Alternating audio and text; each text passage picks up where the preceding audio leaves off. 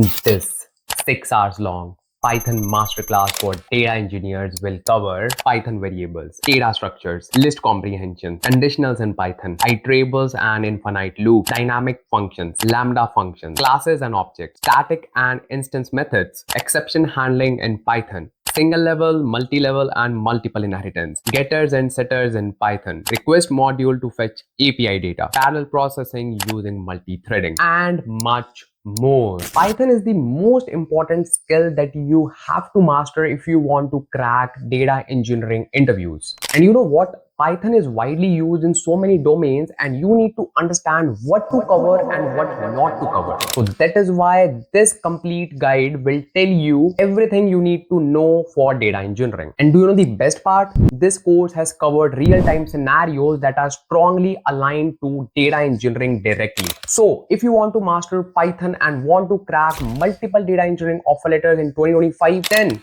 let's get started with this amazing video. So what's up my data fam? Happy Sunday. And finally this video is here. Or I would say this masterclass is here, this masterpiece is here.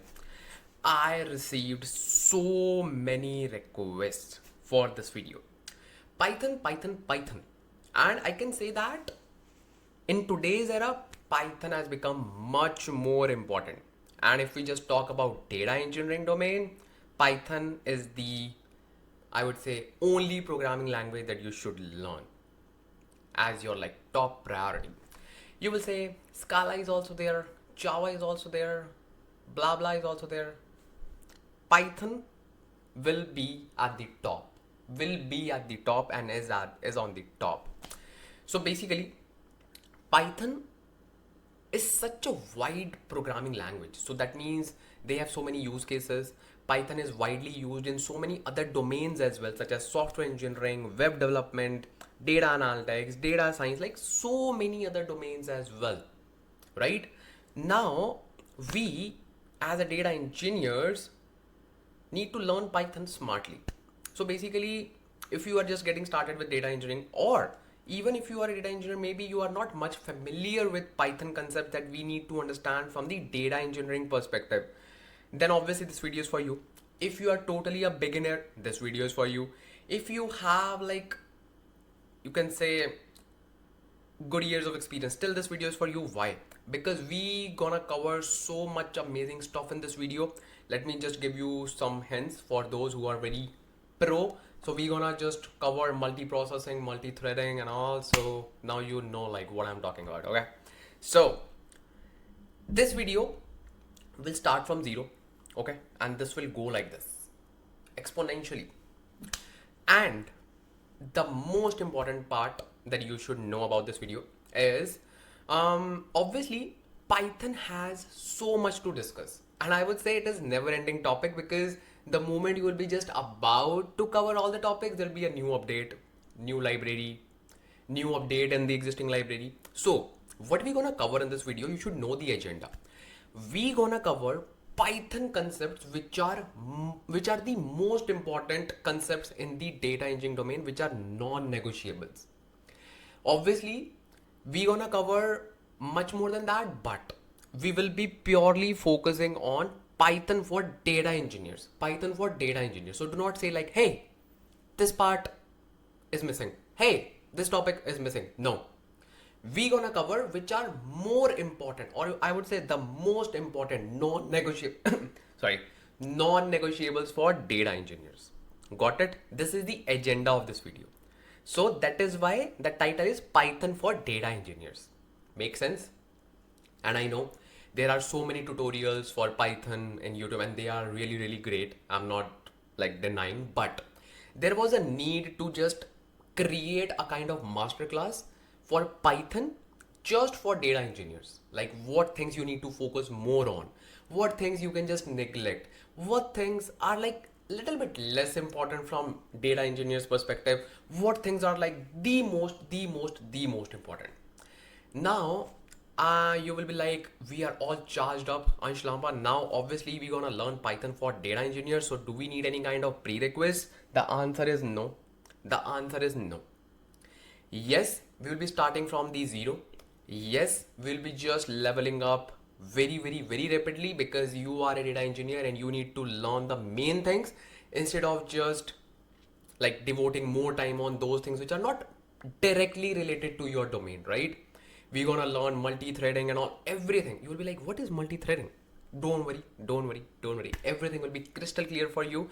And the best part, we do not even need any kind of installment for this. Really? Installation, sorry. We do not need any kind of installation for this. Why? Because we have so many online Python compilers, so we can easily use those compilers because this will save you a lot of time to just get started immediately. Because whenever you're learning something new, you do not need to waste your time in the installation of something. Just get started quickly so that you will just catch the momentum, right? Once you have that momentum, you can just install so many things, and that's what we will be also doing. So first of all, we will just get started with the online compiler, and at the end I will just show you some things which are, let me just give you some hints. We will just focus on OS module as well, which is like operating system module in Python library, which is really important for you as a data engineer. So for that, obviously we would need like local Python interpreter, but that is like will be discussed at the end of the video. Okay, so to get started, we're gonna use our online Python compiler, and you can use any online Python compiler. Also, like I use like any random compiler as per the link that I see on the top. That's it, because all the Python compilers are same. Not compiler, because Python is an interpreter. Okay, so because it interprets the code like line by line. So you can use like any online Python interpreter and you will be good. Okay, there's no, you can say I'm not inclined towards any one or two Python compiler or interpreters. You can use anyone. Okay, so without wasting any time, let's get started with the Python. And obviously we're not gonna just start with hey, what is Python? Hey, who started Python? Hey, when was Python launched? No, we are data engineers. We're gonna just get started with the actual thing, right? Let's get started with Python. Let's write our first code. Let's see. In order to get started with any online Python interpreter or compiler, you simply need to go on Google and simply write online Python compiler. You will get a lot of links. Okay, and again, I'm not a fan of any particular one. I'm just fan of an interpreter, or you can say compiler. So I will simply click on the very first link that I'm getting on the screen. You can also like click on the any link, okay, because all are just interpreters. You just need to write the code. You will simply see the output. That's it. Okay, so I'm simply clicking on this. Okay, oh, perfect. This UI is good. Okay, I like black UIs for programming. So this is our interpreter, or you can say compiler. Again, I will just remove your confusion, like what is a compiler and what is an interpreter, like why we call Python as, you can say, interpreted language instead of compiled language. You will get to know, don't worry. So first of all, let me just tell you, this is our compiler. Okay, let's call it as compiler. You will like, why is this different? So basically in other languages like C++, all are like we use compilers to compile that. Okay, so now this is your area. Okay, here we will just writing our code. This is the area where we will just write anything, any program that we want to build. This is the output. Whatever we will be writing, we will simply see it here. Simple, like parallel screens. I like it, so I think it is the perfect compiler, or you can say interpreter that we got luckily. Like most of them are like same, so it's up to you. Okay, so this is the thing, and you can see a lot of languages here: JavaScript, R, HTML. So we are not covering that, we are just covering Python. So simply select this. Maybe you are just selecting this one and you are saying, hey, my code is not working, because you are just running R. So simply click on Python. Okay, and now you can even switch the colors. I think this button is for, yeah, toggle light mode. You can simply pick this. I like black color, so I will simply pick this one. So now I can simply expand the screen as well. Like I think this is for expansion. Yeah, enter full screen, because a lot of, you can say, compilers are same. So simply expand it. Yeah, perfect. Now our screen is expanded, and this is our area. Perfect. So basically, let's get started with the code and let's write our first code. Let me remove everything. I still remember those days when I started with Python. Actually, Python was, you can say, a kind of entry point for the data domain for me. And I still remember those days. I started writing Python on my mobile phone because I didn't have the laptop at that time. So what I did, I installed a Python interpreter using Play Store on my Android mobile, and I was simply writing the code. I was feeling so happy when I was just seeing the output. I was like, okay, this is the thing. Then I think later I attached the keyboard to my phone and I was just literally writing the code on my mobile phone. And I think, yeah.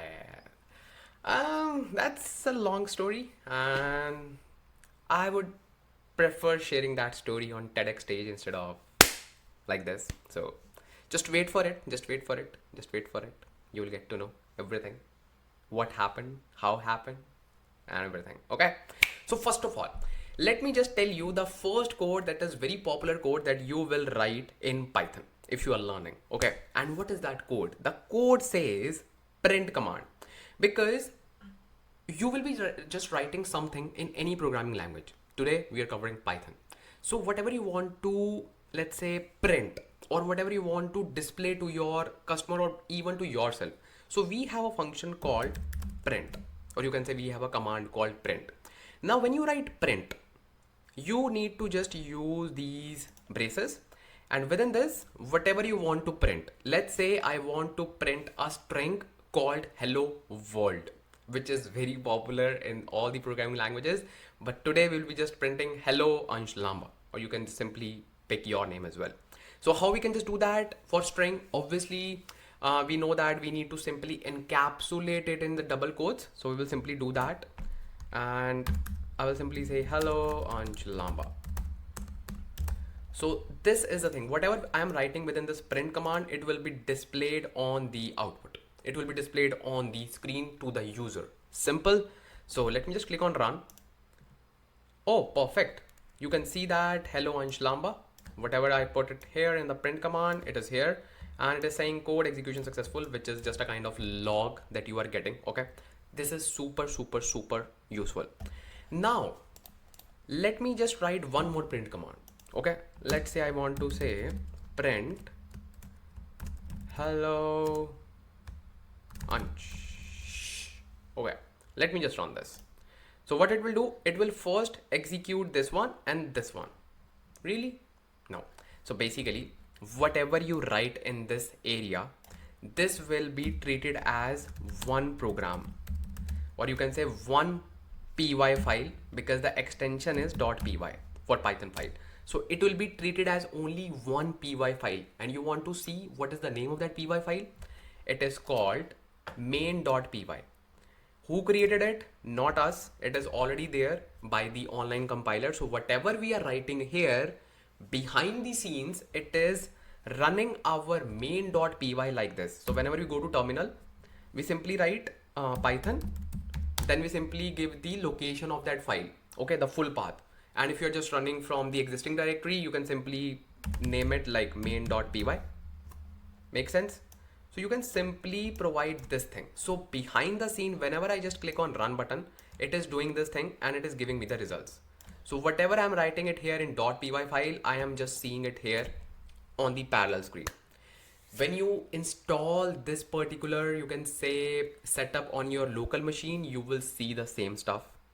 But you do not need to every time say, hey, Python main.py, because we rarely use terminal to run our Python scripts. We simply use run command that we get with the help of any code editor. What is the most popular code editor? VS Code editor. Okay, I love VS Code. So we see the similar user interface there as well, but you should also know the basic stuff. It is like, say, if you just want to run the Python script from the terminal, you can simply write something like this, Python and then main.py. It will simply run your Python script. Make sense? Make sense? Make sense. Now let me just tell you like how our code is being interpreted. Let me just tell you. Happens when you run a Python script. Okay, this is like very fundamental knowledge and you should have this knowledge. So there are basically two steps involved. Okay, the first step is whatever we write in the code, it will be first compiled to bytecode. But Anshlamba, you said like it is not a compiled language. Yeah, but not completely. Basically, whenever we run a Python file, or you can say .py file, Python first compiles the entire script. That means whole main, like main.py. Okay, into an intermediate form called bytecode. So it will be converted into bytecode, the whole script. Then that bytecode will go to the Python virtual machine, or you can just take it as a kind of interpreter. Okay, Python interpreter. Then the bytecode is executed line by line. It will not be executed like the whole code, it will be executed line by line. This part happens during runtime. This is why Python is considered as an interpreted language, because it will be interpreted line by line, the whole bytecode. But yes, it will be compiled to the bytecode first. Make sense? Make sense? Whereas in the other languages, C++, C, it is not an interpreted language. It will be simply converted into bytecode and then into the machine code. Make sense? That is why those are like pretty much faster. But yeah, Python is very much popular, and Python is performant, Python is reliable, Python is taking over like with like it is like well integrated with all the modern AI tools and everything. So that is why. But C++, C, those are pretty much fast, very fast. Like, because it is directly converting the code into machine code and they are just running locally. They do not need any kind of interpreter and all. They are really, really fast. They are really fast. That's why in the data engineering space as well, you are seeing something called as Photon in Databricks. Okay, you are seeing native executors in Fabric. Those are all built on C++ libraries using Apache Gluten, and there was one thing more. I forgot the name of the library. The one package is Apache Gluten, and second one I don't remember right now. But yeah, those are just using your C++ as the base. Okay, that's like additional knowledge, but you should have that. Okay, so now you know like what's happening behind the scenes. Now let's focus on the code only, because now you are well versed with all the fundamental things as well. Let's see. So I hope now you understood like how we are just running our Python file behind the scenes. Okay, so this is different from C++, C languages, because again, like those are directly being compiled into machine code and operating system can understand the machine code, right? But in this case, you need an interpreter, which is Python virtual machine, to understand your bytecode, and then it will simply interpret it line by line, and it will simply give you the output. That's the only difference. And let's now try to master print statement first of all. So basically there are some things that you can just do. So you will simply say, hey Ansh Lamba, can we also include, let's say, something other than string? Something other than string. Yes, you can just do that. So basically, let's say you want to say hello Ansh Lamba. Okay, and now you just want to include something else within the same print statement. You can do that using a comma. Okay, if I just do this comma, I can say hello Ansh Lamba 1 like this. Okay, I just want to do that. Simply hit run and let's see what happens. And if you just want to clear your output, you can simply click on clear and then simply run fresh. So you will simply see hello Ansh Lamba and then 1. Make sense? Make sense? Make sense? So this way you can actually combine multiple things. And then if you again want to add a string, you can simply do that. Oops, not here, here. You can simply do that. Let's say hello Ansh Lamba and then simply run it. See, you can actually combine these things. Okay. And you know what's the best thing? Let me just look at the checklist that I have made for you. The long checklist. Okay. Let's cover this. This is very, very special. And I personally love this. So basically, you will simply say, hey, Ansh Lamba, what if we want to separate this thing using a delimiter? Example, we know that we have first string as hello Ansh Lamba, then we have second, which is integer, then we have third. Is there any way that we can actually add a kind of delimiter so that we will know, okay, this is the first value, this is second, this is third? Yes, you can actually do that. So we have something called as just add comma and then say separated equals to, and then just type your delimiter. Let's say I want to add delimiter called dollar sign. Okay, now simply run this and you will see hello Ansh Lamba, then dollar sign, then one, then dollar sign, then I love you or ilu. Just write anything else. So this is the way that you can actually create a separator between your different entities that you are passing within your print statement. Now, why did I write or why did I use single quote here? Because I wanted to make you think. So the thing is, whenever you are using print statement, you have liberty. You have liberty to use double quotes and single quotes. Result will be the same. Let's say this is in double quote. Let's say this ILU is in the single quote. It doesn't make any difference. You can simply run it and you will see. See, everything is same. So yes, you have liberty to use double quotes and you can say single quotes as well. Now, one very important thing. You will say, hey, Ansh Lamba, can we do something like this? Let's say, let me just create a new statement. Let's say you are writing something like this. Hello, Ansh Lamba.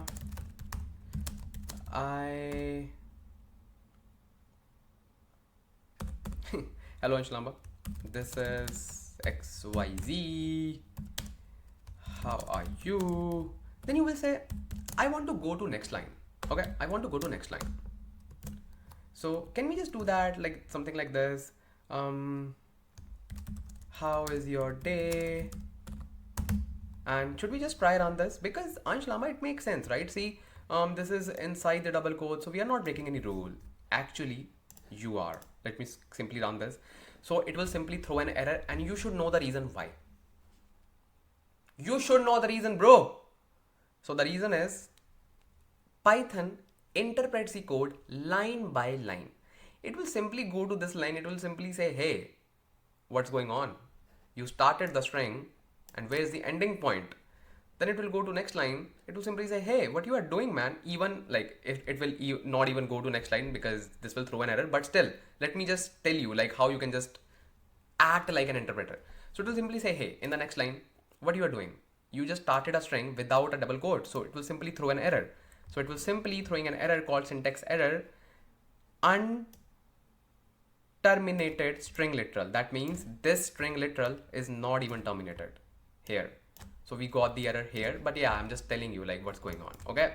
So now you will say, okay, so you mean to say that in Python we have to write all the paragraph, all the text in one line.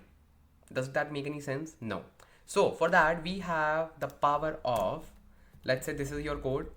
If you want to just use multi lines to perform your, you can say anything which are constant, right? You just need to write it and you cannot write everything in the just one line. So for that you simply need to use 3 double quotes or 3 single quotes. It's up to you. So let me first use 3 single quotes. 1 2 3 1 2 3. That's it. Now you can just run this. It will work. See, it will work and it will simply give you how is your day in the next line because it is in the next line. Okay, you can even use 3 double quotes. 1 2 3. Let me just remove it. 1 2 3 and then 1 2 3. It will also work. It's up to you. Okay, see, I know we are just covering from very basics, but yeah, it is required. So now I hope that it makes sense. Let's see what do we have next. Okay, so let's try to cover now one important thing. So let's say this is also important in the print statement, so let me just tell you that as well. So basically, let's say you want to write something like this. Hello Ansh Lamba. Can you do that? Let's say you want to write something like this. Hello Ansh Lamba. Can you do that? Yes. Yes, you can do that. But let's remove this. If you are not using 3 quotes, if you are, let's say, just using single quote and you are just using single quote here as well. Can you do that? No. And you can see the error, right? Because it doesn't know like which is the main starting point and the ending point because you are using the same stuff here as well. But what if this is your requirement? So we call it as like escape character. There are like many options to tackle escape characters. You can even do like this. Just add one more single quote and one more single quote here as well. then it will be treated as escape character. We will simply say, hey, just escape this. Hey, just escape this. That means it is helping you to escape your characters. Okay, if I just run this, it will simply give you something like this. Hello, Ansh Lamba. Oh, it didn't put it like that. Yes, and it should not. It should not. So the best way to tackle it, or you can say the simplest way to tackle it, I just perform this step. Just change the double quote or just change the single quote.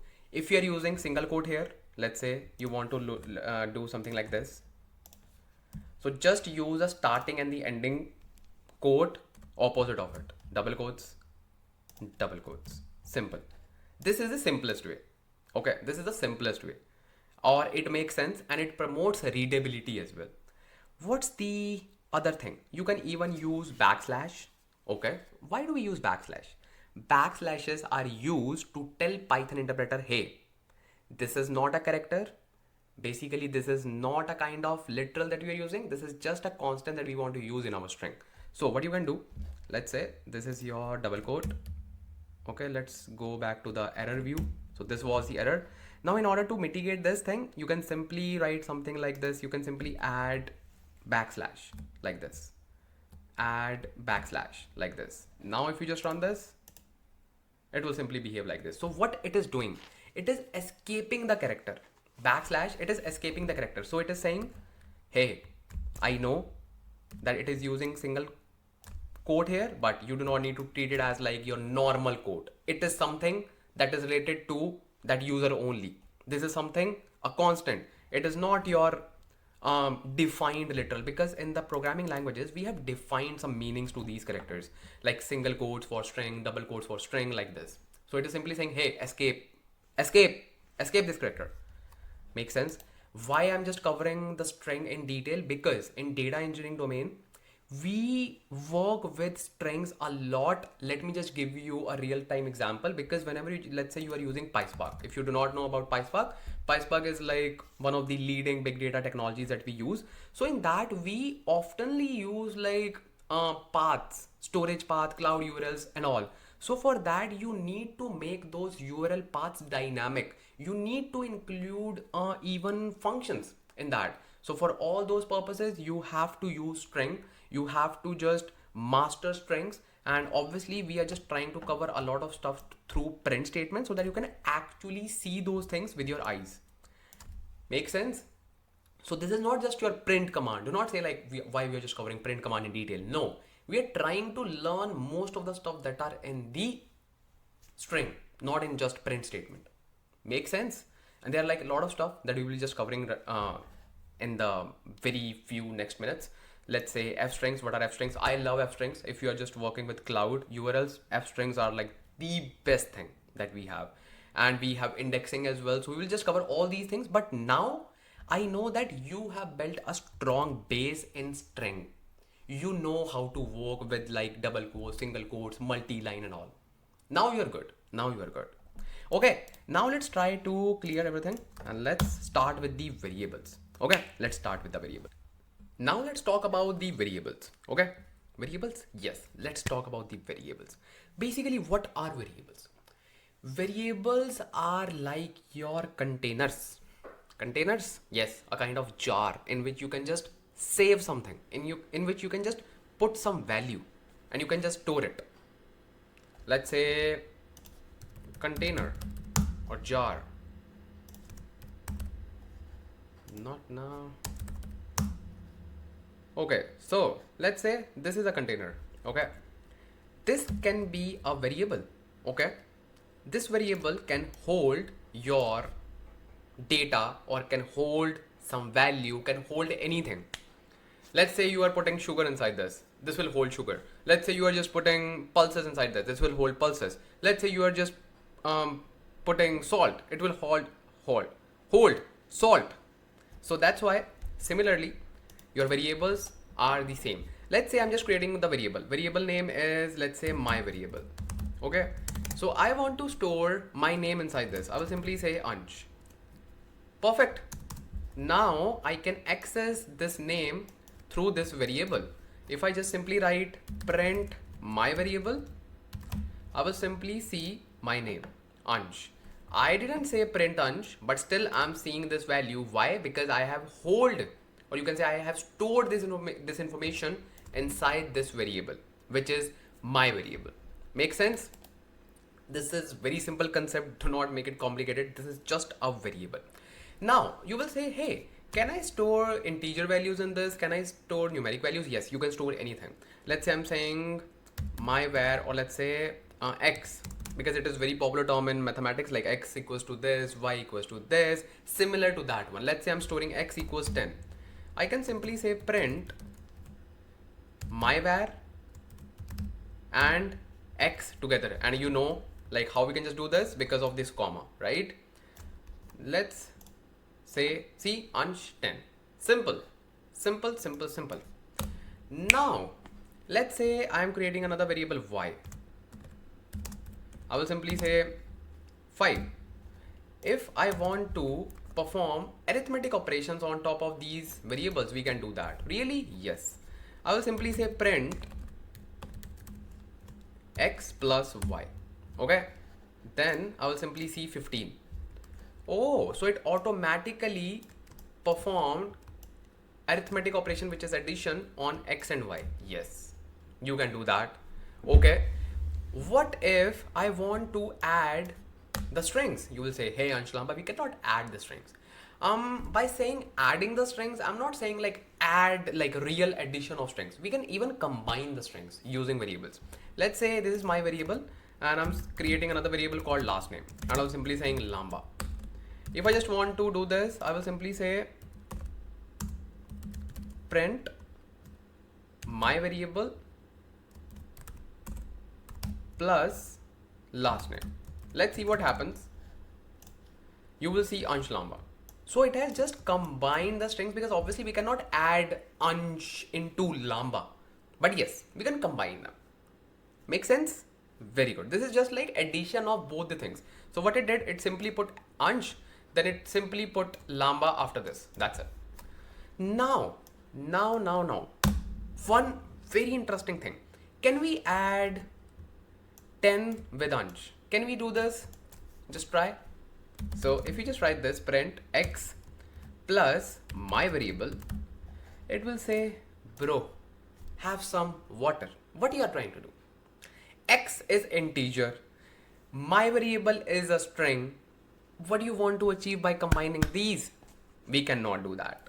We cannot do that. If we want to do that, you first need to convert this x into string, then it is doable. Let's run this. Now you can just do this, because now it is a string, right? And it is also string, so it needs, like, it knows, like, it will simply combine both, right? Very good. Now let's see what do we have next. So don't bother, I was just looking at my checklist, so because I want you to know everything. Okay, so we have discussed this, yeah. So now let's discuss multiple assignments. Multiple assignments. Let's say, let's clear all this. Let's say you have values, let's say x equals 10. Oops. X equals 10, y equals 5, then z equals, or z equals to 20. You can just do this, but there's a better way of doing it. Or you can say, if you just want to reduce a lines of code, so you can simply say x comma y comma z equals 10 comma 5 comma 20. Really? Just run this. Yes, it is successful. Now what we did, we simply assigned multiple variables together within single line. It is called multiple assignments. I hope that you are taking notes. Okay, I hope you are taking notes, and if not, just start taking notes right now. Okay, because these are very basic stuff that we are just going to wrap really quick, and then we gonna just cover like the advanced things. And if you are not taking notes, you will not be able to refer to the basic or fundamentals. Okay, because we are just wrapping it really quickly, because these are really basic stuff. These are like really basic. Okay, so this is like multiple assignments, and perfect. And one more thing, let's say if your all the variables have the same values, you can simply say x equals y equals z equals 20. You can even do this. So all the variables will be having the same value. Make sense? Make sense? Makes sense? Makes sense. Very simple, very simple, very simple.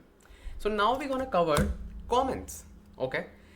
Why do we need comment? Let me just write a code. Let's say, let me just undo all the things. Let's say I'm writing this code. Yeah, let's say this is my code. This is my code. Okay. It can be my code, right? It is my code. So why do we need comments? You will simply say Ansh Lamba. Comments are used to describe something, to just help us to review it later. This is just like 8 lines of code. What do you want to describe it? We can easily understand what is going on. Okay, bro, you are right. Just imagine that you are writing thousands of lines of code. What? Yeah, in real life you write it, bro.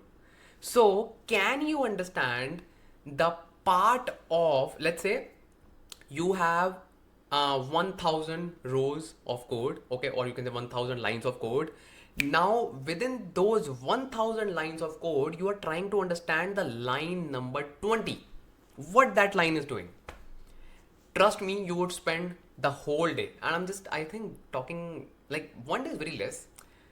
You would spend maybe a whole month to figure out like what is going on, because it becomes so complex to understand the code when you are just reviewing it after a month, after 2 months, after 3 months, after 1 year. That's where comments help us to just tell us, hey, we did this in this stage, we did this in this line, we did this in this function, we did this, we did that. So comments are really handy for you as well and for others as well. Let's say you wrote your code and you are a superhuman, you just remember everything. Just imagine like another developer is trying to read your code. Everyone's coding style is different. Okay, how the person can actually interpret the code, how the person can understand like what is written here. So for that we need comments. So what I can do for comments, we have multiple options for comments. Let's say I want to describe that this is my name. Okay, this is my name. I will simply say hashtag my name.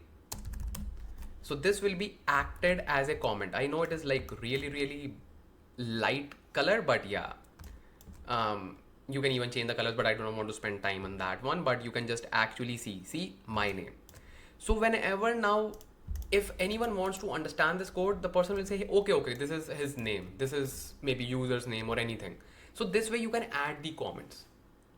Make sense? Very good.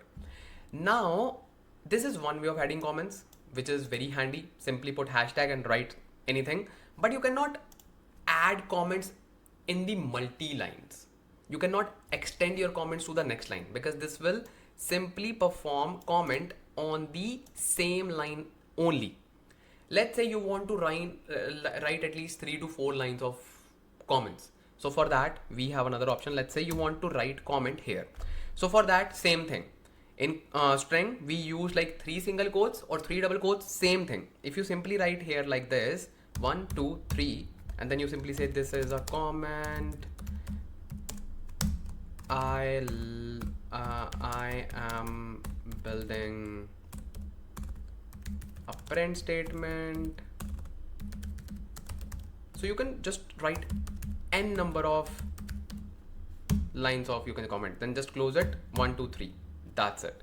The moment you did this is your comment. You can write anything between 3 single quotes and 3 double quotes. The choice is yours. Usually for comments we use 3 single quotes. Okay, so this is the way to add multi-line comments. Make sense? And whatever you want to write it here, you can just write it.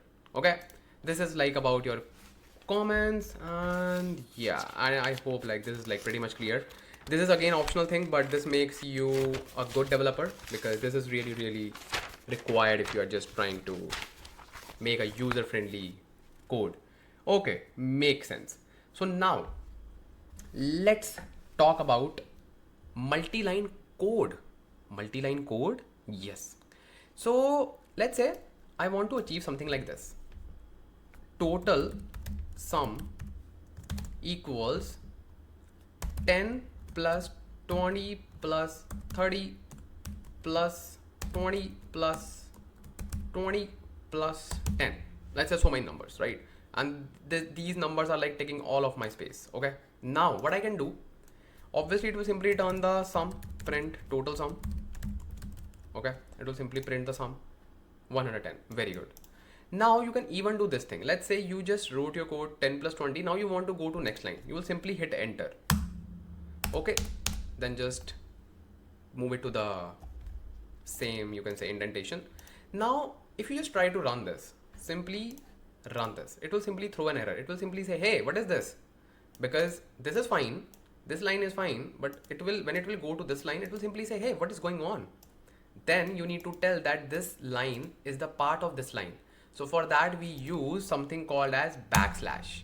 The moment you hit backslash, this line will be treated as the part of the previous line. So backslash allows you to write your code in multiple lines, right? Let's run this. Perfect. Now you are seeing 110. This is again very handy when you just write Spark code or let's say Python code for data engineering. You just want to split your code in multiple lines. So that's where it has become very useful.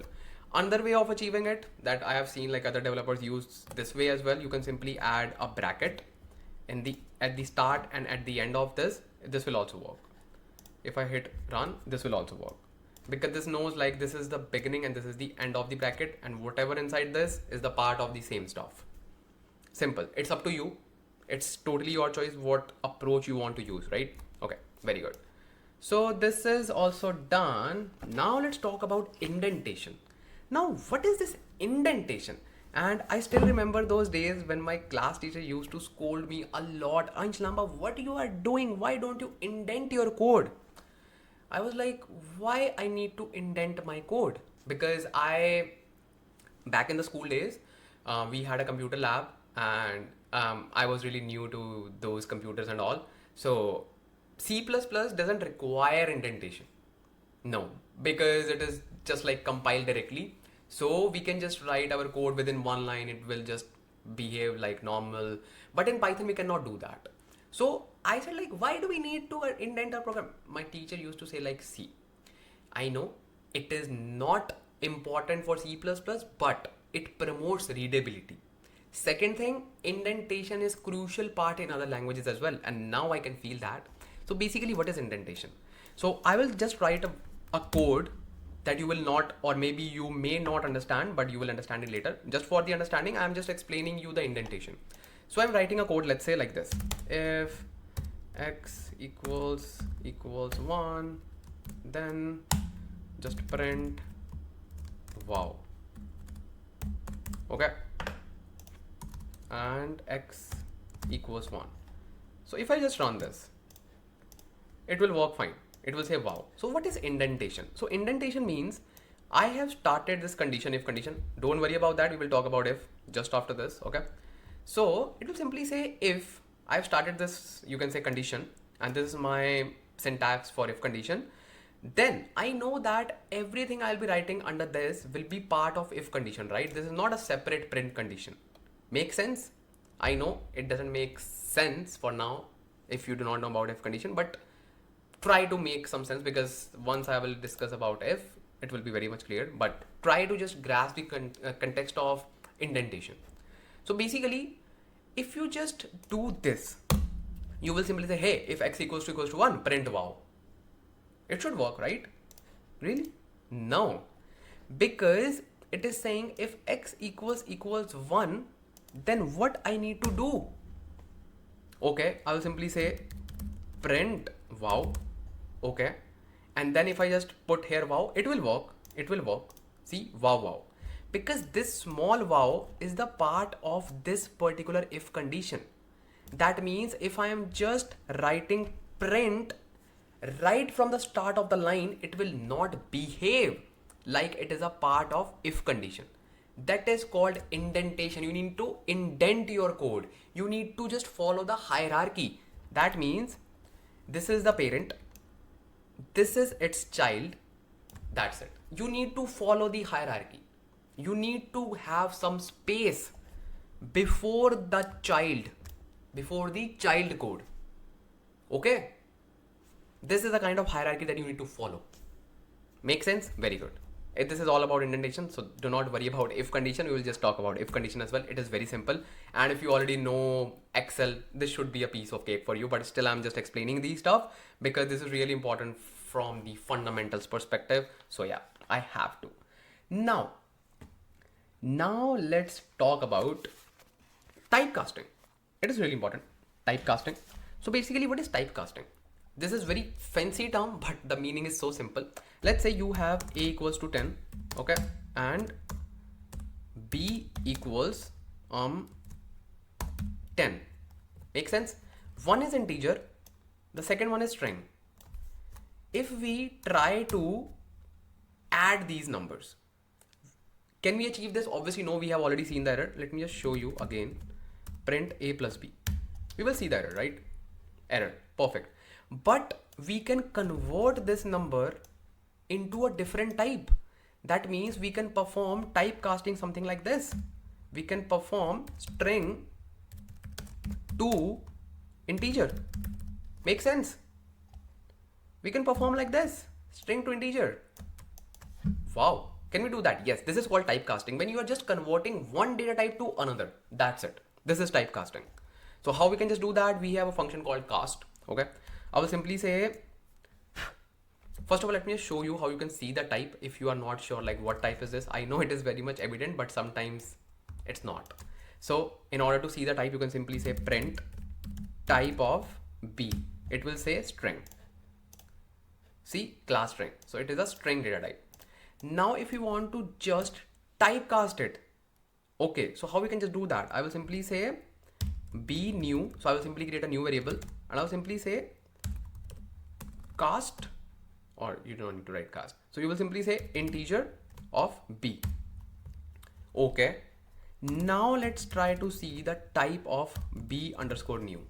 Let's see. Oops, we need to write type. Okay, now let's try to do this. Now it has converted into integer.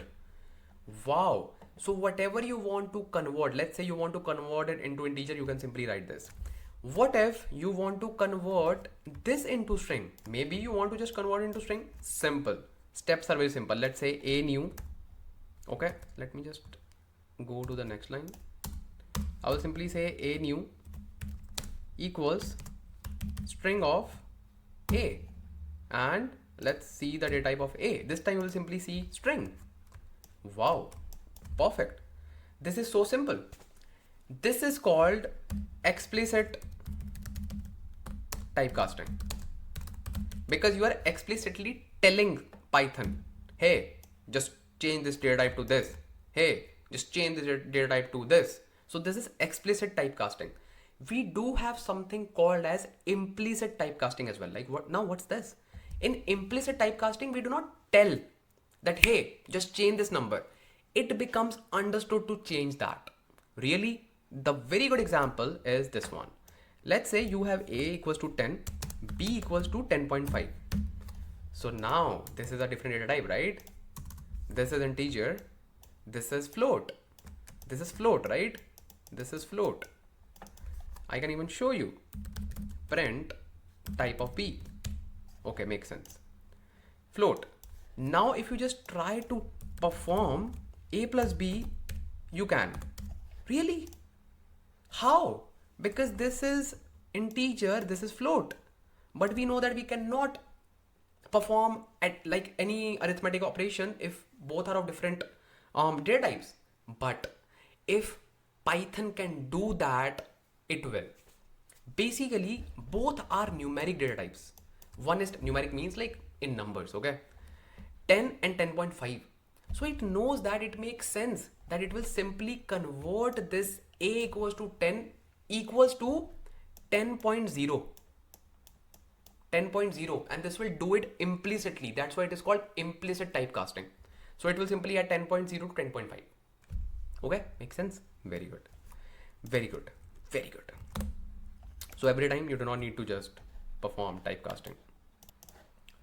Now, let me just tell you that the string actually behaves as an array. Now, what is an array? Array, for the simplicity for now, you can just try to understand if you just want to understand array. Array is like group of values.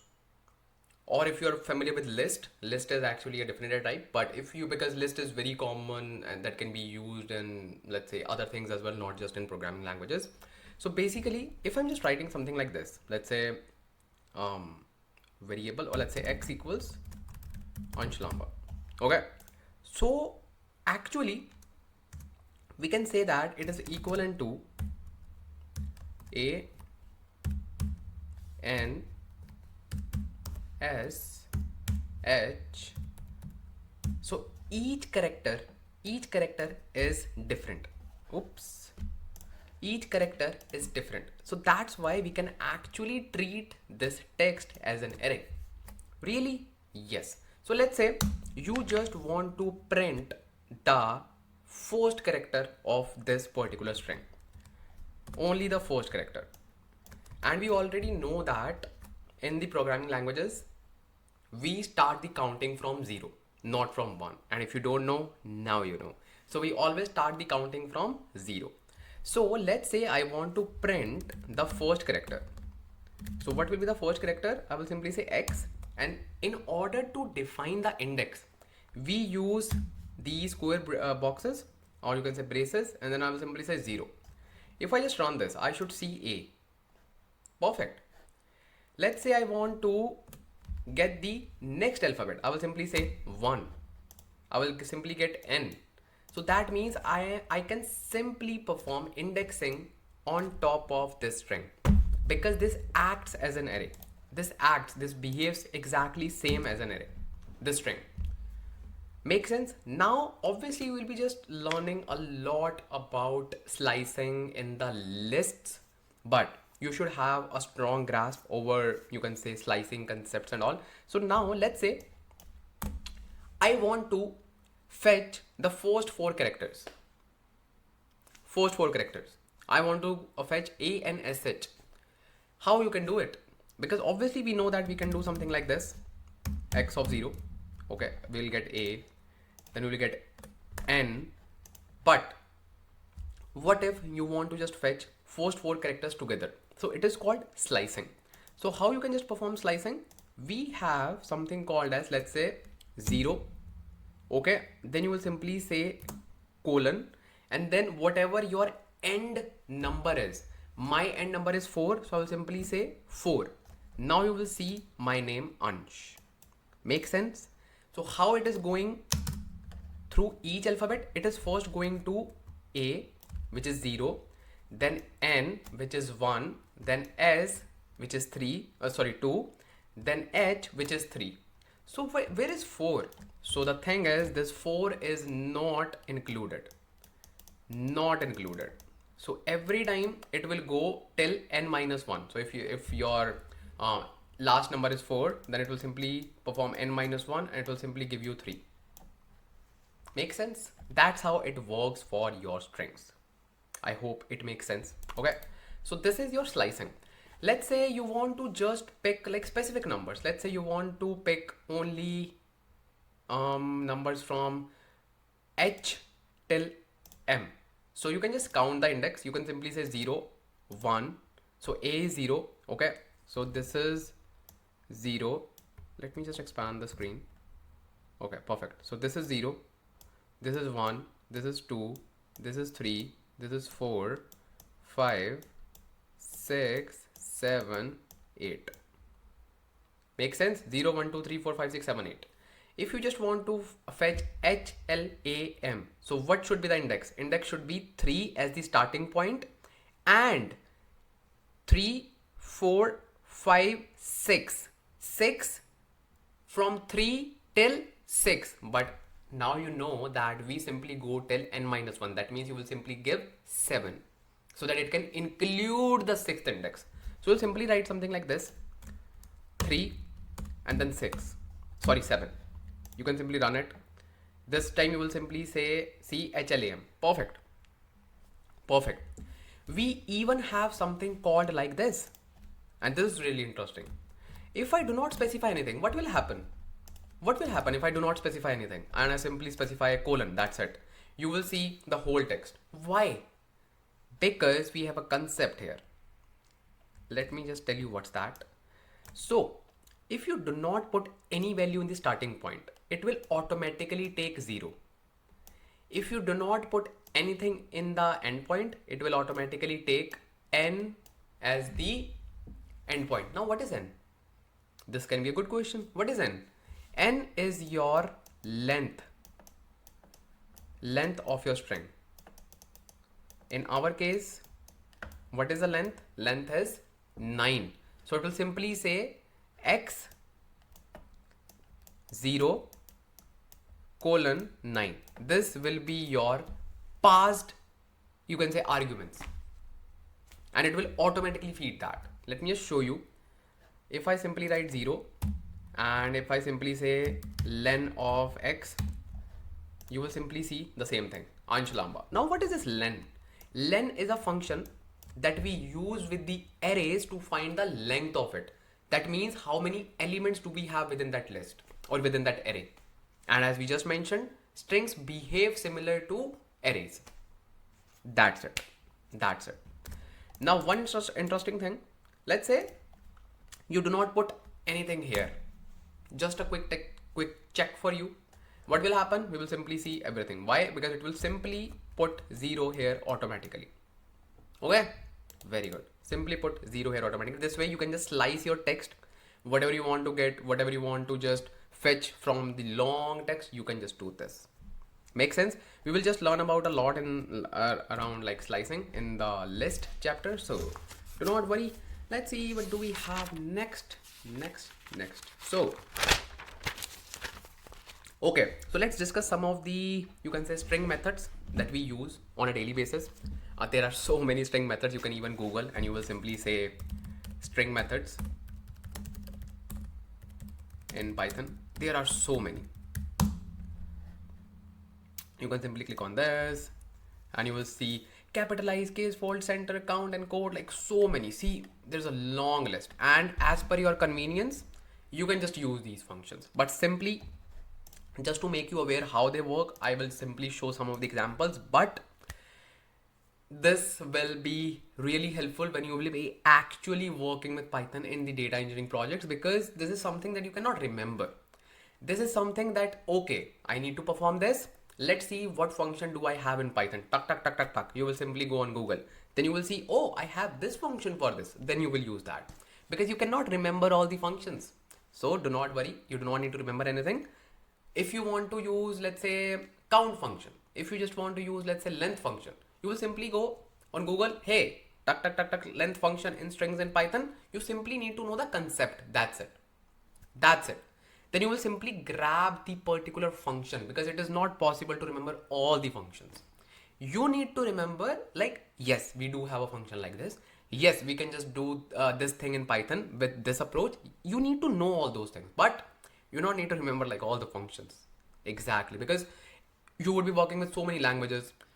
Every language has a different naming convention for the function. How you can just remember all those things? Impossible, right? Impossible. And we are in the AI era. You need to just learn things smartly, because those things are like easily available in just one click. So you need to focus on the complex things now. You do not need to just waste your time in just getting, hey, how I can just use upper, hey, how I can just use lower. No. Okay, so let me show you some of the things. So how you can just do. Where should I just keep my notebook? Okay, here it is fine. So let's cover very basic stuff, which is upper and lower. Okay, so let's say my name is x equals Ansh Lamba. Make sense? If I just want to capitalize all the things, I will simply say print x dot upper. Okay, and it will simply say Ansh Lamba in capital. Same with lower. If I just want to make it lower, I will simply say lower. That's it. Simple. In, you can say, Excel, we have something called as proper as well. So we do not have proper here. So if you just want to find proper, see, so now how I will just approach. I know that we should have a proper function in Python, right? So you can simply go on Google. You will simply say proper string function in Python. And you can even open this one, but yes, you have something called Python string methods as well. So here you can simply try to find something called as like related to string. So these are all the methods, and you can just have a quick look like what are the functions available and what I can use here. So you can simply say format format specific value is in a string. So you can actually see like what do we have? See, capitalize like converts the first character to uppercase. So I think it should work here, capitalize. So I can simply use this capitalize and copy and paste. So you can simply say x dot capitalize. Okay, so it will simply make my first alphabet equals to capital. So that's how you need to fetch the functions accordingly, because if you're using any other language, you will have another function name, but you know that the purpose is there. We would have some functions available in Python. So that's how you need to learn with the requirements. And yes, the more functions you would be using, the more familiar you will be with those functions. We like rarely use these functions like upper, lower, and we use upper, lower a lot, but not capitalize a lot, because we are not designing a website. We are just simply using those functions in the joining key. So we use upper, lower a lot.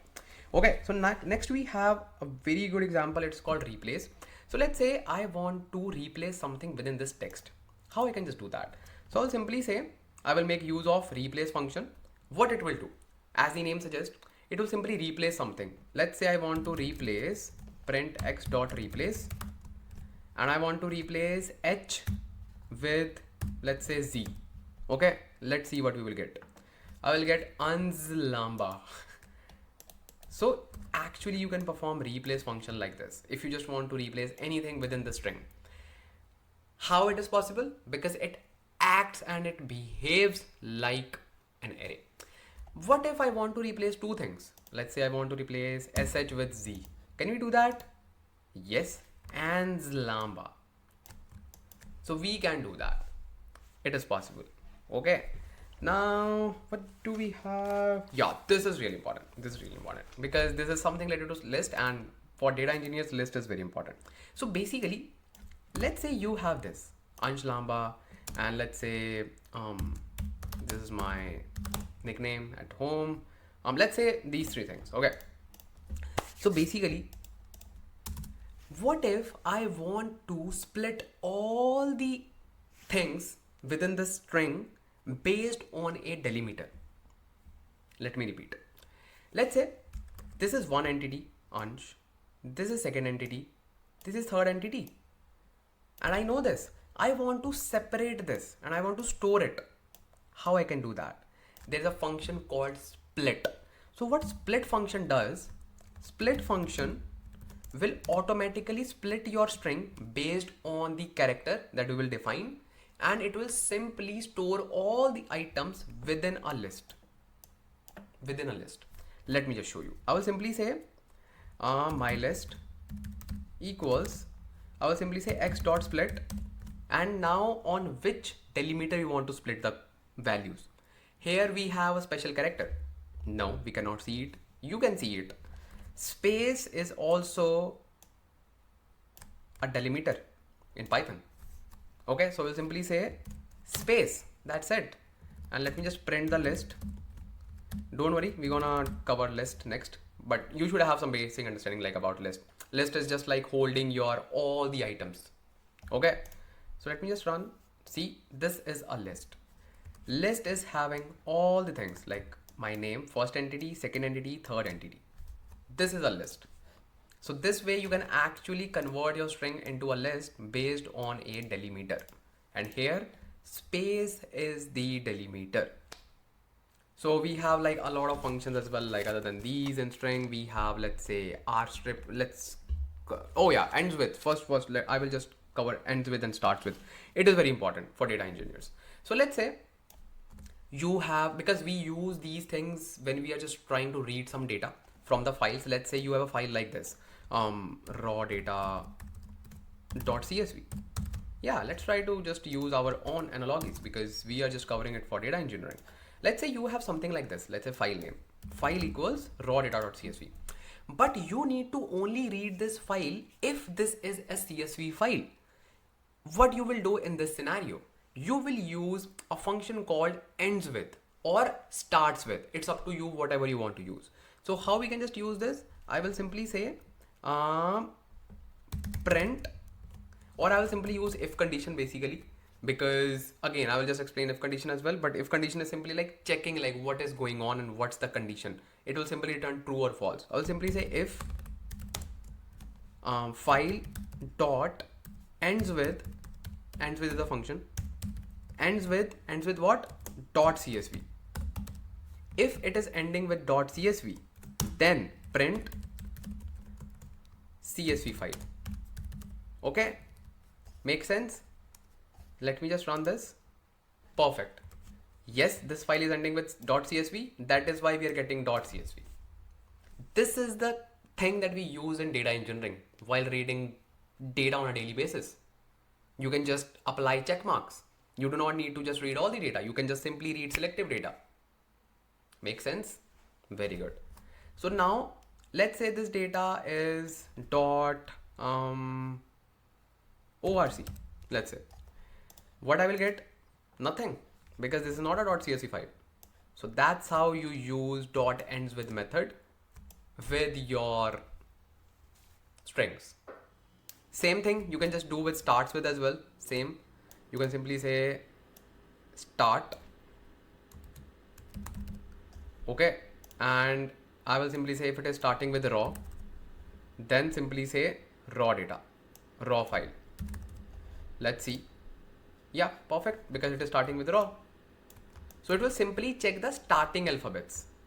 And from here, like in the previous example in .csv, it checked the last alphabets. Okay, very good. I hope it makes sense. It makes sense. Now, what do we have? Oh, okay. Let's do this. Now, let's say you have a statement. Okay, let's say you have a statement. You have a statement something like this. Hello, Ansh. What are you doing?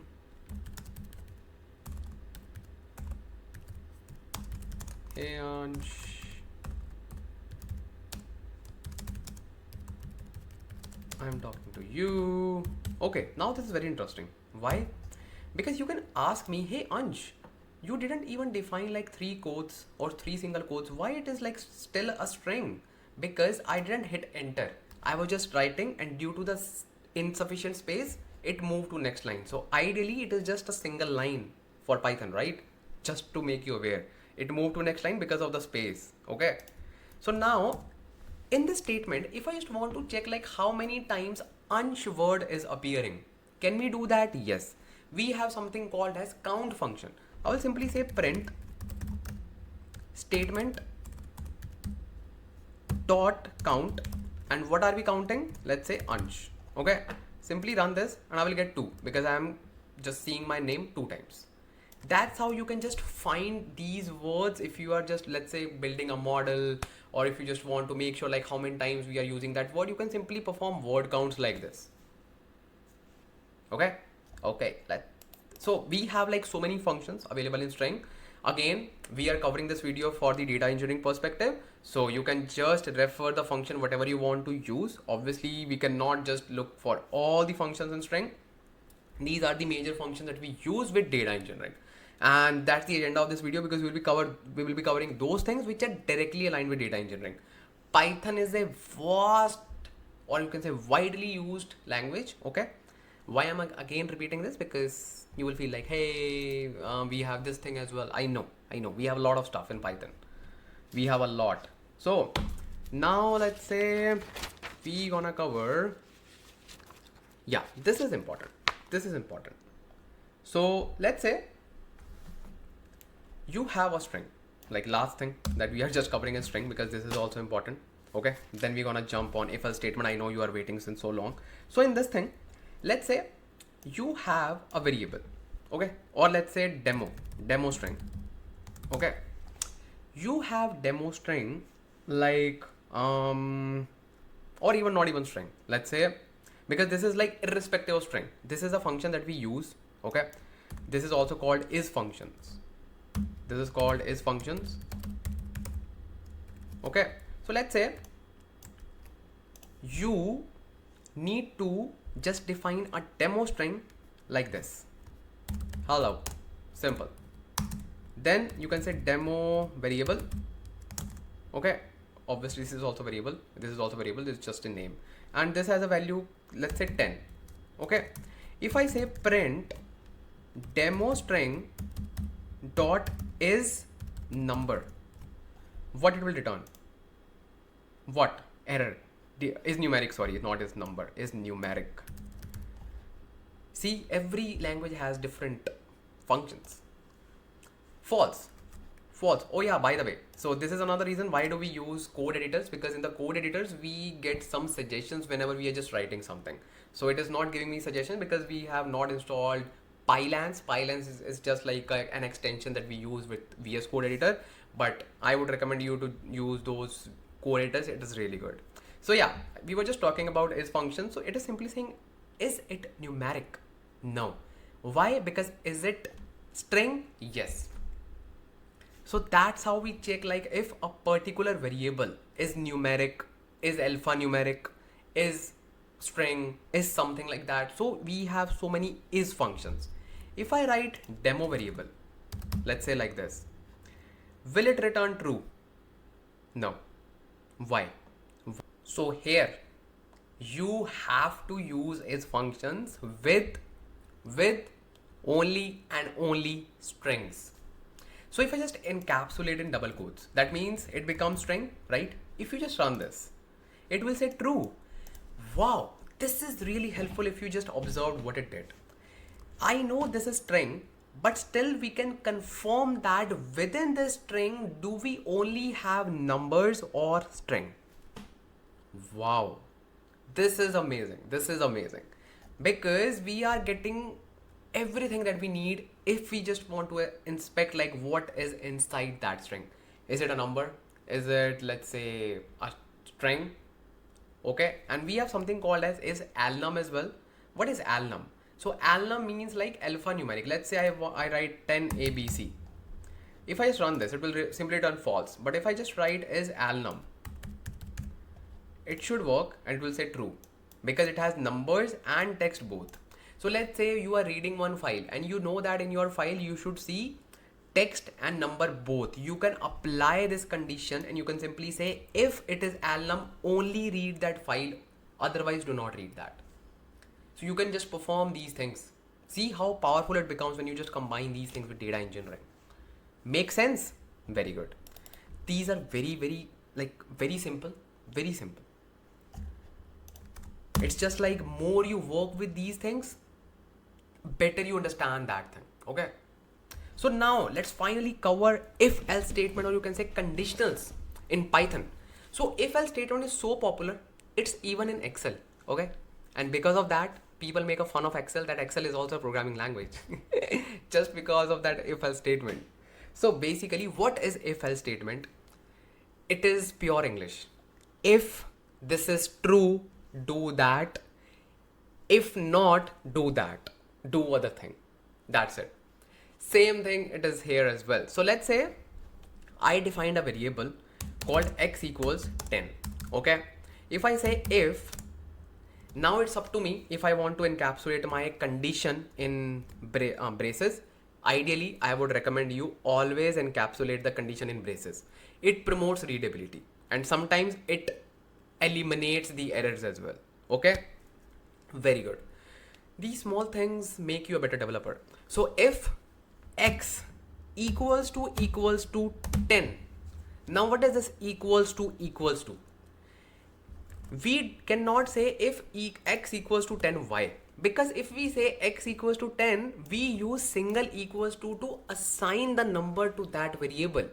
But to check the condition, we use double equals to. Okay, this is a simple thing, but you should be aware of. If x equals to 10, then you need to, once you just return your condition, okay, then you can simply say colon and hit enter. By default, you will not land in the first, you can say, character line like this. You will not land here. You will automatically land here. Why? Because this compiler promotes, indentation, and most of the compilers promote that as well. So you do not need to every time hit tab and then go to that particular area. No, you can simply hit enter and you will land on the right place. So now you can just print anything, or you can do anything. Anything means anything. You can simply say print. Okay, you can simply say print x is 10. Simple. If I run this, you will see that. Oh, okay. So now in if else condition, we can either use if as an independent operation, or we can combine it with else as well. That's what we do most of the time. If x equals to 10, that means print x is 10. Now we need to take exit from this if. Now we need to use else as an independent command. We will hit backspace. I'll simply say else. That means if x is 10, print x is 10. If x is not 10, then what? We will simply print x is not 10. Make sense? Okay. And see indentation here as well. We get x is 10. If I say x equals to 11, I will simply say x is not 10. So that means it will first go here. If this condition is not met, it will simply go here on this line. Make sense? Now what if we want to add something like third statement? If x equals to 10, makes sense. If not, makes sense. What if I want to do something between those? If x equals to 10, then x is 10. If x may be greater than 100, I will say x is too big, and then I will say x is not 10. So for that, we simply use something called as elif. Elif means else if together. Okay, that means if, then else if, then else. Else will be treated as the end of the condition when neither of the conditions were succeeded, were like met. Then it will simply go to else, but before that will simply go to elif. Okay, I will simply say elif x greater than 100. It will simply say print x is too big. Make sense? Let's say I assign x equals to 110. It will simply say x is too big. So it will simply go to this command first. It didn't pass. It will go to second. It passed. Wow. It returned this. If I say x equals to 11 for one more time, it will simply say x is not 10. That means it went here, it failed, it went here, it failed, it went here. Obviously, it will always be passed because this is the last statement. It has to return something like this. Okay, makes sense? This is like else if statement. Now, you can perform inherited else if statement as well. That's what we do in data engineering as well. So let's say if our x equals to 10, we want to continue this as a separate branch. Let me just explain. If x equals to 10, okay, if x equals to 10, I will simply say another if condition within this. This is called nested if. I will simply say if x, or you can say if x equals to 10, or let's say, let's perform nested if inside this, because we can just generate so many you can say conditions within this. Let's say if I want to do if x, because we just know that x is greater than 100. It can be 1000, it can be 10,000, it can be 1 lakh, it can be 10 lakhs. So it can be like any big number, right? So we will simply define the level of x. We will simply say if x greater than or let's say, yeah, greater than 200. Make sense? If x is greater than 100, or let's say 100, because it will simply continue with that statement.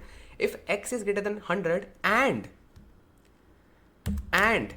x is less than 200, then you need to print between 100 and 200. That's it. You can run this. So I'll simply say 110. What it will do, let me just show you. So we will understand it using the flow. It will simply go here. First of all, it failed, so it is rejected. It went here, elif, it passed, so it is now entered within the elif command. Yes, here. Then within this, it just went through the if condition. It is saying if x greater than 100 and less than 200, simply print between 100 and 200. You can even continue with this else statement as well. Let's say else print greater than 200. Make sense? Let's say I say 210. It will simply say greater than wait, what?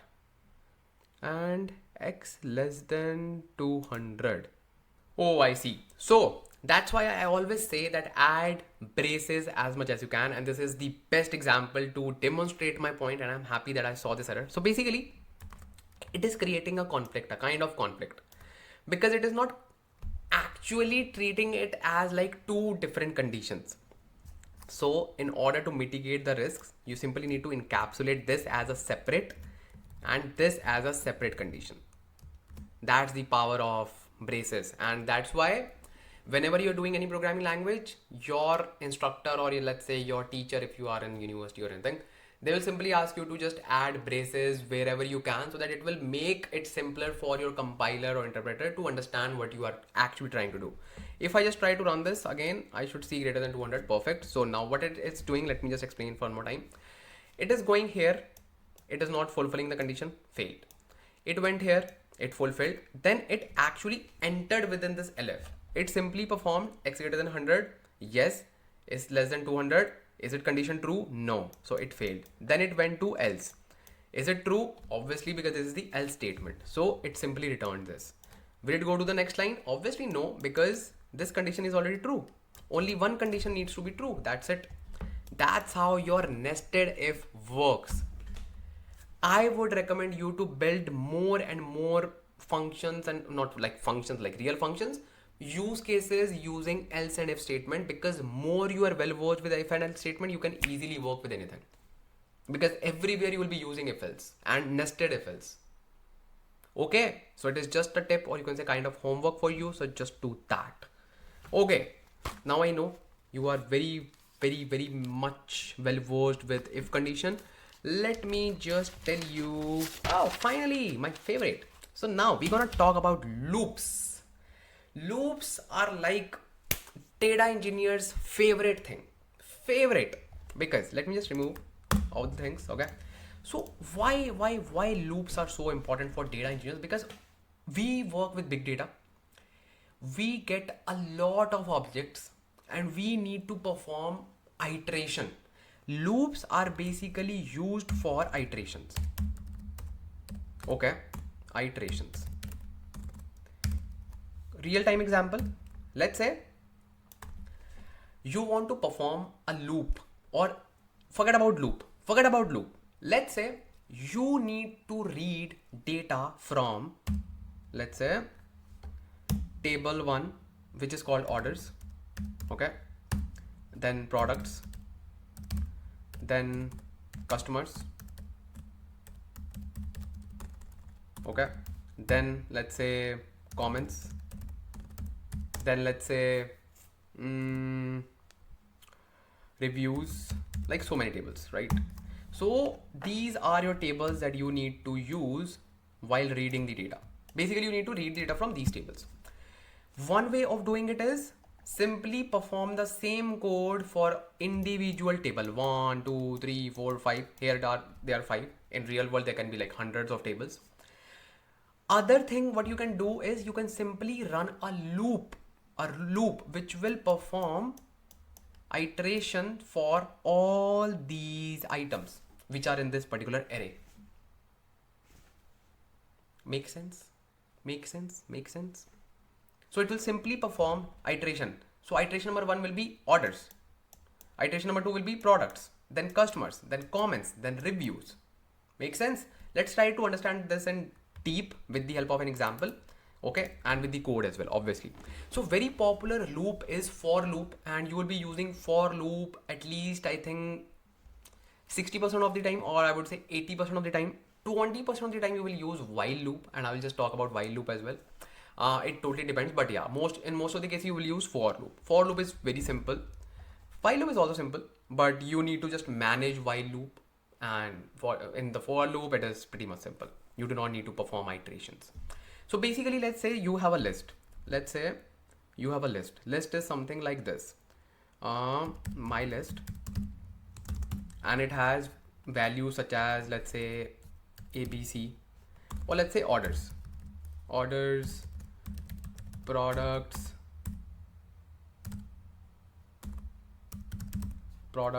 okay. Then you have, let's say, customers, let's say 3 tables. You want to simply run a loop on top of this. How you can just do that? You will simply say for, okay, for is like for loop.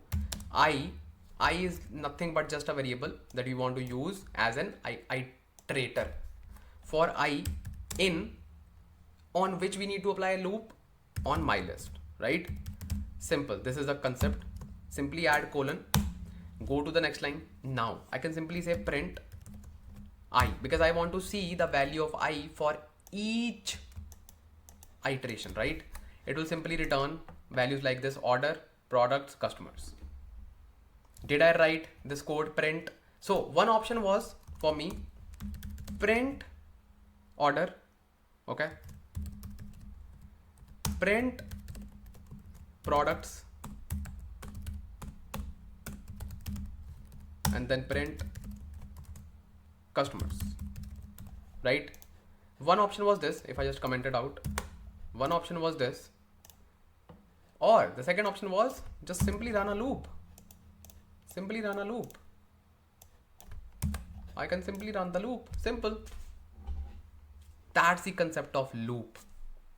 Make sense? Okay, I hope it makes sense. This is like very simple, very common example of for loop. We can even use loop without this particular list. Let's say I want to run a loop on specific numbers. Let's say I want to run a loop from start from 1 and it should go till, let's say, 100. So for that we have something called as range function. I will simply write range, and starting point is 1 and ending point is 101. Why? It always goes to n minus 1. Okay, let me just print and you will see counting from 1 till 100. See, so this is a range function that acts like an array. This is equivalent to this one, 1 2 3 and till 100. Okay, so this is similar to this one. Make sense? This is similar to this one. This is like just a range function, okay, makes sense. And let me just tell you one thing, you can even combine loops with if conditions. Really? Yes, let's do that. So let's say you got, like the previous example, let's say you got, because this is something similar to your data engineering stuff. So let's say this is your tables list. Let me just write table. Okay, now you want to run a loop on your table list, and you need to check the table name, because every time, being a data engineer, you cannot process all the data. You need to perform some validation steps as well, right? So you will simply say, hey,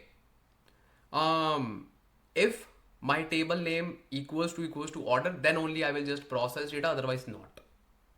This is the use case for you as a data engineer. Make sense? Very good. How you can just do that? So first of all, it will perform loop for I in table list. Perfect. Then it will simply provide the value of I equals to order for first iteration. Very good. We will simply say if I equals to order, equals to order. Very good. Now let me just show you how we use upper and lower functions, because the thing is, it can be order, it can be order, okay, it can be order, it can be anything, right? It depends upon the data quality that we are getting. So we just need to make sure the errors, we as a data engineer, so we'll simply say I dot lower. So we'll simply convert the I to lowercase, and then we will compare it like this, equals to order. If this is equals to order, then print table order. And obviously this is an example. In the real life, you will perform your copy statement, or you can simply perform data reading. You will simply write your code, df equals to blah blah blah, csv read, anything. Make sense? Are you getting my statement, what I'm just using right now? I'm just trying you to relate with the data engineering, how we are using Python with data engineering. That's why I'm focusing only on those stuff which are important for data engineers, right? So let me just run this and you will simply see table order. Now what happened? Let me just show you. Just to make you aware like how this flow works, I will simply say else. I will simply say print no table order. Okay, let me just run this. Perfect. Now let's understand what happened. It simply iterated through this list. For the first iteration, the value of I was order. Okay, it was in with capital O. We converted it and we just checked if it equals to order, simply return table order. This is done because it will not go to else because this condition is met. Second time, this was the value of I products, right? It went here, it compared it. Is products equals to order? Obviously not, it failed. It went to this statement, else. Very good. Then third iteration, the value of I equals to customer. Okay, it compared it. Is it equal? No. It went here and it returned this. This is how it is working for you. This is how it is working. Okay, makes sense. So now this is like all about for loop. Okay, and you can do a lot of stuff in for loop. You can just even use like multiple if conditions, or you can even create another loop within this loop. How? You can even perform like loops like this. Let's say you want to create a loop on top of this list. Yes. So what will be the value of I? Equals to order. Makes sense, common sense. Now within this, you want to now run a loop on top of I. Are you serious? Bro, hold on. I told you that string is also like can behave like an array, right? Can behave like an array. So this is the value of I. I want to run a loop on this particular string. Can't I do that? Now you will say, yeah, we can do that. So how we can just do that? Let me show you. I will simply say for I in table list. I will first of all print that just to show you. Print I immediately. Then I will simply say for loop, and this time let's create variable called x in I, then print x. So you will see what happens. See order. So first it just iterated through this list. It got I equals to order. Then we created a loop on I, we get ORDER. Same with products and same with customers as well. That's how we can just run nested loops. Make sense? You can do a lot of stuff, and my duty is for you to make you aware about all the things so that you can actually perform a lot of stuff and you do not need to worry about the fundamentals and the concepts, because once you grab the concepts, you can practice it. You can try solving questions. You can just do a lot of stuff that will make you a pro. That's all depends upon how much you practice. That's it. Because these stuff are same everywhere. What I am trying to do, I am trying to make you aware about these things for data engineering domain. Okay. Yes, we run loops like this. Got it? Very good. Now you will say, Ansh, Lamba, for loops are really cool and we saw the power of it as well. What about while loop? Like what are while loops, man? Personally speaking, you will hardly see anyone using while loop much. I would say 20% of the time you will be using while loop, but you will not be using while loop a lot. Okay. And with while loop, you need to use break statements if you are not iterating something. So it is really, really hard for you to just manage while loops. Okay. Before talking about while loops, I need to talk about break and continue statement. What are those statements? Those are really important. Once you understand those things, while loop is a piece of cake for you. So basically, let's take the same example. Okay, let's say this is a list. Okay, makes sense. I know that in my list, I have thousands of items. How much? Thousands. and I know that within that list, I have only one order table. And my duty is to just copy the orders data. Okay. So what I would like to do, I would simply first of all iterate through all the items. But the moment I find the orders table, I want to break the loop immediately because I do not want to go ahead after that orders. Make sense? Make sense? Let's say, let's put order in the between so that you can actually understand it. Let's say like this, like this. So what it will do, like what I want to achieve, I want to iterate through this list. I want to go here. Is it equal to orders? No. Go ahead. Is it equal to order? Yes. Cut the loop. Break the loop.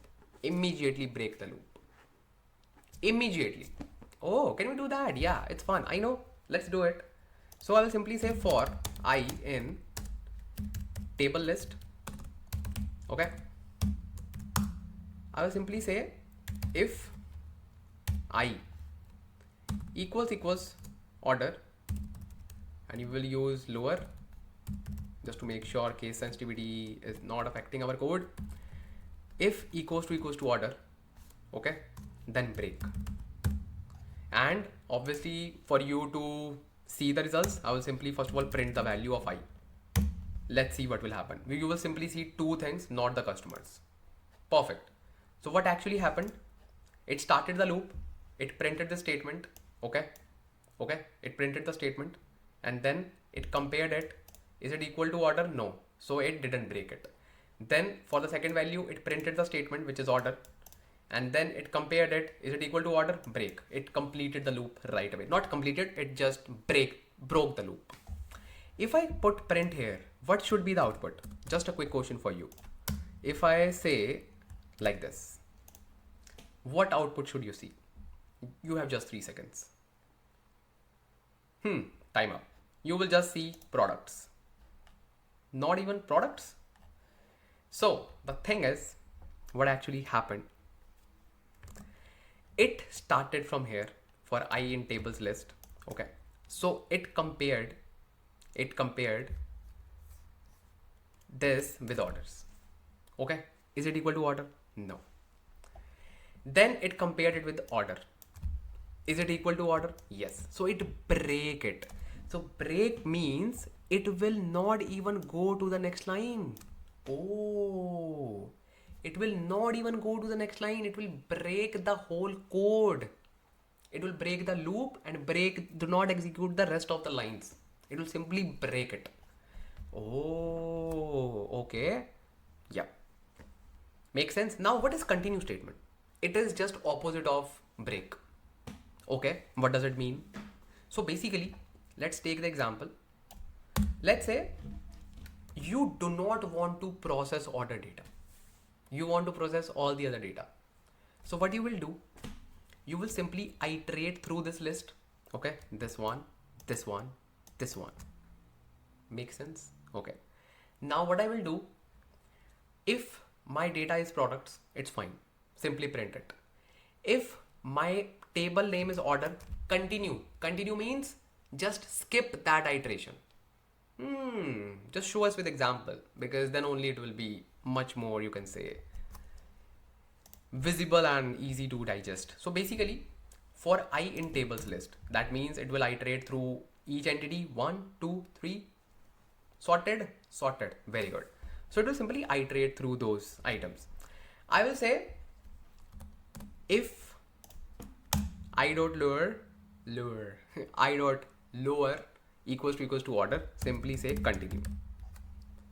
Okay, and I will simply print the value here of I.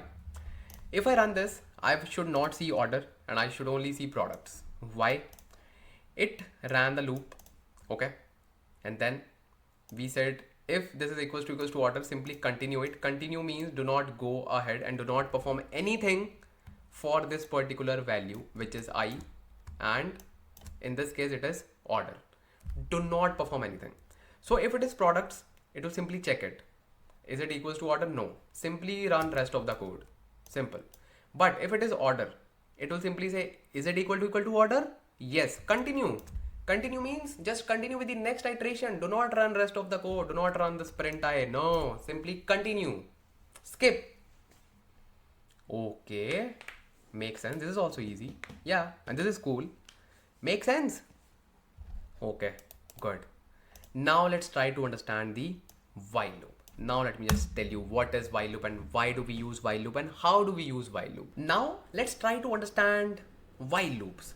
While loops are really handy when you do not actually want to iterate, but yeah, you want to iterate. Let me just tell you what's that. Basically, let's remove this example.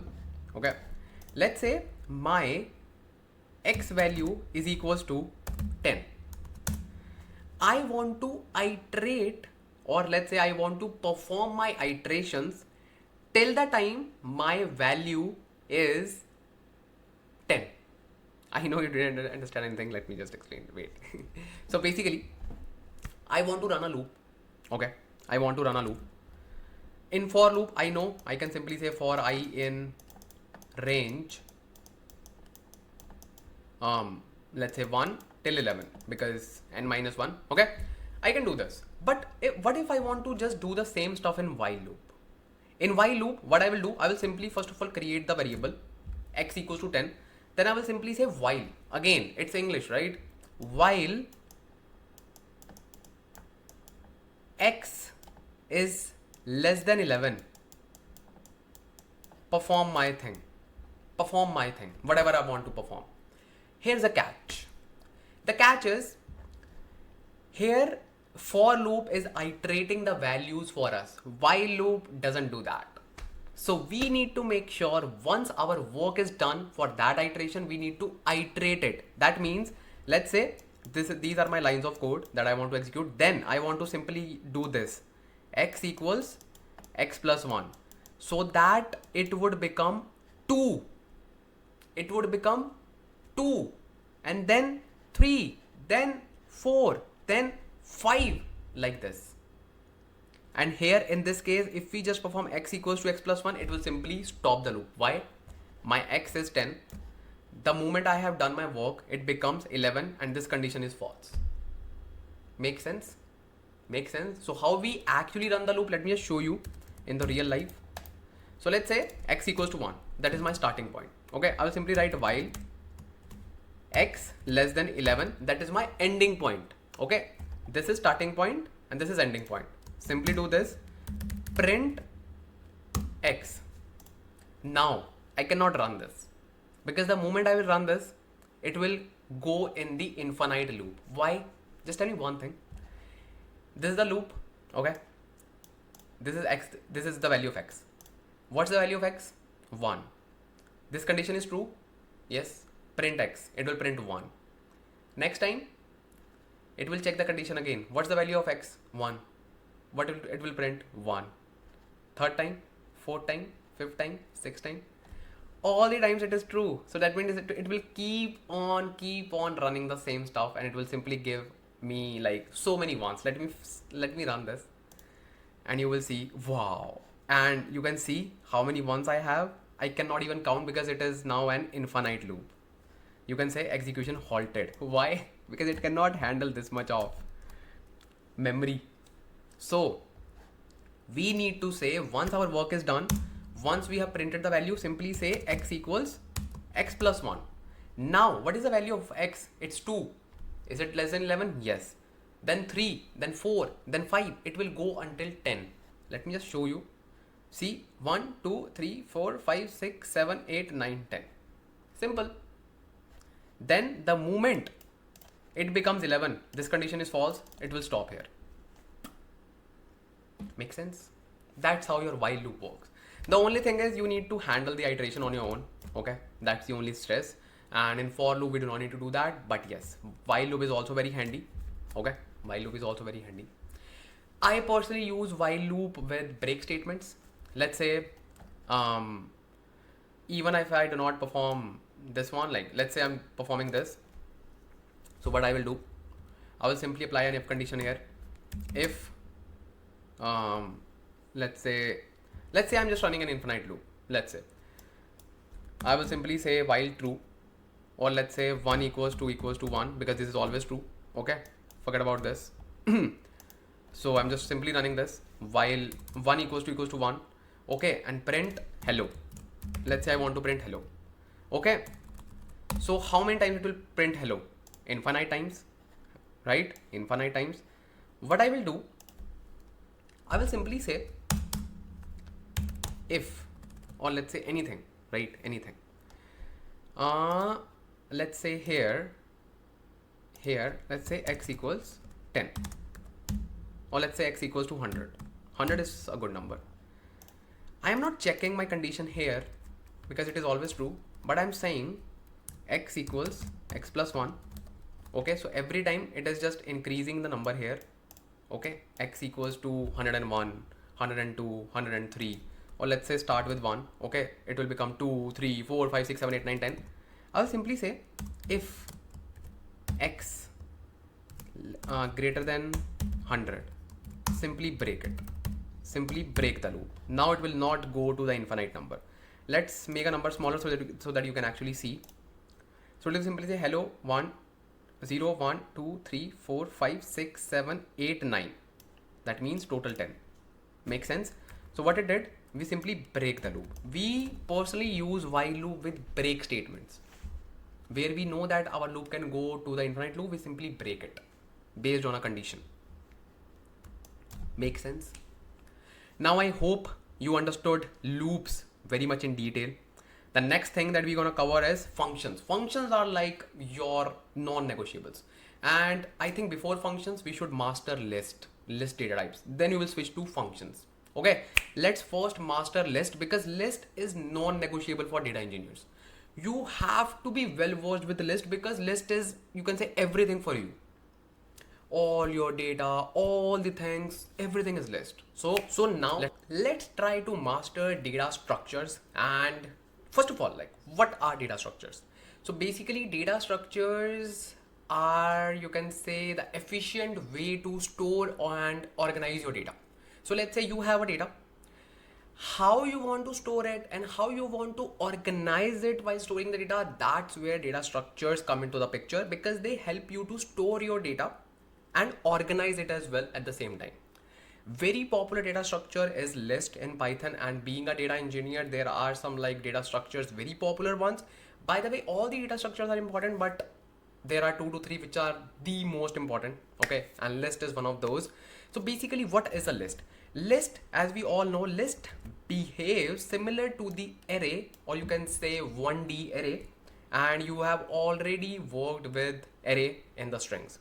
Let's say you have data something called as IDs 1, 2, 3, 4, 5, where you actually do not have a specific kind of key assigned to it. You directly want to store the values. See, 1, 2, 3, 4, 5, 6.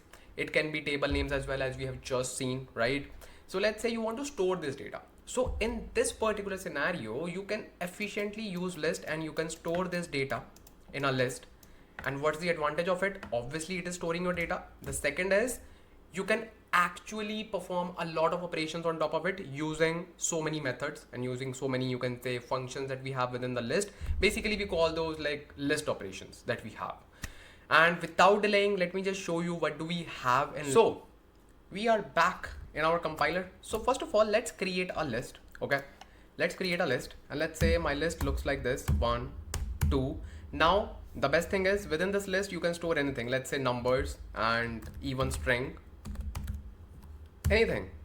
You can just store anything. Let's say Lamba. Okay, you can even store a list within the list. Let's say 0, or let's say AA, BB, CC. So this is a list which is holding so many different types of data. Obviously integer, string, and a list itself. That means you can store anything within a list. And I will store it in a variable, and I will simply say my list. Make sense? Make sense? So this is our list. So what's the advantage of list? Again, you can perform all those indexing. let's revise those indexing, and now you should be much familiar with those. Let's say I want to just fetch the first element, so I'll simply say 0, and I'll simply apply print here, and I should see only 1. Very good. Let's say I want to fetch 0, 1, 2, 3, 4th element. I will simply see a list, right? Very good. Let's say within this list I want to fetch first element. I will simply say 1 BB. Make sense? So we are actually performing indexing within the list as well. That's up to us. Now we already know these things. We have already seen this, and we can also like perform slicing similar to this one. Let's say I want to fetch only 0 till 3. So it will simply give me 0, 1 and 2, right? So all these stuff you already know. Let's talk about something new. In your code, let's say if you're working in an organization, you will see that people use something called as minus sign here. Let's say they are using something like this, -3 and then colon. Do you know what it will do? It will simply give you 1, 2 and 3 last 3 elements. Really? Yes. Let's run this. See, Ansh, Lamba and this list, last 3 elements. Let me just replace this with a normal function, like a normal number, so that you will not be confused. So see, these 3 elements, what does it mean? What does it mean? Like when we say -3, what does it actually mean? This is fine. Okay, this is fine. This means like n. This means n because we already know that it will be the length of the list, which is length of my list. So whenever you write -3, do you know what Python will do behind the scenes?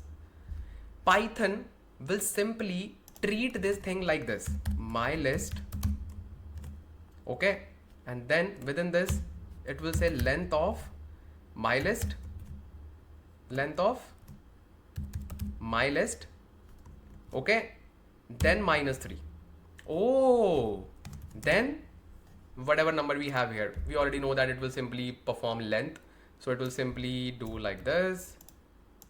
So this is the actual thing that it is performing under the hood, and you can even print it just to see it is exactly the same. See, so whenever you see -3 sign, okay, whenever you see -3 sign, you can replace it with total length of the list minus that number, like not minus, like exactly that number, that is -3. So it's up to you. Why do we use it? We use it a lot. Let's say you want to fetch last 10 digits of a mobile number. If you have, because in the real world, you will be working with data, right? And in that particular data, you have a column for mobile number. And within that, you have different area codes. You have different country codes, but you just need to fetch the 10 digits, last 10 digits. In that particular scenario, you can simply perform like this, like let's say -10, and that's it. You will simply see -10. Obviously we do not have 10 elements, so you are seeing all these elements, but in reality in that column you will just see last 10 items, or you can say last 10 digits of that particular column. Make sense?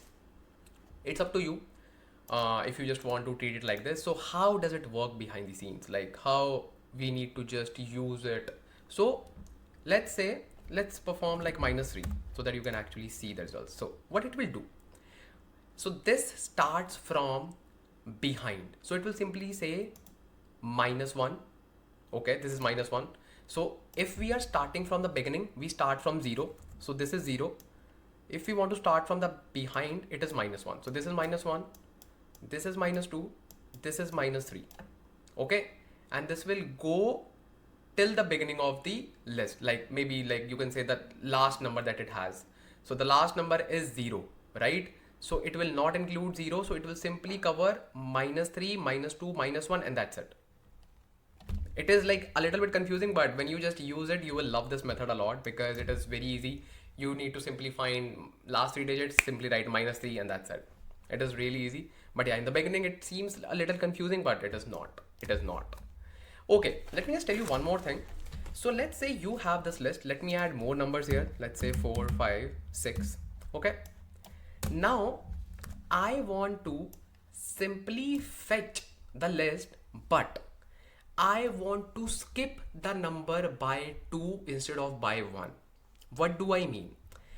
If we write something like this, my list colon, what it will do? It will simply return me the full list. Makes sense? And how it is doing that? It is simply starting from 0. It is going till n, and it is simply iterating through one number, like only the gap of 1. If I say 2, like this, obviously you do not need to use comma. For the simplicity, I'm just telling you. If you write something like 2, you need a kind of iteration. So for that particular purpose, what it will do, it will simply start from 1. It will directly jump onto the second number, not to the next one. So it will simply say Ansh. Then it will jump onto the third. Then it will jump onto the 5. That's how it works. So let's see in the code. You simply need another colon, and that's it. See, 1 Ansh 3 5. That's it. So that means you can actually decide the iterated value as well. You can actually decide the gap. If I say 3, it will simply jump to Lamba directly. See, 1 Lamba and then 5. Make sense? Very good. So this is the third one, and this is optional. If you do not define it, by default it is 1. If you want to define it, you can define. It's up to you. So this is all about like slicing and indexing. Let's see some of the operations that we have, because we need to see it. Let's say you want to add something into your existing list. Can you do that? Yes, you can do that using append method. I will simply say my list dot append, and I want to add, let's say, hero. So what it will do, it will simply add that particular element at the end of the script after 6. Let me print as well.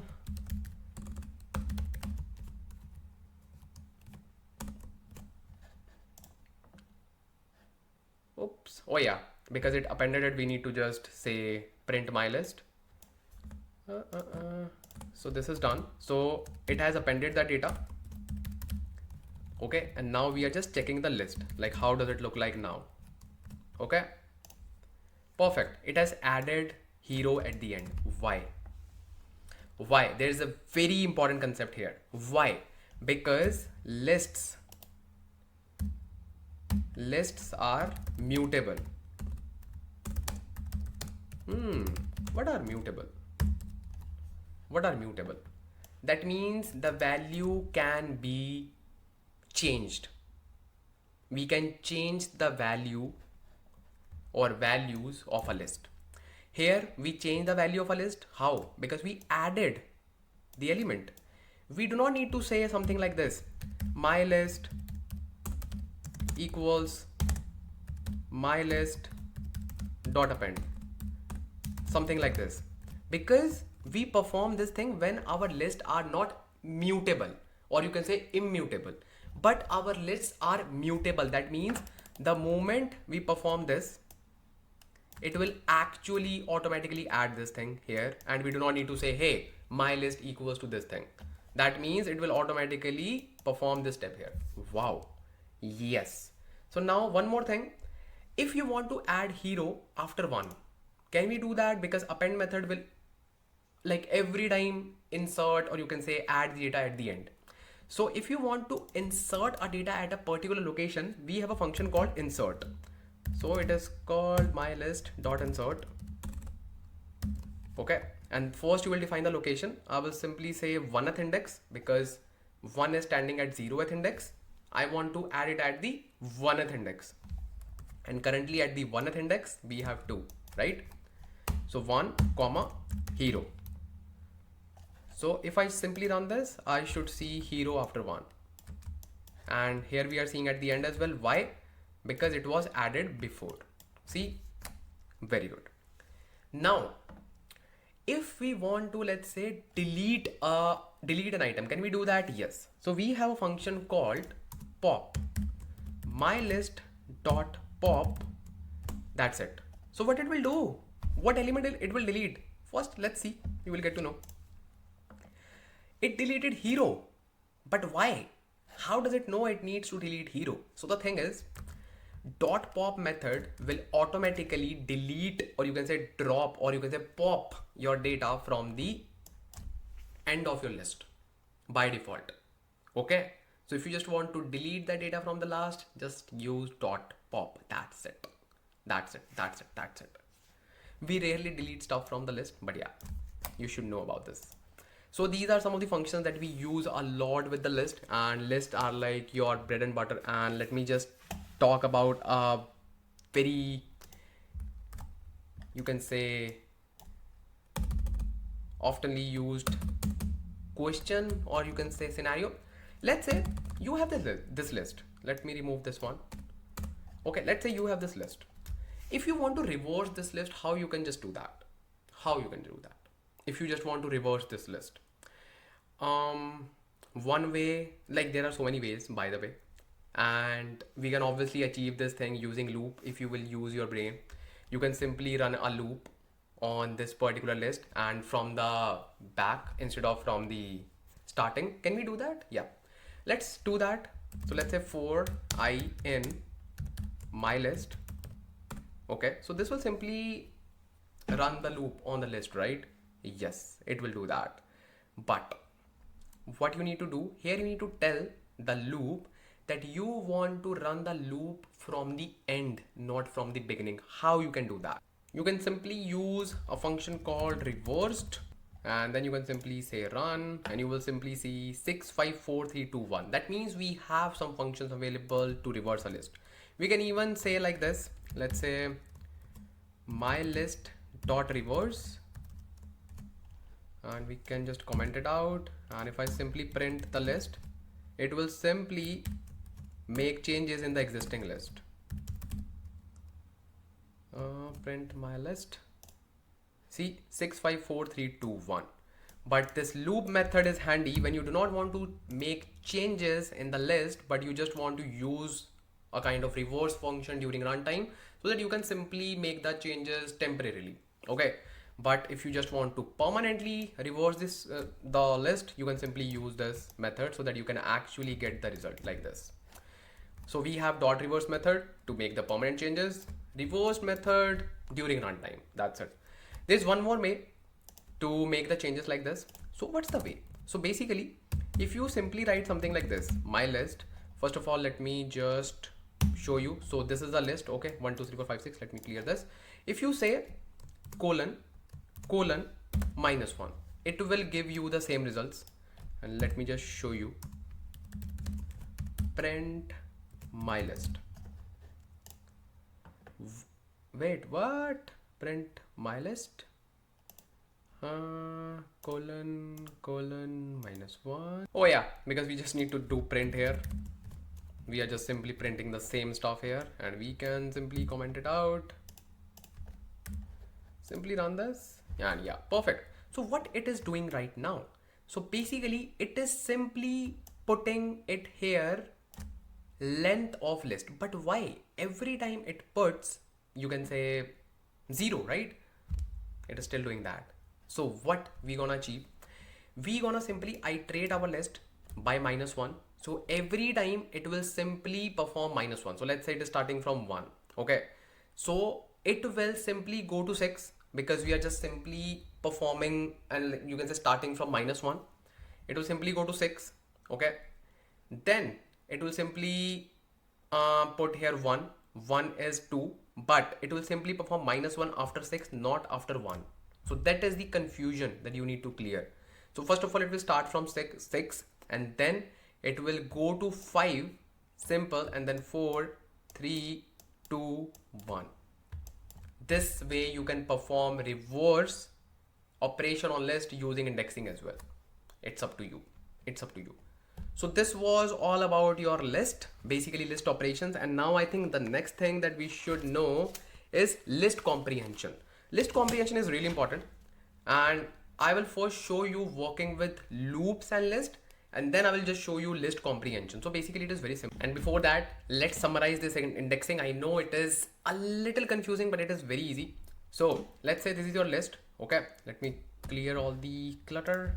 So let's say this is your list.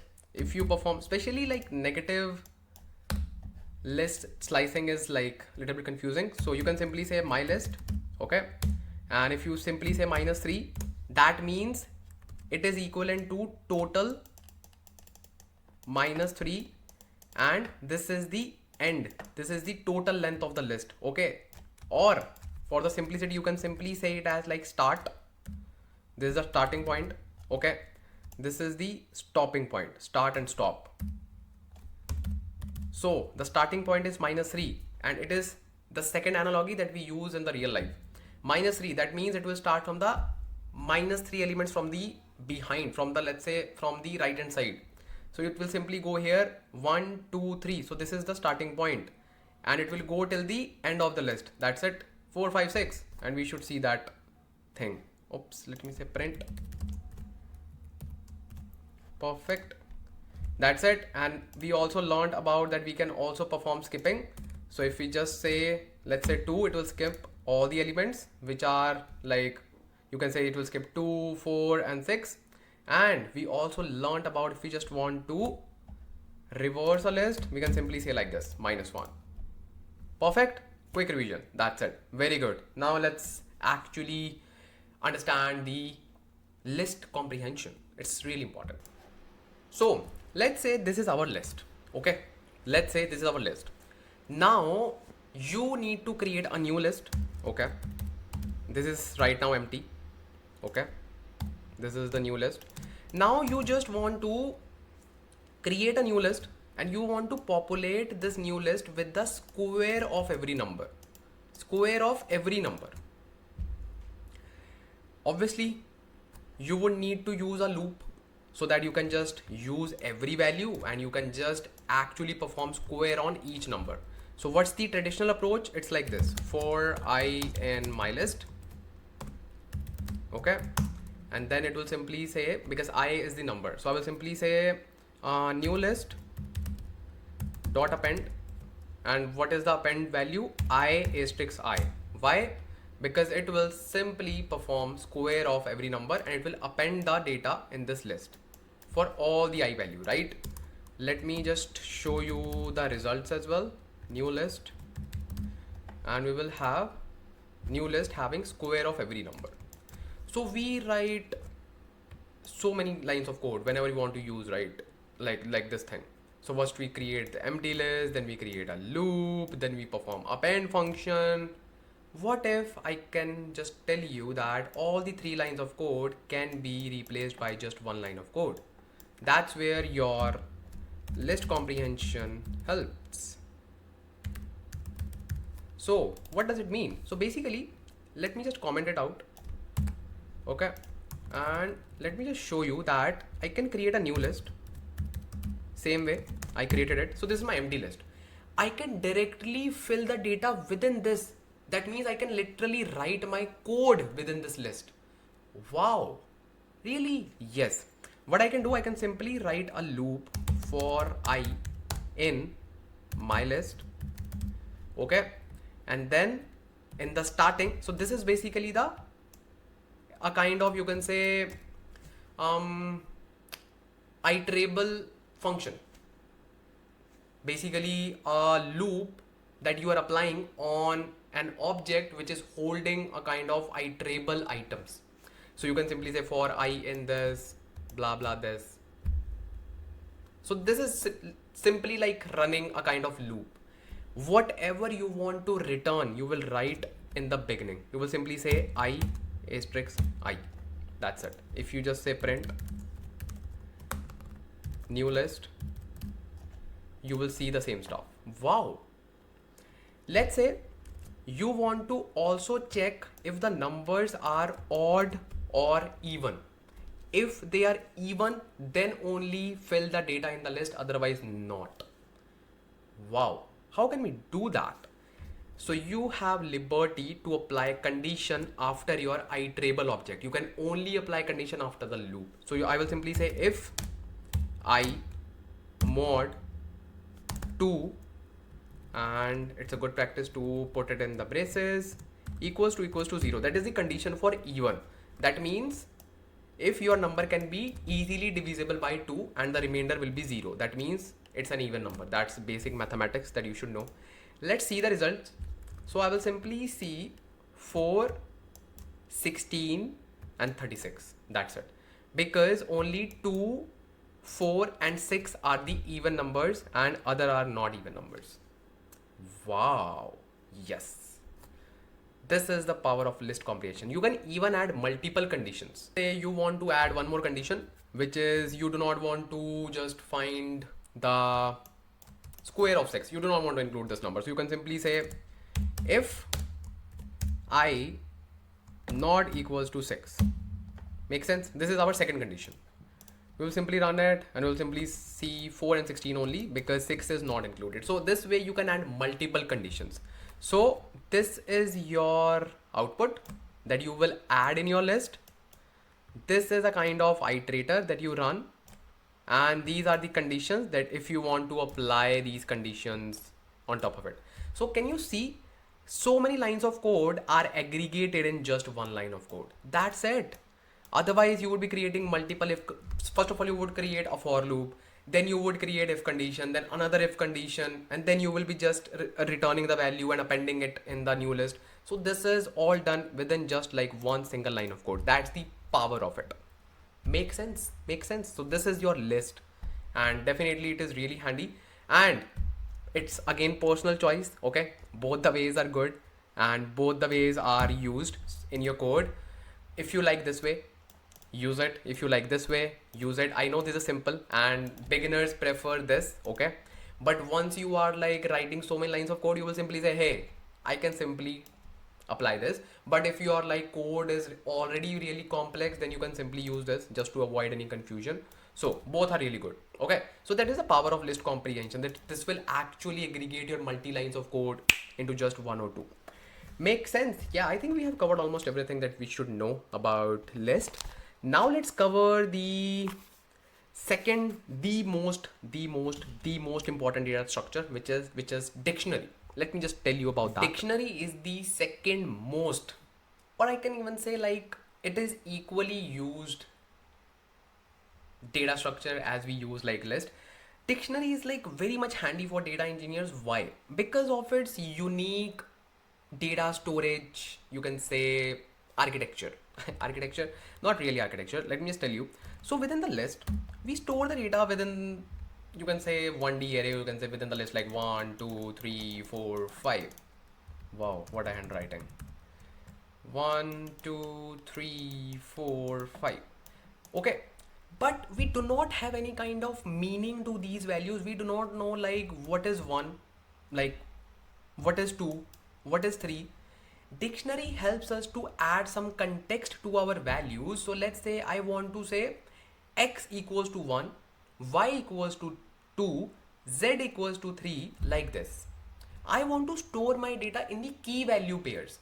That's where dictionary is very handy, and it works really well with JSON objects as well, like JavaScript object notation, because whatever data you are working with in data engineering, if you are making API calls, don't worry, we'll just talk about that as well. So you will be just getting the response in the form of JSON. That is a kind of dictionary in which like data is stored. So now let me just tell you how data will be stored in dictionary. It will look like this. It has curly braces. Okay, it has like curly braces instead of square brackets. It will simply say key. Key is, let's say, x, and it has the value called 1. Then second, y, then 2. So this way it holds all the variables, or you can say all the keys. If you want to store your data like this, you should always go to dictionary, and dictionary is like your go-to tool for this, or you can say basically data structure. Let's see in the code like how we can just work with dictionary and what are those functions that we use, or you can say what are those operations that we should use with dictionary. So let's try to understand dictionary. I will simply create dictionary called my dictionary.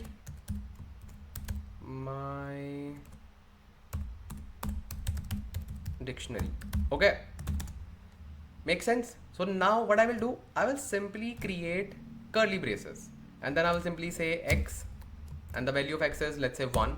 If I want to store integer, if string, I can simply say like this. Oh, sorry, like this. Okay. I want to store integer. Then I will simply say comma, that is the next value. I will simply say y and then 2, then z and then 3. Okay. Now I can simply print my dictionary.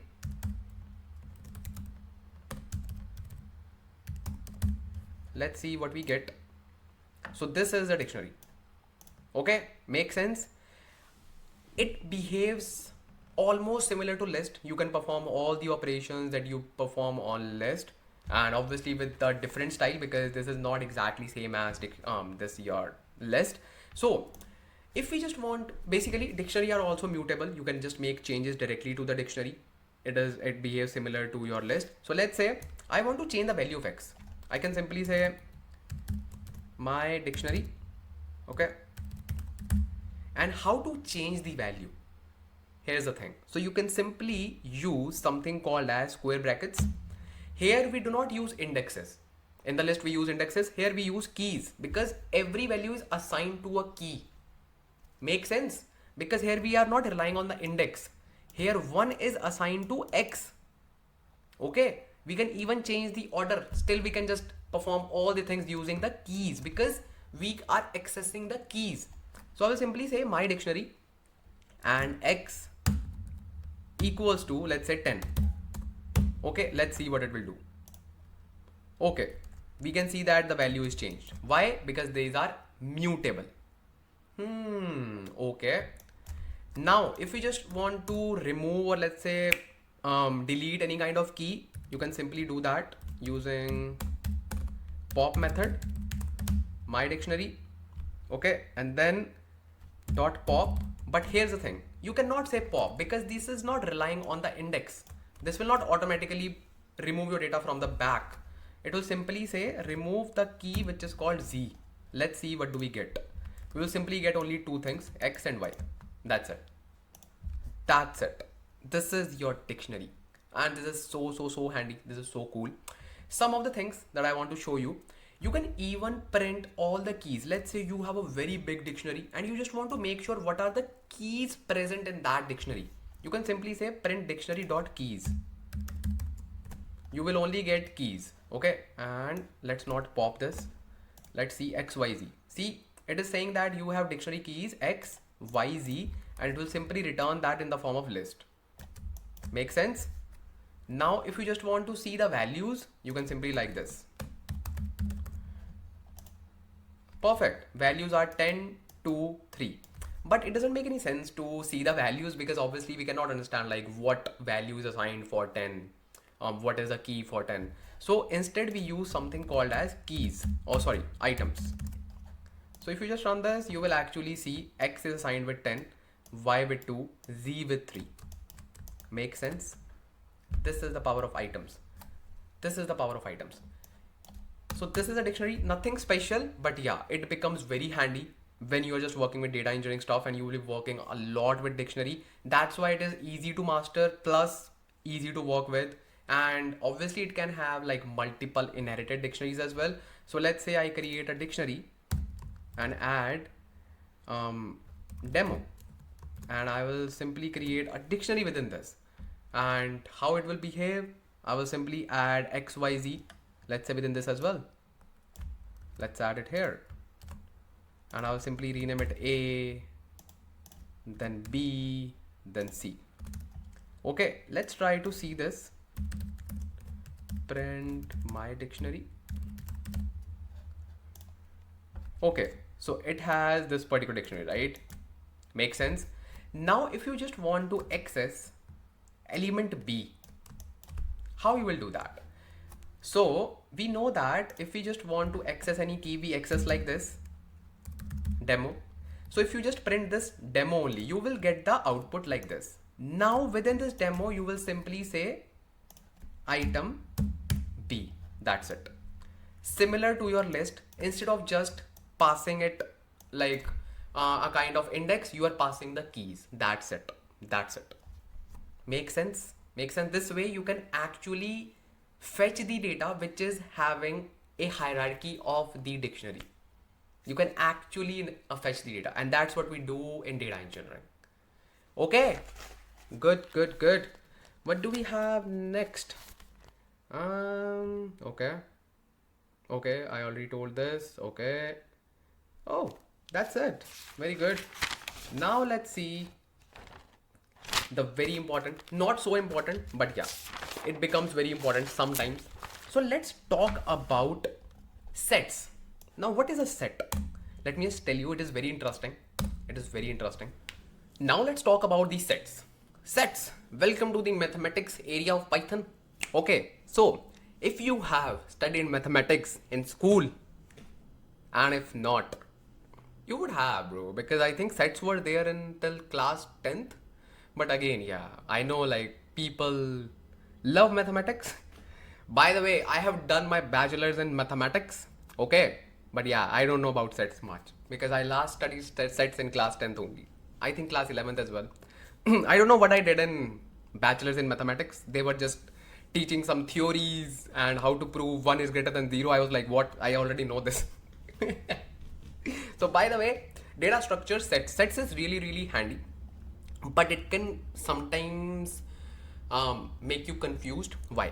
Because of its structure, like physical structure. We already know lists are like this. Okay, dictionaries are like this. Sets are also like this. What? How can it be like? How can we store the data? And how will distinguish like it is a dictionary or it is a set? So basically, we store the data which do not have any kind of keys, and we simply use set for that. You will simply say Ansh. If we just want to save or store the data without any keys, we can simply use list, right? Yes. But if you just want to perform some mathematical operations, what are the mathematical operations that we use in sets? Let me just give you some nostalgic hits. So basically, you would see that A equals 1, 2, 3, B equals 4, 5, 6, right? If I want to apply A union B, we can do that. If I want to apply A intersection B, we can do that. So all these things are possible with the help of sets. The most amazing thing is you do not need to worry about duplicates within sets. It will automatically remove duplicates from your set.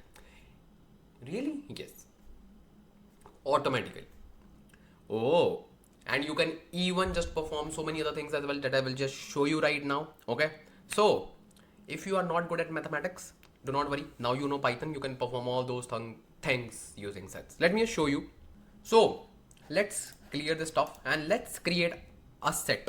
I'll simply say my set equals 1, 2, 3, 4, 5. Okay. And you will say this is not a dictionary. No. Are you sure? Yes. Can we validate it? Yes. I'll simply say print type of my set, and I will simply get a set. See, this is a set. Okay, very good. If I want to print it, I will simply say print my set. Okay. If I add 5, 5, 5, 5, 5 so many times, if I just print it, I will simply see it only one time because it will automatically remove the duplicates. Wow, this is amazing. This feature is not available in list. This is only available in set.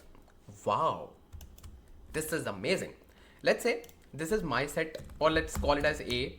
Okay, let's create another set and let's call it as, let's say, 10, 11, 2, 5. Okay, if I want to perform union, how I can just do that? It's very simple. I will simply say perform print A dot union B, and you will see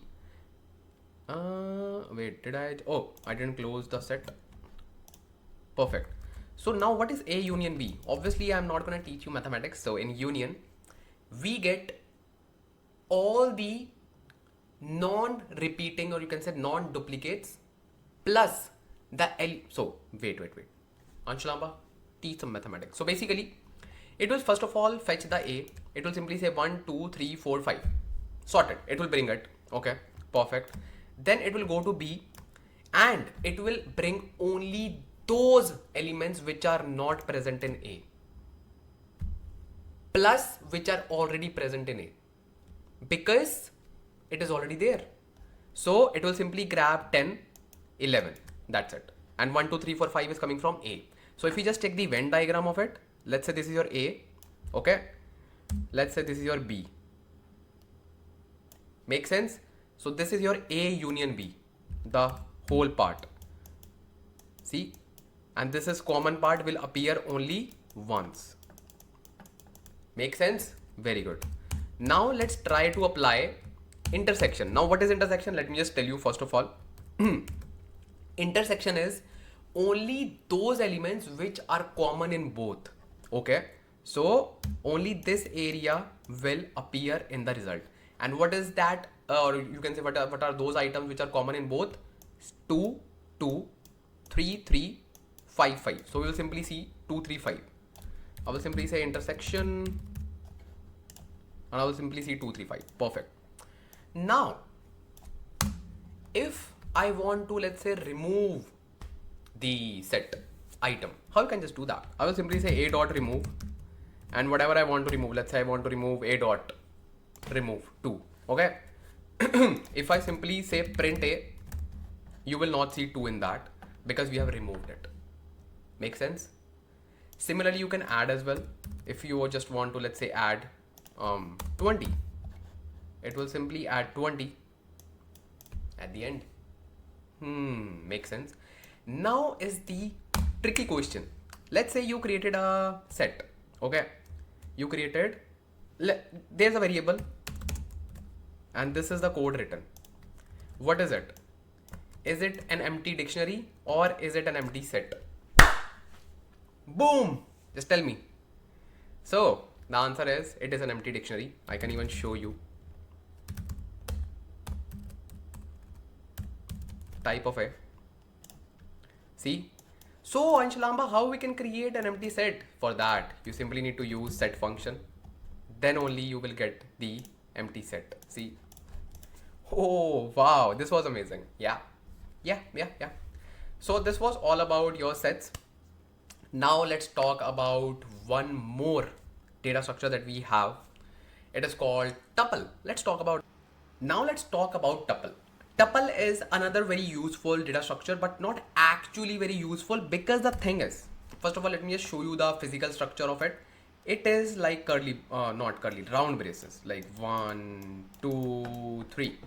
Now it behaves exactly same as a list, and we data engineers work more with list. So what we do, we simply convert a tuple into a list and we perform all the things.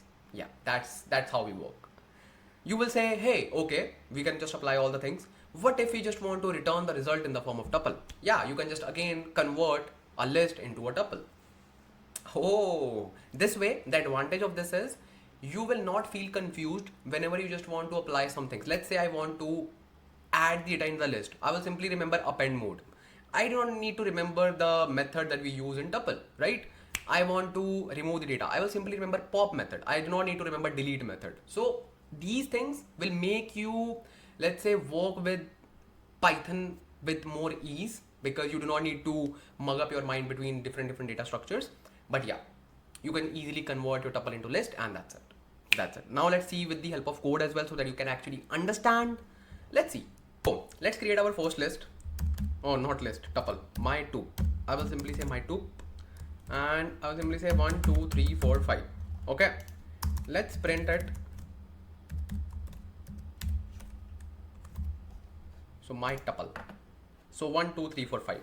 Now let's say I want to add one data, like add one item and blah blah blah. I want to do all those stuff. So what I will do, we have methods in tuple. We have like delete method and so many methods. But what I will do, I will simply say my tuple list equals list of my tup. So this will simply convert this into a list, and then I can simply say my tup list dot append. Okay, let's say I want to add 6. Perfect. I can simply print it, my tup list, and then I want to convert my tup list into a tuple, right? I will simply say my tuple, or let's say my tup equals tuple of my list. Make sense? And then print this as well. My tup. Let's run this code. Name tupless is not defined. Really? What's wrong? Wait. Tupless is not defined. Tuple. Oh, it's my, not tupless. Okay. My list is not defined. Did you mean my tupless? Yeah. I mean my tupless. Print. Perfect. So now you can see we first of all printed the same tuple. Okay. Then we added the item with the help of list, and then we again converted into tuple and we returned the result. In most of the scenarios, you would not be required to convert it back to a tuple. Trust me. But if you have to convert it, you have the method ready. You can easily convert your tuple into a list into a tuple back. Okay. So that's how you work with tuple. So we have covered almost all the important data structures that we have for data engineering. List and dictionary are your top priorities that you have to master. Now, let's try to master something very important. Functions. Okay. Functions are like non-negotiables for anyone, not even like for data engineers, anyone. Let's try to understand like what are functions and how we can just create functions. Let's do that.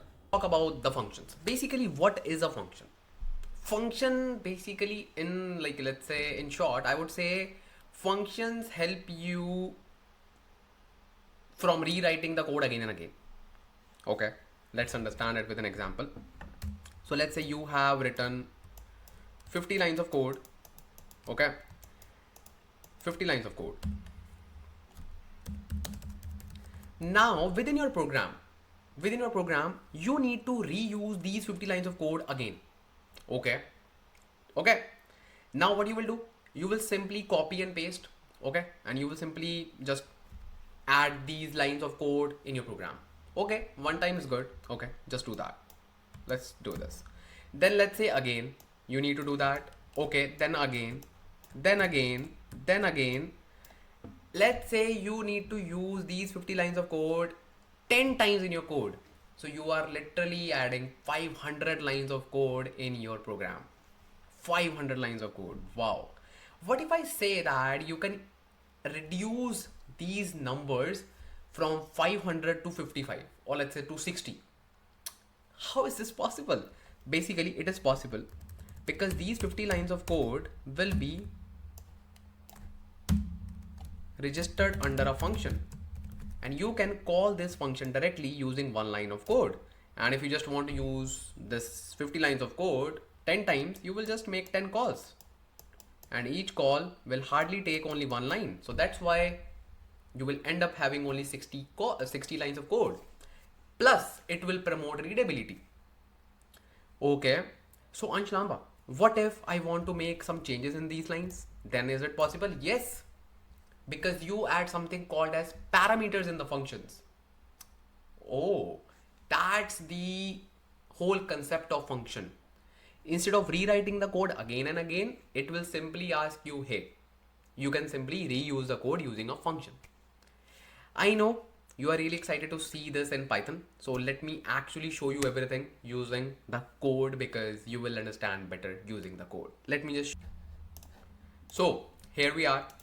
So first of all, let me just take an example. Let's say you have written a code, let's say similar to this, x equals to 10, and you are saying if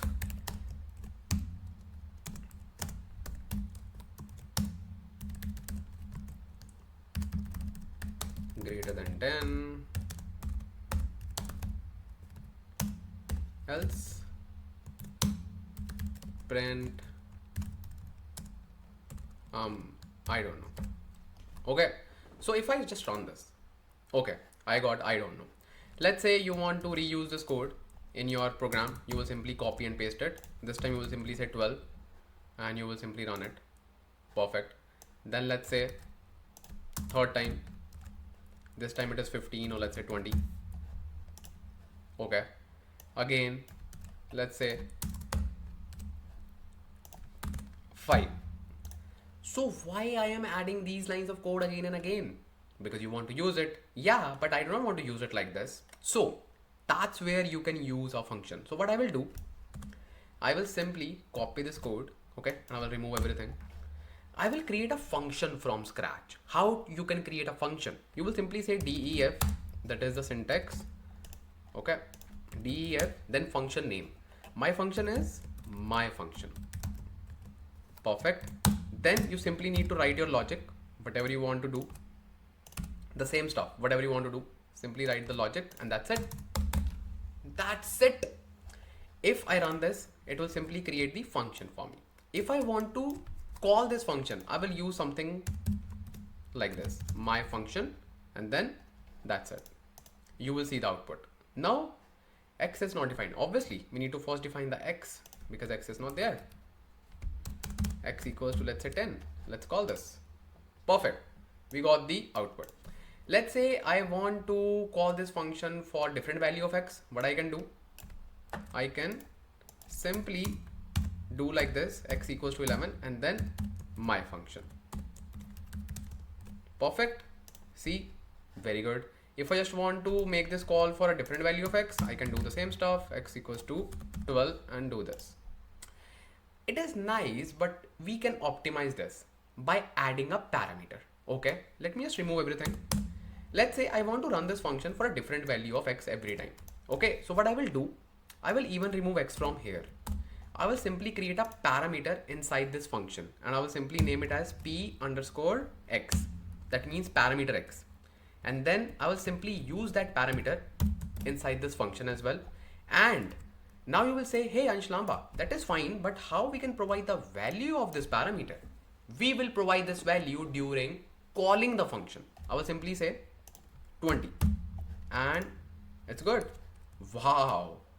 Let's say you want to run this function for a different value. You will simply say my function 30. Okay, makes sense, makes sense. Now, in real life, you always return something from a function. Okay, we know that we are printing the values, that is fine. But in most of the cases in the real world as well, you will return something from a function. Let's say you want to return px, just to check like what is the value of it. You can simply run it. You will simply say, let me first remove this as well. You will simply say, hey Ansh, nothing is returned. Yeah, there's a difference between print and return. Okay, print will simply display the output, but return can be stored. Oh, we cannot store this statement greater than 10. We can store this return statement. Let's say you want to store the output of this function, not output, basically the return value of this function in a variable. I will simply say return value equals to this, and I can even print it. Let's say return value, or even I can use it, let's say in my upcoming code, right? Perfect. That's how we store the value. That's why we always say return command is even more important than your print command, because in the real world you do not need to display anything using functions, you actually return something. Make sense? This was very basic example. Let's level up. Okay, how let's add multiple parameters. Okay, let's say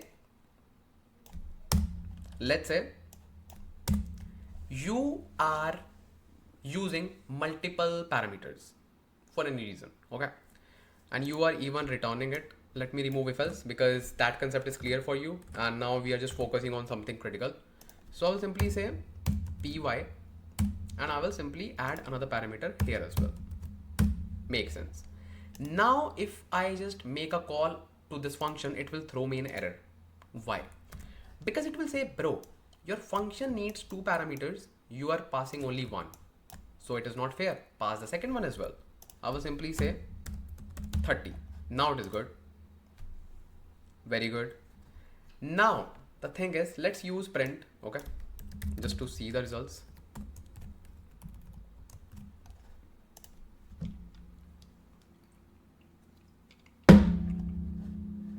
So perfect, very good. Now can we do the reverse of it? Let's say um, even before reversing it, let's say you do not want to pass this value 30, you will only pass the value for px. Can we do this? Yes. That's where the use of default values come into the picture. You can actually decide the default values of these parameters so that even if your user is missing any value, your code will not fail. You can simply say 30. So you will simply see 2030. Why? Because it will use the default value if it is not being passed from here. But you cannot do the reverse of it. That means you cannot do like this. Let's say this is py, or wait. What if you pass the value here? If your variable is already given, it will simply override it. See, this will take the priority. This 30 will only be used if this value is not passed. Okay, I hope like it was understood, but still I wanted to discuss. Okay, now let's do that particular scenario where you do not have the third variable parameter and you are passing that variable. What will happen in this case? It will simply throw an error. But in some scenarios, your user can pass multiple, you can say, inputs. Or if you're just using a function to get the data as an input, you can get like so many values, right?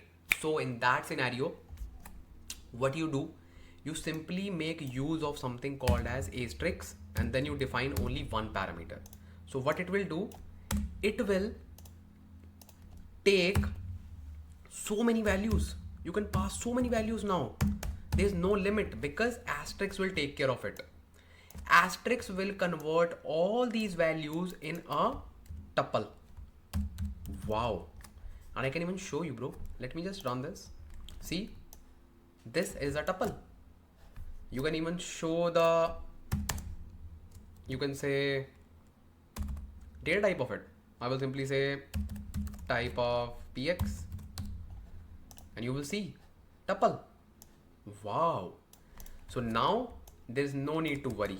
You can pass 1, 2, 100, 1000, so many parameters. Okay, that makes sense. That makes sense. Now I want to talk about something more critical. Let's level up a little bit more. Let's say, so here you are simply passing the values, right? You are not passing the keys. So you are not actually worrying about the keys. What if you want to assign the keys as well? Let's say x equals 20, y equals to 60, z equals to 70, and so on. And you want to use these keys as well. In that scenario, let's say you are passing your function like this. X equals to 20, y equals to 60, z equals to 70, like this. Now, what it will do? It will not obviously take it y. If you just run this, it will simply say, hey, what is this x equals to 20? I don't know x. I don't know these keys. Then you simply add one more asterisk. What it will do? It will convert this into a dictionary. It will convert it like this. X 20, then y 60, and so on. Wow. Let me run this and you will see this is a dictionary and type is dictionary. So if you even want to print, let's say, keys of it, you can even use it.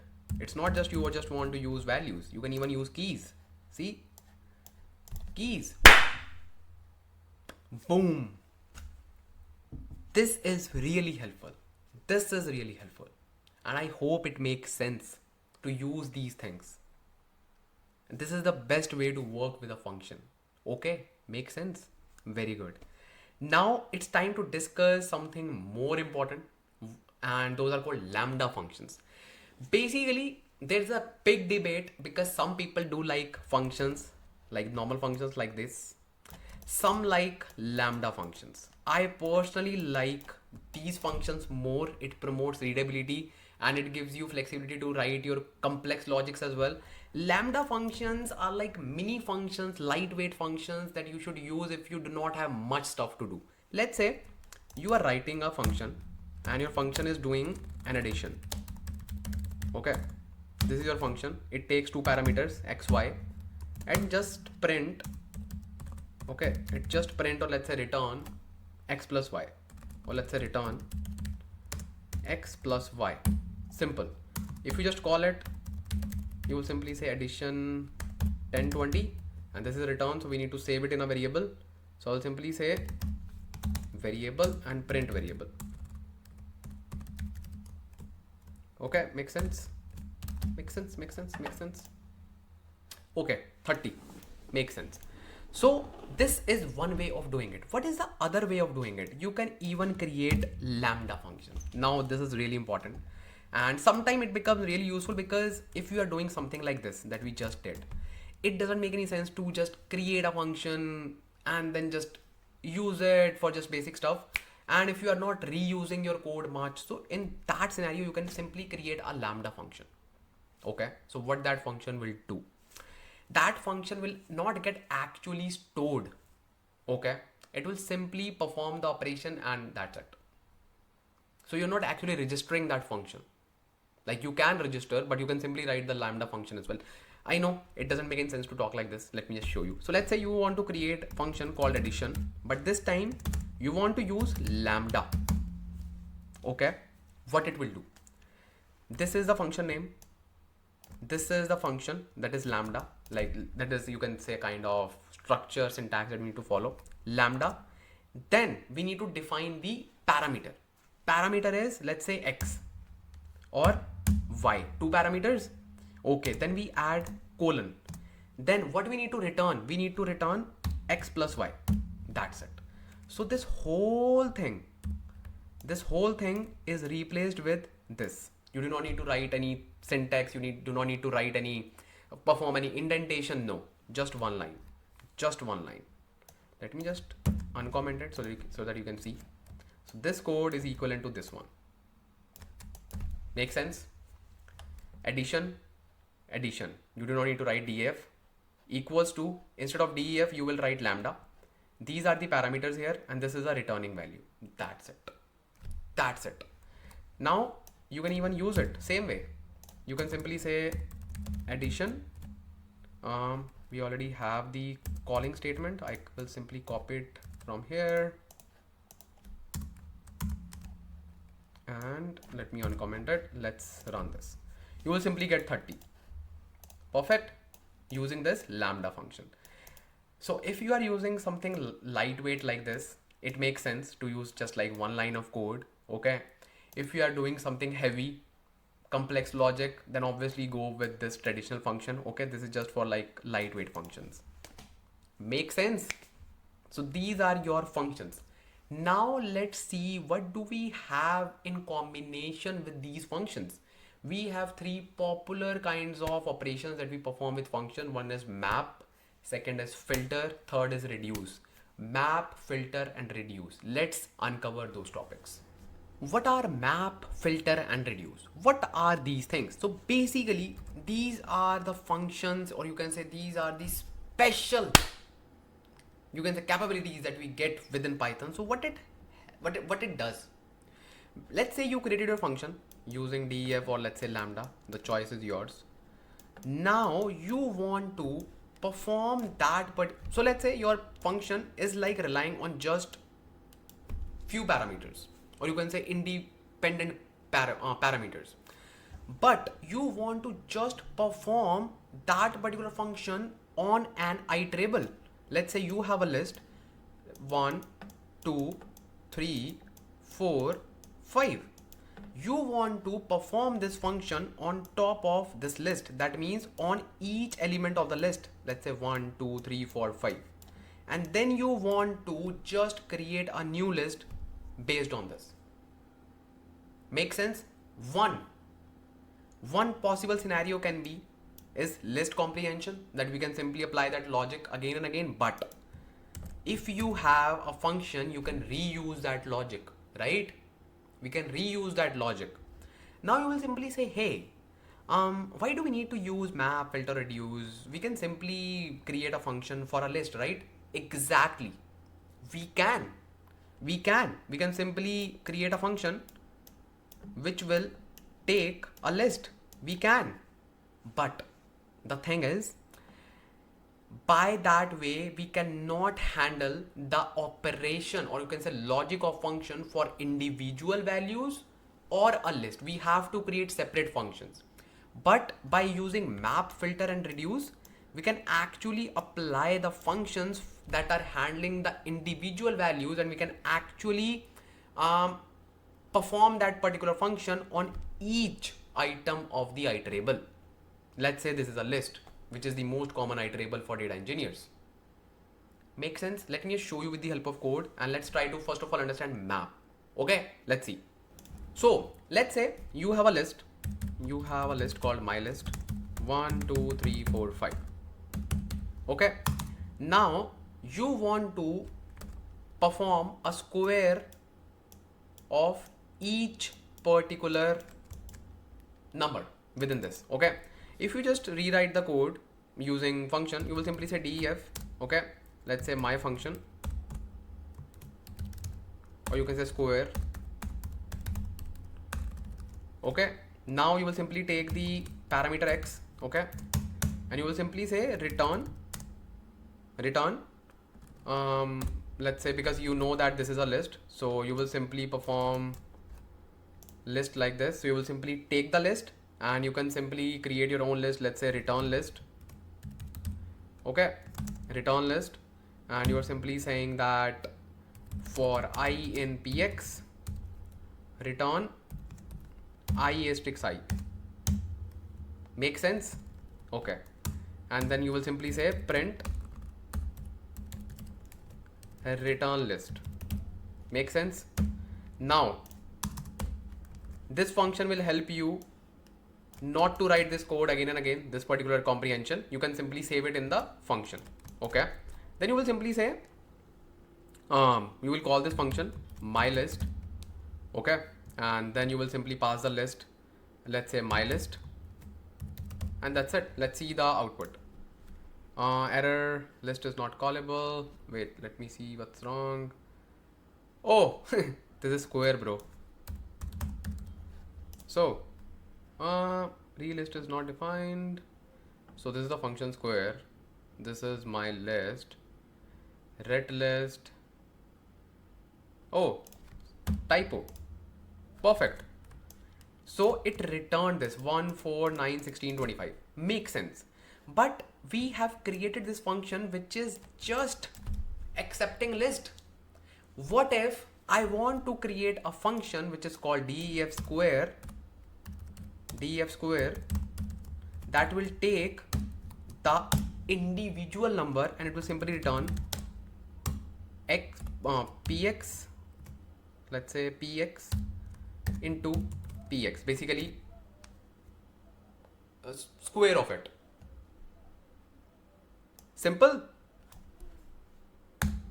Make sense? So you want to create this function. What is the advantage of this function? Because this way you can even pass an individual number, and you can even pass a list. We cannot even pass a list. You can, using map method. So what we're gonna do, we will simply create this function, and it is running fine. Code execution successful. Very good. So now what we will do, we will simply say that map. Okay, we simply need to write map, and then the function is square, spelling is right, square, yep, square. Then you need to pass the iterable is my list. Oh, okay, simple. And I will simply create a variable on top of it called result, and I will just show you. Obviously nothing will be in the output, because I know that this is actually what this is doing. This is simply mapping this function to each item of this particular list, and what it is doing, it is simply returning px into px. Now we need to store this result of each item into a list. That's why we will simply say list. We'll simply convert this output into a list, and that's, you can just do right now, print result, and you should see it here. Perfect. 1, 4, 9, 16, 25. Very good. If you do not do this, you will actually see just map object. That means it is actually mapping this function to each item 1 2 3 4 5 you are, but you need to convert that mapped object into a specific kind of data structure. It can be either tuple, it can be either you can say list. So if you just write as a tuple,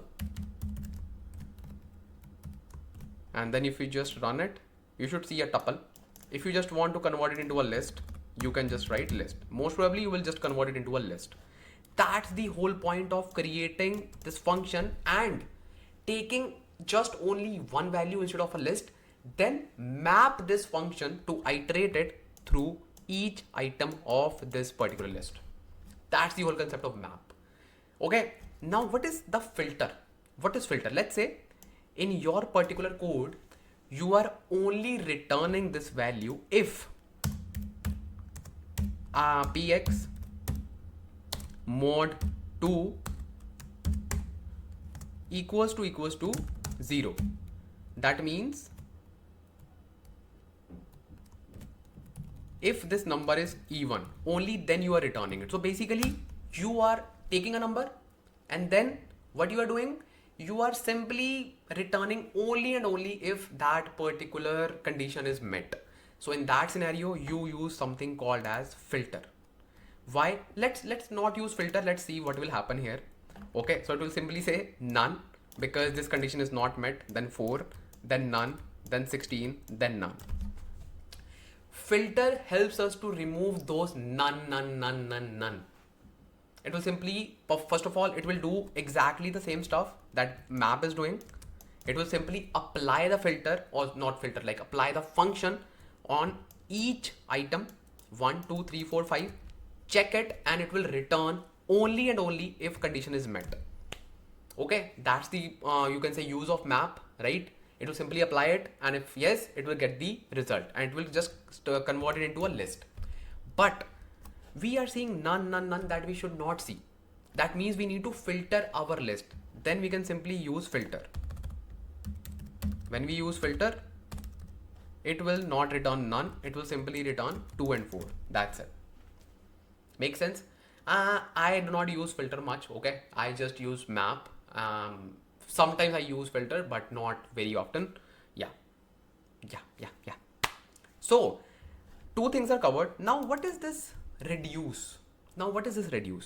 Let's say in this your list, okay, you are taking, let's say, two variables, like two parameters, px and py, and you are actually returning px plus py.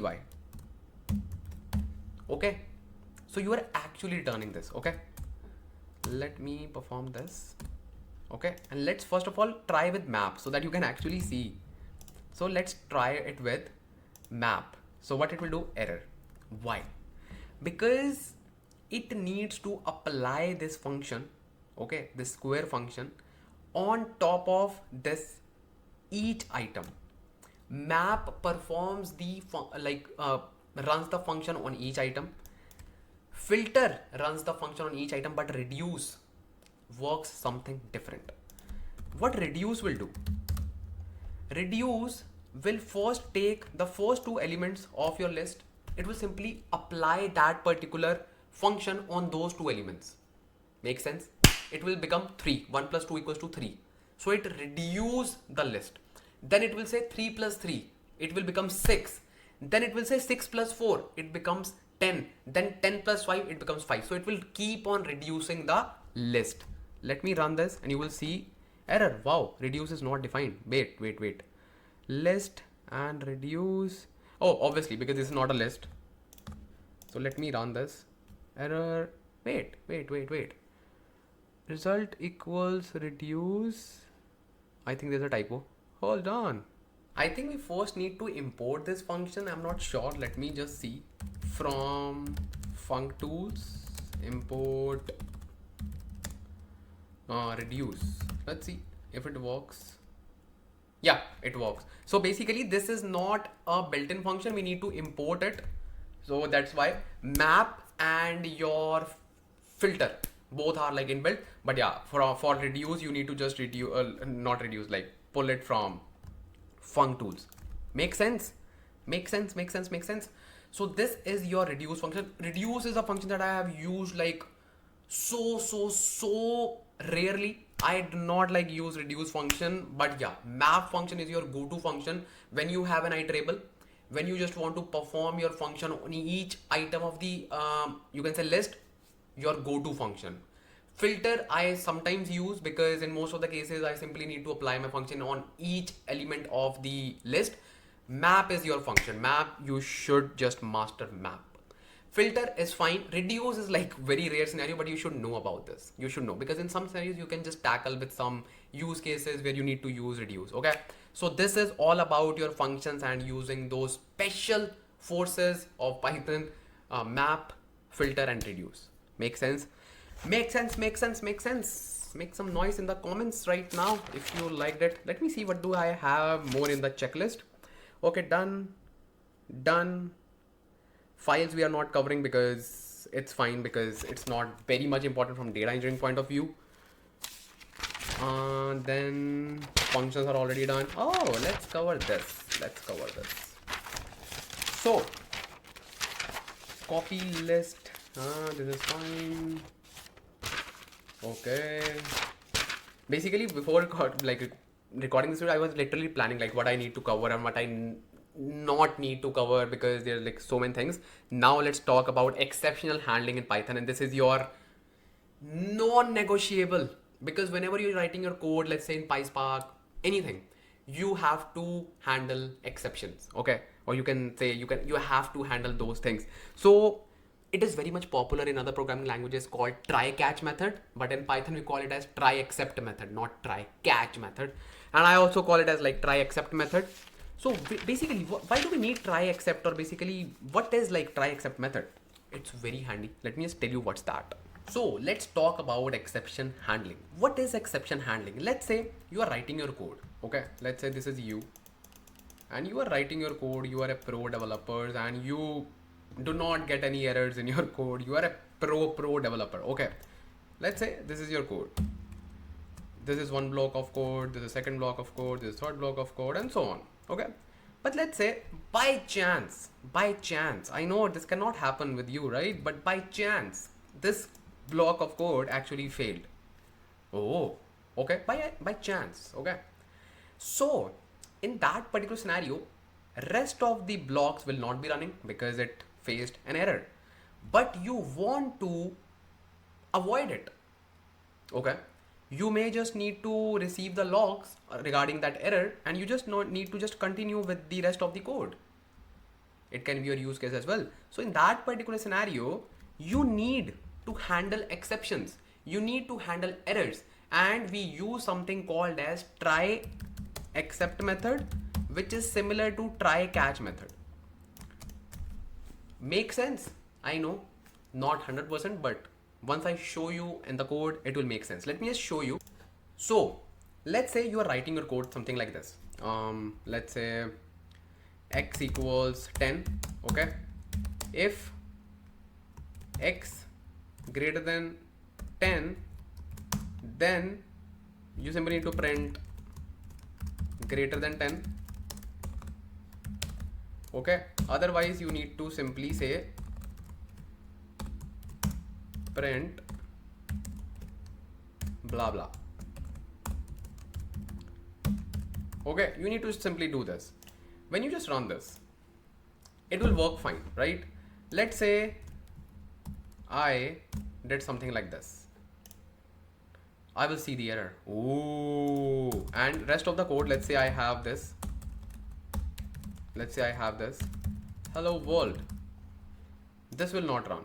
Why? Because it will stop here and it is saying, hey, this is a string. How you can just compare the string with arithmetic operation? See, string and 10, and this code is not working. I want to do something in my code so that, okay, even if I get the error, it's fine. It should just tell me what is the issue. That's it. It should not block my code to execute rest of the code. Okay.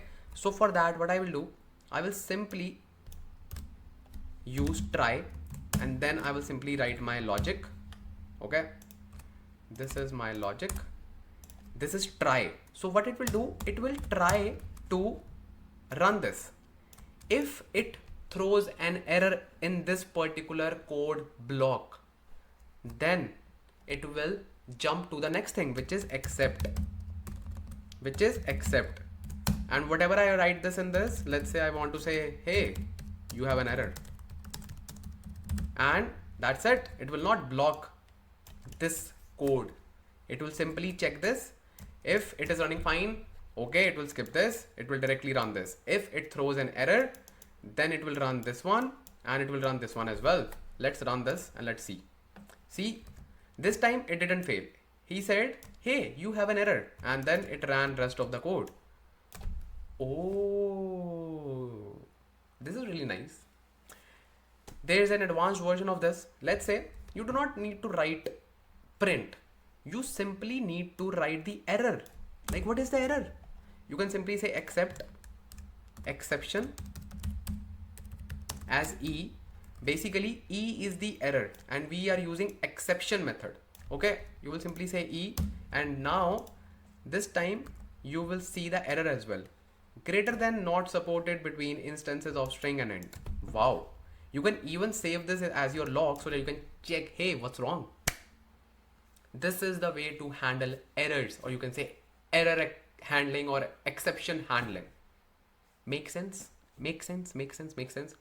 Now let me introduce you to the f strings, because now this is the best time and you have the real world example in front of you.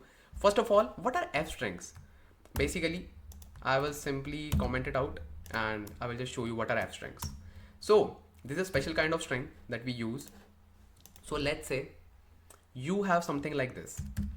My string equals hello, my name is Ansh. This is fine.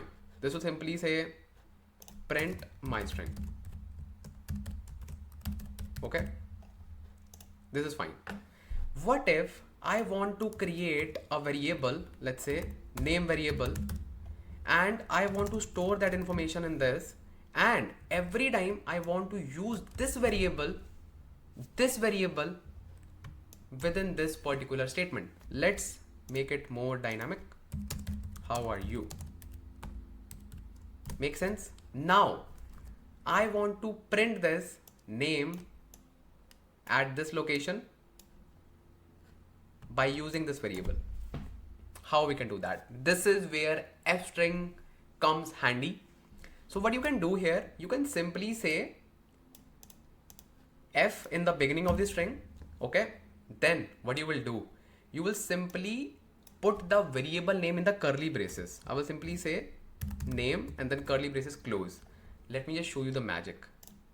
See, hello, my name is Ansh, how are you? If I just change the name, let's say love. Hello, my name is Love, how are you? See, that's how it works. You can actually combine variables and string within the string. And why this is handy? Let's say this is your real-time scenario, and here you just want to say print, hey, first of all f, then hey, that's your error, or let's say you got this error, and then you are simply saving this in the variable. Make sense? Very good. Now all good. Let's run this and you will see, hey, you got this error, then you have the error, and then hello world.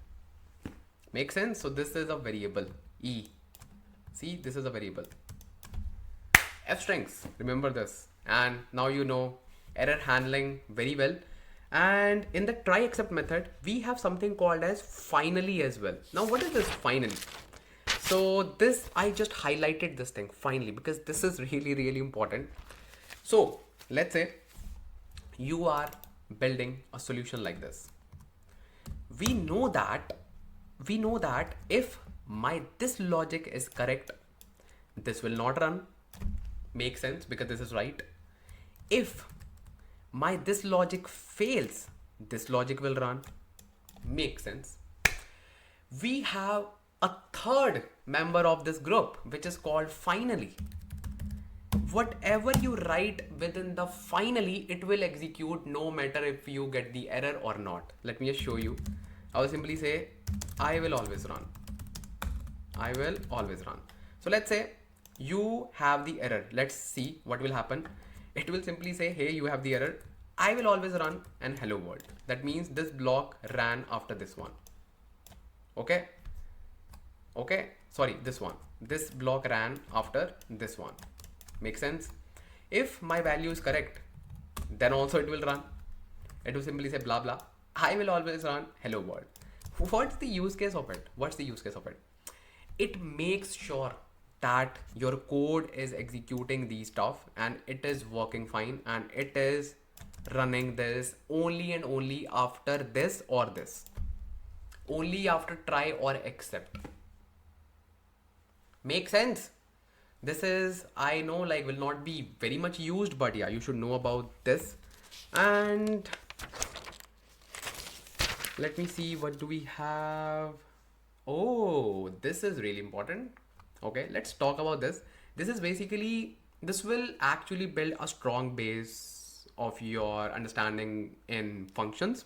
So in functions, I told you that it always returns only one time. It always returns only one time. It cannot return multiple values because once it returns something, it will take the exit. Okay. Okay. So now let's build a function because I want to share this thing with you. I also like spent a lot of time when I was just learning this. So what happened? Let's create a function. Okay. Let's create a function like this, my function. And this will actually clear a lot of things for you. Okay. Let's say this is a simple function, and within this function you are applying try except method. Makes sense. So you will simply say, or let's take an example. Let's yeah, we can just do like this as well. So I will simply say parameter because it will be easier for you just to use it, px. Otherwise you would need to use input function and all. So px. So this is my function. Okay. So now what will happen? I will simply say try and I will simply write my logic. If let's say px, okay, mod 2, let's say I'm checking if it is even or not, okay, equals to 0, then return 1, that means true. Else you can simply say 0. Else, or I'm just checking for if. I'm not even checking for anything. Okay. If it is even, then only return 1. Otherwise, do not do anything.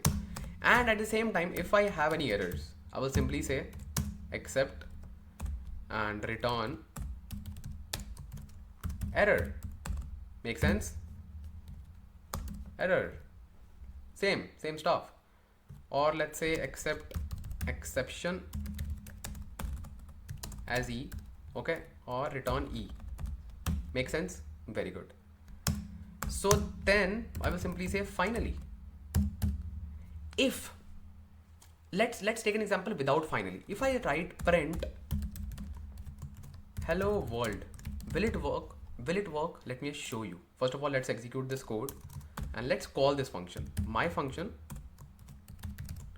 let's say I'm giving 4. 4 is an even number, so it will simply say 1, right? Let's run this. Wow, this is it. It simply completed this and it returned 1. Okay, and we know that it is saved in this particular function. It didn't go here because it didn't throw any error. But why this command didn't run? Because we got return function like return command. The moment we see return command, or you can say Python sees the return command, it will simply take the exit from that function. It will not even go on the below codes. But if we write print hello world before, it will work. See, hello world, it will work. But if I write print hello world after, this print hello world will not be executed. Why? Because this will not even go beyond this, because this is strictly pausing it. It will simply say, hey, take exit, just go away. But If we just want to simply print something after the execution, even if we get the return value, this is where your finally keyword comes handy. I will simply say finally. Okay, and I will simply write this. Now I will see hello world 2 times. Perfect. One is obviously at the beginning, which is irrespective of try except method. But after having the return value, still I'm having print. Why? Because this command will always run. Always run. This is true for functions as well. Can you imagine? This is true for functions as well. Okay, this makes sense. So this is like one thing that you need to master for functions. Let me just share the other one as well, which is called global variables. Okay, let's talk about global variables in function. So let's say you have a variable called x equals to 10. This is very popular, man. X equals, let's say 100, x equals to 100. If, and you don't even have any parameter. Okay, this is a simple function. Let's say you want to print x. Can you do that? Can you do that? Let me just run this. Obviously 100. Why? Why? Because it is taking the global variable here, which is outside of this function. Okay, what if I define something called as this x equals to 5 inside the function? What I will get? Obviously 5, because this time it will give the priority to its own x value instead of global value of x. Instead of global value of x. Okay, but if I want to use or print global value, can I just do something like this? No, we cannot say global here in the print command. Okay, makes sense. Can I do something like this? Let's say this is x equals to 5, then I say global x. No, name x is assigned to before global declaration. That means it already defined x. Now you cannot do this, but if you define it before x, you can perform this. Why? Because it first took the value of x, okay, then it override that value with 5 and then it printed that value. Okay, even if I do not write this, I will still get 100 because I am getting the global variable. And this is by default there. Even if you do not write global word, it will simply by default take this value of x. But if you have defined something with the same variable name inside your function, it will take the priority. That's the whole point of discussion right now. Make sense? That's the difference between global and local variable. Local variable always takes the priority if you are just defining it within the function. Make sense? Make sense? Make sense? Now let's see if anything is left with this topic, because I want to cover all the things. Oh, there's one more thing. I think I remember I noted down. I think there was something related to error. Yeah, perfect. I knew it because this was my favorite topic at that time as well. So basically, let's say you are writing your code. Okay, you are writing your code. You are writing your code. And you got the value x equals 100. You need to apply if condition. If x less than 100, you need to throw an error, even if you do not have an error. What? Yes, you need to build, or you can say create your custom error. That's called user error. From here, you will do something like this: raise value error. Something like this. I'm just explaining you stuff, okay? Raise value error. Obviously, it will not work because there's a syntax for it. You need to raise something called as value error because you want to say, hey, there's something called as like value error. Something like this. You can even raise the value errors, or you can say errors on your own, because your program is designed in such a way that cannot take value less than 100. Cannot. So in that scenario, you have to raise custom errors. Make sense? This is very popular, by the way. So in order to do this, what you can do, you can simply type value error and just make your own error. Let's say value less than 100 is not allowed. This is your own error. Okay, so you will see the error, but context will be this, whatever you will write here. Okay, let's run this. Okay, this is successful because x is not less than 100. Let's say 99. So this will throw an error. that value less than 100 is not allowed. This is a value error because this is a kind of value, because this is something related to value error, right? There are so many errors. You can even Google raise error in Python. There are so many. Raise error in Python, Python raise an exception. So you can say raise exception. You can even raise exception. Sorry, no numbers below 0. So this is so similar, right? So this will simply throw an exception. What is the difference between like exception, value error? So the difference is here. When you will be just seeing the type of error, you will see it value error. If I write exception, you will see the exception error. See, exception error.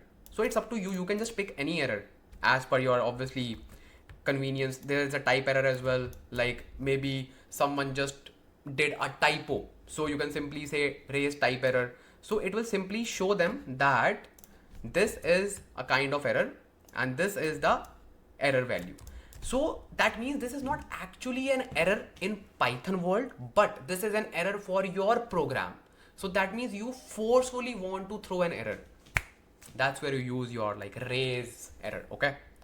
Make sense? Very good. Very good, very good, very good. I hope now it is pretty much clear to you like what are the things, and I think I have covered all the things that I wanted to cover. One thing is left and I want to cover that because that is really important. Okay. Like these are like small things because Python is so wide. So let's cover that as well. What is that? Basically, let me clear everything. We're gonna learn something about enumerate function. Enumerate function. What is enumerate function? So let's say you have a list called my list equals 1, 2, or let's say 100, 200, 300, 400, 500. Now you want to run a loop for I in my list. Okay. You need to simply say print I. You will say, Ansh Lamba, this is so simple. I know. Can you just print the position as well? Wait. Can you repeat? Let's say you want to just simply print the value of the position. This is 0. This is 1. This is 2. This is 3. This is 4. This is doable. This is not a big deal because we can simply run a loop for like length of this list and we can start the list from 0 and we can simply get this. But let's say you want to do both. You want to get the position value as well, plus you want to get the list value as well. Obviously it is also doable, but we have a very powerful function for it. It's called enumerate. I can write something like this, enumerate. Okay. When I write enumerate, then I cannot run this because it will simply throw an basically like, okay, it will work, but it will not give me the desired result. So basically what happens for this, what it will do, it will simply store the tuple for each iteration.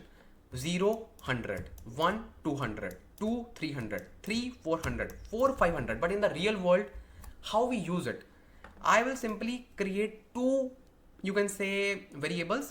One is I, second is let's say X. I stands for the position, X stands for the value. So I will simply say print I if I just want position. If I want value, I can simply say X. So that's how we simply fetch the records. And obviously in order to understand it, you can simply run print I just to see like what it will hold. It will hold the position and the value itself. Enumerate is very handy and you will see in your real life as well. It is very handy. Okay, makes sense. Okay, now it's time to just unpack a gift for you. What's that? You will feel really excited after knowing about this. Let me just tell you what's that. So now let's try to talk about OOP, that is object oriented programming in Python. And let me just tell you, in every programming language, OOP is one of the hottest topics because whenever you're just scaling your program, whenever you're building a big application, you cannot survive without OOP. Really? Or you can say your application cannot survive without OOP. Trust me. The reason is, let me just tell you what is OOP. And before even explaining OOP, I will just explain through an example. Let's say you are building an application for online store. you have so many functions. You have defined like so many functions, because obviously functions promote reusability of code. I would say even functions are not capable enough to structure your data. Let's say you have one function, okay? So red boxes are your functions, okay? So let's say you have this function, this function, this function, this function, this function, this function, this function, this function, this function, this function, this function, this function, this function, this function, this function, this function. There are so many functions scattered in your program. Not just functions. Let's talk about variables. So many variables, so many variables. So many variables. Now just try to scale this program. Forget about scaling, bro. Forget about scaling. Forget about scaling. How does it looking? How does it look like? How does it looking? How is it looking? It's a mess. It's a mess. You have so many functions, you have so many variables, you do not even remember like what function is for what purpose. Yes, you will provide very good naming convention for all the functions, still you will not be able to handle that mess. You will not be able to handle that mess. So what we can do, let's say I figured out this function, this function, this function, this function actually belong to a specific use case. If you are building an online application for stores, let's say online retail store, this particular function, these particular functions are related to your customers, are related to your customers. So these four functions plus these variables. So what you can do, you can actually create a bundle using these functions and using these variables, and you can just organize these things together, and you can actually create a template. You can actually create a bundle that you can reuse it whenever you want. So that means you can even reuse these functions, you can even reuse these variables, plus with better management, better, you can say, scalability, because it will be so easy for you to manage all these things. So we just create bundles. Let's say this is bundle number 1, then you simply created a next bundle for these functions, and all these variables belong to this. So this will be bundle number 2. Let's say bundle number 3. So this is our bundle number 3. That's it. Now the whole mess is actually grouped together to 3 bundles. Bundle number 1, which is this one, bundle number 2, which is this one, bundle number 3. Now let's say I want to add something in my customers bundle. I can simply add a function in this particular bundle, and I can simply add a variable in this bundle. There's no need to just find, hey, where's my code, where's this, where's that. So this is called class. This is the concept of class, where it combines your functions, and it will be called as methods. Methods are your functions, but when it got inherited, not inherited, we are not talking about inheritance. Like normally when it got embedded within the bundle, it becomes methods. And these are your variables. These are your variables. So this is a concept of class. Okay. Now we just talked about that. We can even reuse these function and these variables using objects. So I can create object number 1 from this bundle. I can even create object number 2 from this bundle. I can even create object number 3 from this bundle, and so on, just to reuse these functions and variables again and again. Oh, so that is the concept of class and an object. We first create a bundle, then we create objects. Same way you create a function and then you just call it, right? And if you just want to save that particular output, you create a variable. Same way, here you will create the class, then you will create an object instead of a variable.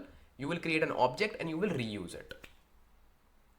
Make sense? That is the concept of object-oriented programming. That means we focus on creating more and more objects. Make sense? This is the high level overview. Why do we need OOP? Why do we need object oriented programming? Why do we need these things? Obviously, there are like so many use cases, reusability, polymorphism, inheritance, so many things. But this is the fundamental. This is the fundamental. Make sense? Don't worry, you will learn everything in classes as well. So let's try to build a simple class and let's see what happens when we just build a class. Okay, just be with me. You will enjoy this OOP session. Trust me, you will enjoy. You just be happy. Let's see what do we have in OOP concepts. So let's try to build our first class. First class. Okay, let me just close unnecessary tabs that are not required now. So perfect. Let's create our class, and trust me, class is very simple. It looks like complex, but it is very simple. Let's say we want to create a class and we just talked about classes. Class is just like a bundle. Let's say within your company, you have an application for your whole organization. And within that, you want to bundle all the functions and variables related to employees. Make sense? What you will do, you will simply say class employee. So you will simply create a class called employee, and how you create that, you simply write the keyword called class and then the class name. Make sense? You will simply use colon and then just hit enter. This is the class. This is the class. Okay. Makes sense. Okay. Now you will define the variables. Okay, because you will simply group the variables. I will simply say emp name. Okay, emp name. Let's say for now I'm just saying your name, whatever we can just pick. Any loyal data frame. So let's pick a random name. Rahul. Rahul is very popular name. So okay, let's pick this name. Now the company is obviously same. Let's say department. Okay, department is, let's say he works for IT. Okay, do not feel sad, we will just take your examples as well. Okay, makes sense. Okay, so employee name equals Rahul, employee department equals IT. These are the variables. Now I want to create a function. Now you know how to create the function. I will simply say df. I will say info, which does nothing special. It simply returns the employee name and department name. We will simply use f string. Now you know f string as well. I will simply say employee emp name. Okay, works for emp department. Make sense? Whatever we will be getting here. Can we just make it a little bit towards right? Can we? There should be a way. No. Let me just decrease the size then. Okay, makes sense. So this is the function, okay, that I created. Makes sense. Now this class is created, obviously, but now when I will be running this, it will throw an error. Why? Because you need to consider some things. Whenever you create a function within the class, you need to use a default parameter, you can say mandatory parameter, which is self. Yes, self. We will just talk about self as well, don't worry. So this is the thing that you have to use. Okay, second thing, this is the employee name, okay, and employee department. Obviously we are using attributes. You will say no, we are not using attributes, we are using variables. No, whenever you are working inside the class, your variables will be called as attributes, okay, and your functions will be called as methods. So you need to remember these things. Whenever I'm using words, something called as methods and attributes, that means I'm referring to function and variables. Make sense? Very good. These are some naming conventions that you need to use. This is done. Let me just run this. Perfect. So this is done. Make sense? This is done. Like, this is actually created. Okay. So now what we need to do? We will simply create an object. How we can just create object? Let's say emp1, or let's say emp1 is the object of this particular class. Okay. I will simply say employee, and that's it. That's it. I can simply run it, and this is all obviously right. I will now access anything within this class. Let's say I want to access this variable, or even if I want to access this variable, or if I just want to call this function, I can do anything using this template. Basically, object of the template, because template is this one. This is the object. Okay. So now I can actually use anything. I will simply write something like this, emp1 dot name, and I can even print it. I will simply say print emp1 dot name, run it. Error, very good, because I wanted to see this. It will simply say, hey, what are you doing, man? So here's the thing, you need to use the same variable name. Okay, do not say like name, emp name, very good. It will simply return Rahul. Makes sense. I can even say emp.department. Okay. I will simply see IT. Very good. If I just want to call the function, I can do that. I will simply say emp1.info and I will run this and it will work. No. It is saying, hey, emp name is not defined. Here's the thing. So, whenever we are working with methods, what are methods? Functions. We need to make sure that whatever we are using here, again I'm repeating, we are using attributes. What we are using? Attributes. What are attributes? The variables that live inside the class. Very good. So whenever we want to use attributes, we have to use a keyword called self. We have to write something like this, self dot emp name. Why? Because it tells that this particular employee name is coming from your class. It is not a normal variable or parameter of this function. No, it is coming from this class attributes. Make sense? Make sense? Make sense? Very good. So I have to use something like this, self dot, and here as well self dot. Okay, I want to shift it but I cannot. Let's reduce the text size. So yeah, so this is the thing. Okay, let's try to run now. It will simply say employee Rahul works for IT. Okay, employee Rahul works for IT. Very good. Now what if I have a parameter here of the same name? Let's say I have a parameter called employee name and employee department. Okay, now you can use it without self because you will pass these parameters from here. You will simply say, let's say Rohul, or do not like use bad words. Love. Let me use my word, my name. Okay, and you are passing, let's say IT. Okay, if you just run this, you will see it will work. Why? Because this time this employee name is not this one. It is coming from here.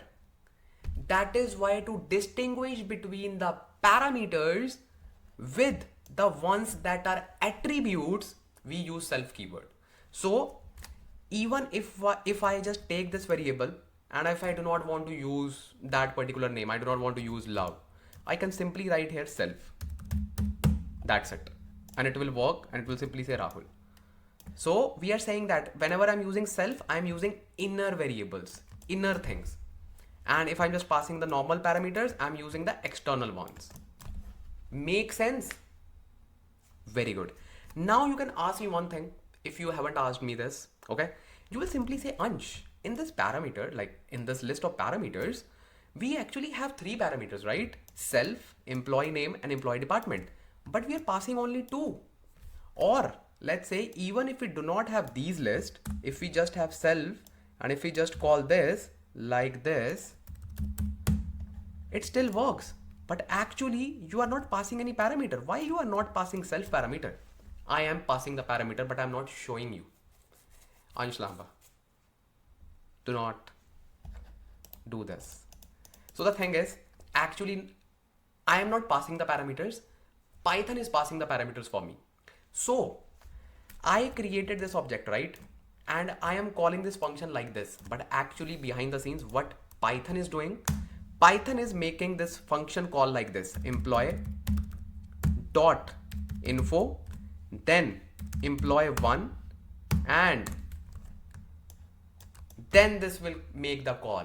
So if I just run this, you will see the same stuff. So this command is actually equivalent to this one, but just to make things easy, because it doesn't make any sense to pass the object again and again, because this self keyword, that means we are passing the object itself. You will say, what is the big deal? Why do we need to pass the object? You will get to know, bro, when I will just discuss the constructors. Okay, so basically employee 1 is different, employee 2 will be different, employee 3 will be different, employee 4 will be different. So that means every object, emp 1, 2, 3, 4, every object will be different, right? That means this function should behave different for different objects. That is why we pass self as the parameter. That means each object will act differently. Make sense? Make sense? That is why we pass self. Now we know that we always need to pass the self command. So that is why we prefer using this one. Okay, because this is handy and this is like quick. But actually this command is doing like this: class name, then function name, and then passing that particular object. So you should know this, right? Just take notes. Take notes. Okay, perfect. Now let's try to understand the constructors. Okay. Now just tell me one thing. Just tell me one thing. We are building this class, right? Let's say we have some fixed attributes, because these are the default attributes of the employee class. So we know that all the employees will belong to the same company. Let's say company name is XYZ. Okay, let's say the company name is XYZ. This will be the constant. This will be constant thing. But now comes the dynamic thing. Let's say employee name and employee department cannot be fixed, because it will be different for each employee. So that's where we create something called as constructor. What constructor will do, let me just show you. So in order to define the constructor, we simply write this: def underscore underscore init underscore underscore, then simply braces for the function, and then we simply write self. That's it. That's it. Now whatever variables, or you can say attributes, you want to create dynamically, you will simply define inside this. That means, let's say you want to define employee name, you will simply write it here, employee name. Let's say you want to define employee department, you will simply say employee department. Make sense? Now this function, this is called constructor. By the way, whenever you will be calling this function, like calling this object, let's say you are creating this object, it will automatically call this function. Let me repeat. Let's say I'm writing here pass, okay, and I'm not taking any kind of parameters. When we write pass means we just need to define the function, but we do not need to do anything, otherwise it will throw error. So pass is very handy in that case. Okay, so this is fine. So what it actually did behind the scenes, let me just show you. Let's not use pass this time. Let me just write print hello baby. Let's run this. What? Why are we seeing hello baby? Why? Because I simply created this object. I didn't call this function. I didn't write it like this: employee 1, then dot init, then like this. I didn't do that. Why it simply returned this function, or basically why it executed this function? This is the power of constructor. It will, every time, the moment you create the object, it will simply run this function, which is def init in like underscore init underscore self. Or it will simply, you can say, take this object as the parameter and run this. Wow, we take the advantage of this opportunity. What we do now, we know that we need to simply create two more parameters. It says employee name equals, let's say your name. Let's take a girl's name this time, otherwise you will say, hey, where's equality? So let's, I don't know girl's name. Let's say Priya. Let's say, okay, I do not know any Priya, just a hypothetical word, okay? Employee department. Now you will say, I want to hard code it, okay? Like not hard code, I want to define these variables, but I want these two variables should come from a different object. That means employee 1 will have its own employee name and department, employee 2 will have its own, employee 3 will have its own. So I want these names, these attributes coming from different objects. So what we can do, obviously we cannot create like this, because otherwise it will simply be same for every object. What we will do, we will simply move these from here and I will put it under here. Make sense? Make sense? If not, it will make sense very soon. Wait. Okay, and what I will do, I will get these parameters from here. Employee name, okay, and then employee department. And this name will be what? It will become self.employee name, okay, and it will become self.employee department. So now what we gonna do? Like what's happening here? Basically, oh sorry, not here, self dot employee name and self dot this. So what is happening here? Let me just tell you. We know that when we will be creating this object, this function will be triggered automatically. So now it's our duty, or you can say it's now mandatory thing to pass these two parameters from the class. So this time I will simply say, let's say Priya and then IT. So what it will do, it will simply trigger this function like this one in it through this particular class, and these parameters Priya and IT will go here. Okay, then what we will do, we will simply define the class attribute. Self.employee name will become equals to this, and self.employee department will be equals to this. Make sense? Make sense? Because if you remember, this is the same stuff, right? Whatever we write here, it becomes self dot something, because whenever I want to use this variable, at the end of the day I will be using it with the help of self keyword, right? So what we did, we simply defined self.employee name equals to this word, and self.employee department will become equals to this word. Make sense? Let me just run this, then it will make sense. Okay, perfect. So now this is created. I will simply call the function employee1.info, and I should see perfect. Employee Priya works for IT. So now you know what happened. We created dynamic attributes which are coming from the object. So basically there are two types of attributes: class attributes and instance attributes. This is a class attribute which is constant. These are instance attributes which are subject to the objects.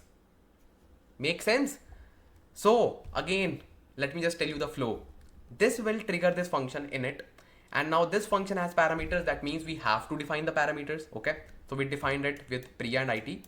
Now we defined self.employment name and self.department using these two parameters that we got from the object. Now we can use these variables anywhere inside this class, because now these are class attributes. Now these are class attributes. Okay, let's say I'm creating employee 2. Employee 2 equals employee, let's say Priyanshu.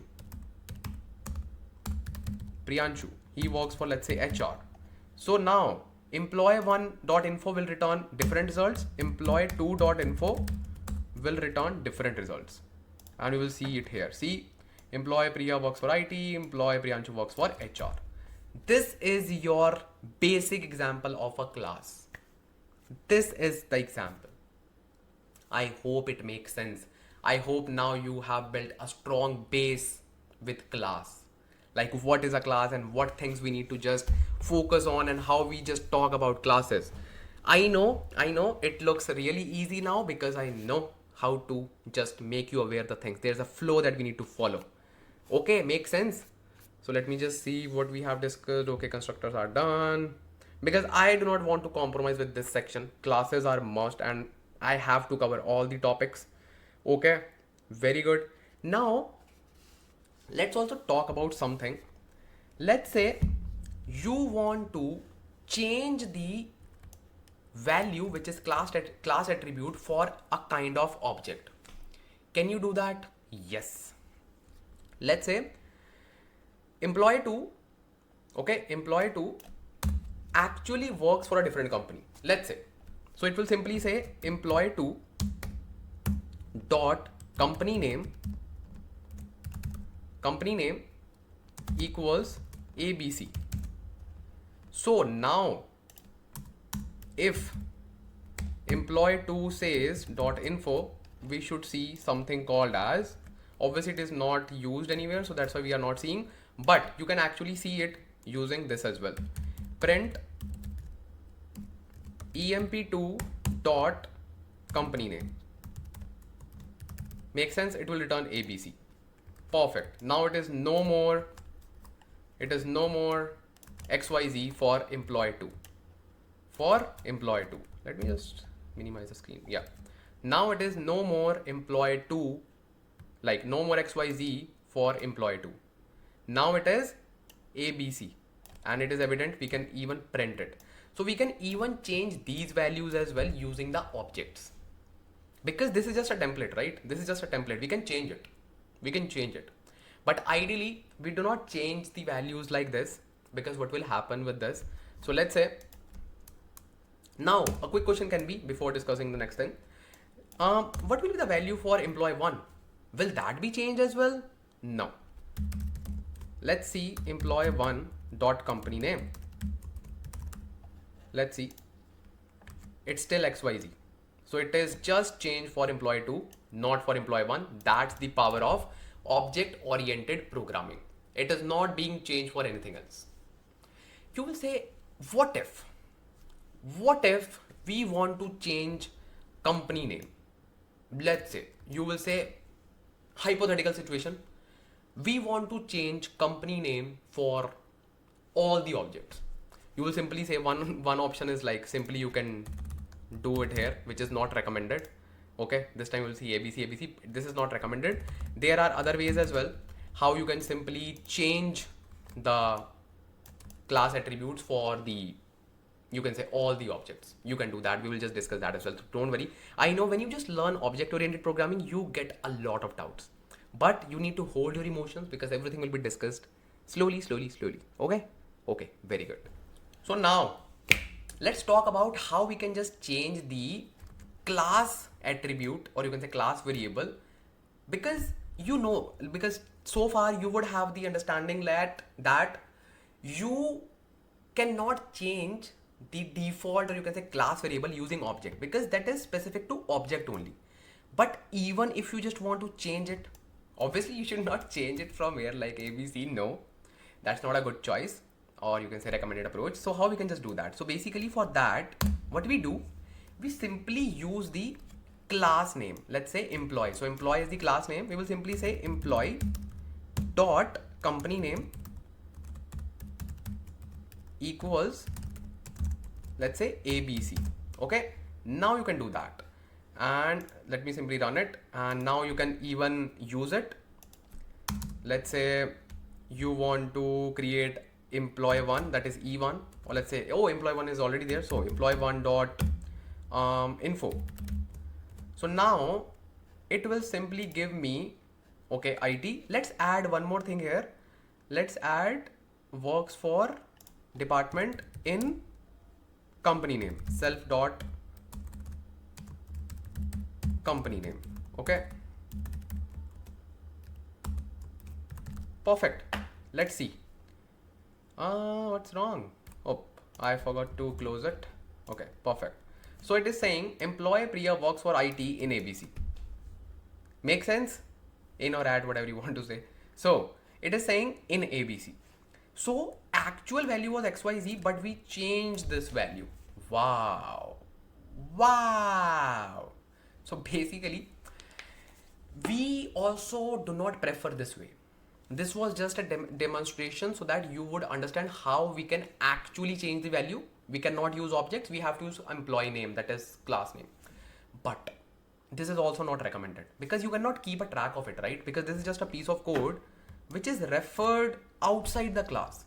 You should always manage these changes through inside the class. Really? Yes, always. You should always do this. So how we can just do that? Basically, there are so many ways to do that. So let's say you can create a different function. Let's say, and we will just talk about that as well in the getters and setters. But ideally, let me just give you a hint so that you will hold your excitement. We can simply create a function. Okay, let's say changes, and you can actually change the values and you can take the parameter, let's say new company. Okay, and then you can simply say employee, which is the class name. Okay, then company name. Okay, equals new company. Make sense? Make sense? Make sense? Make sense? Make sense? If you just try to do this, if you just try to do this, let's try to run this and you will see like what will happen. So let's say you are running this particular function. Okay, you are running this particular function.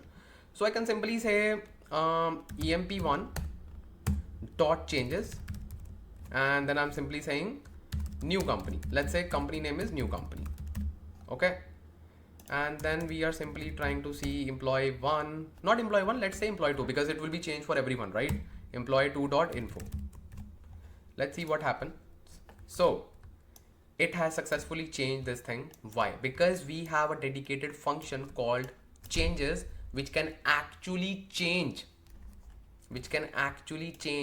the class variable, or you can say class attributes.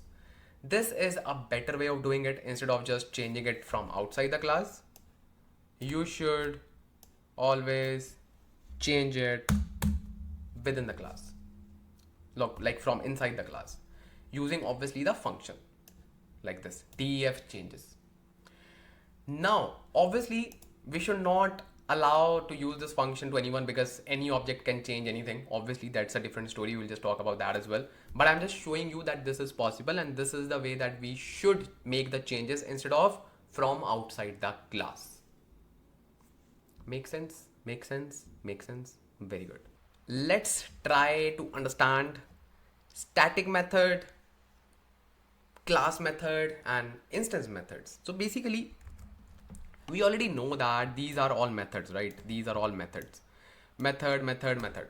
So basically, these methods have a kind of different categories. So far, we were only working with instance methods. Okay, these were instance methods which are specific to an instance, right? Employee one will behave differently, like these methods will behave differently for employee one, same for employee two, and so on. So these are your employee, like of the employee class, these are your instance methods. Okay, we have two more methods. We have something called as, let's say, static methods. First of all, let's talk about this. What are static methods? Okay, so we have something called as static methods, and then we have class methods. We'll just talk about after that. So static methods, these methods are, you can say, junk methods. Why junk? Because they are not directly related to your class, they are not directly related to the logic, but they are still there because they just need to be shifted when you are just, let's say, migrating your code, or you just want to perform something within this class. For example, let's say you have a function called addition. Okay, addition, or you can say a kind of, yeah, addition. Okay, now you will simply get two parameters, let's say x and y. That's it. And you will simply return or print, let's say, x plus y. That's it. You will say, Ansh Lamba, just put self. You forgot to add self. No. When you just create static method, you do not need any kind of self method because it is not related to any object. It is not related to any kind of, you can say, these attributes, these class attributes, instance attributes, nothing. These are like not related to these things. So why do we use that? Let's say within your class you just want to keep this function to just perform some basic stuff which are irrelevant or indirectly linked to other things within the same class. So let's say I have this employee one. Okay, I have created this object. I just want to perform basic mathematics of addition. I will simply say emp1 dot addition, and I will simply get 1 and 2. Okay, 1 and 2. Let me comment it out of the things and let's see what it will return. It will return very good. So by the way, this error was intentional. So this, by the way, if you're just working with classes for, let's say, if it is your first time, you will actually see this error a lot. It will simply say employee.addition, okay, takes 2 positional arguments, but 3 were given. You will simply say, hey, I have just given 2 parameters. Who gave 3? Remember, whenever you make the call like this, it will automatically pass the employee one as well. Remember, because behind the scenes it is running something like this: employee dot addition, then 1 comma 2, and before 1 comma 2 you can simply add emp1 as well, but I'm writing it here. Okay, so in total you are passing 3 parameters. So what's the solution of it? So the solution is, we need to tell Python that this is not your regular instance method, this is a static method. We simply need to write static method. Now you can simply try running this, because otherwise it will treat it as like your normal method, which is your instance method.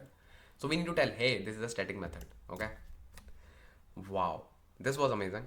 So it is just a kind of, you can say, function which we need to just use within the class. That's it. It is not directly linked to your attributes or anything. Make sense? Very good. Now let's try to discuss what are class methods. Class methods are originally used to interact with your class attributes. Let's say you have your class attribute here, company name. So class methods should be used to interact directly to your class attributes. You will simply say, Ansh, we are already communicating it here, but let's say you have 100 functions inside this class. Can you just understand, like, will this function be directly linked to a class variable, or let's say, sorry, class method? Can you just predict that? No.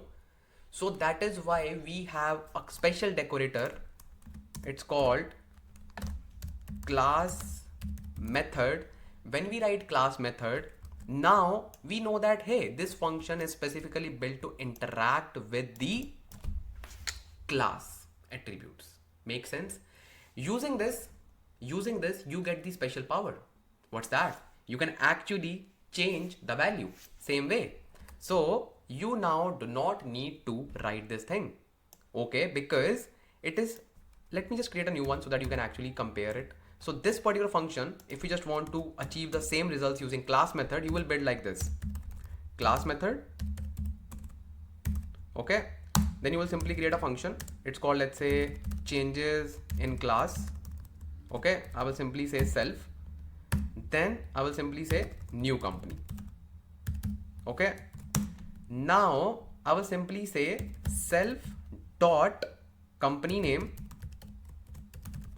equals new company. Because this is a class method, it understands that this self keyword is not for the object. This is for the class itself. Let me just run this. So everything is fine because there's no error. But you will say, Ansh, we are still feeling that we can feel confused because self keyword we use for objects, yes, If we will be using it with class, it can become confusing. And we know that we have a decorator called class method, but still it can be confusing. Exactly. That is why whenever you define a class method, you have the liberty to change this name. You can give any name. And as per the industry, we give name called CLS, class. That means we are referring to the class attributes. This is a like industry standard. We use CLS. You can just use anything. You can use like, let's say anything, let's say protein, let's say anything. Okay, you can just put anything. So it's up to you.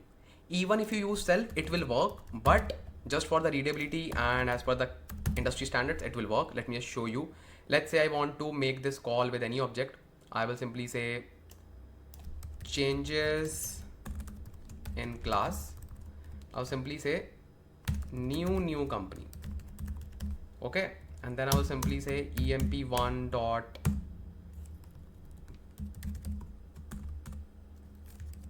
print of emp1 dot company name. Okay, let's see.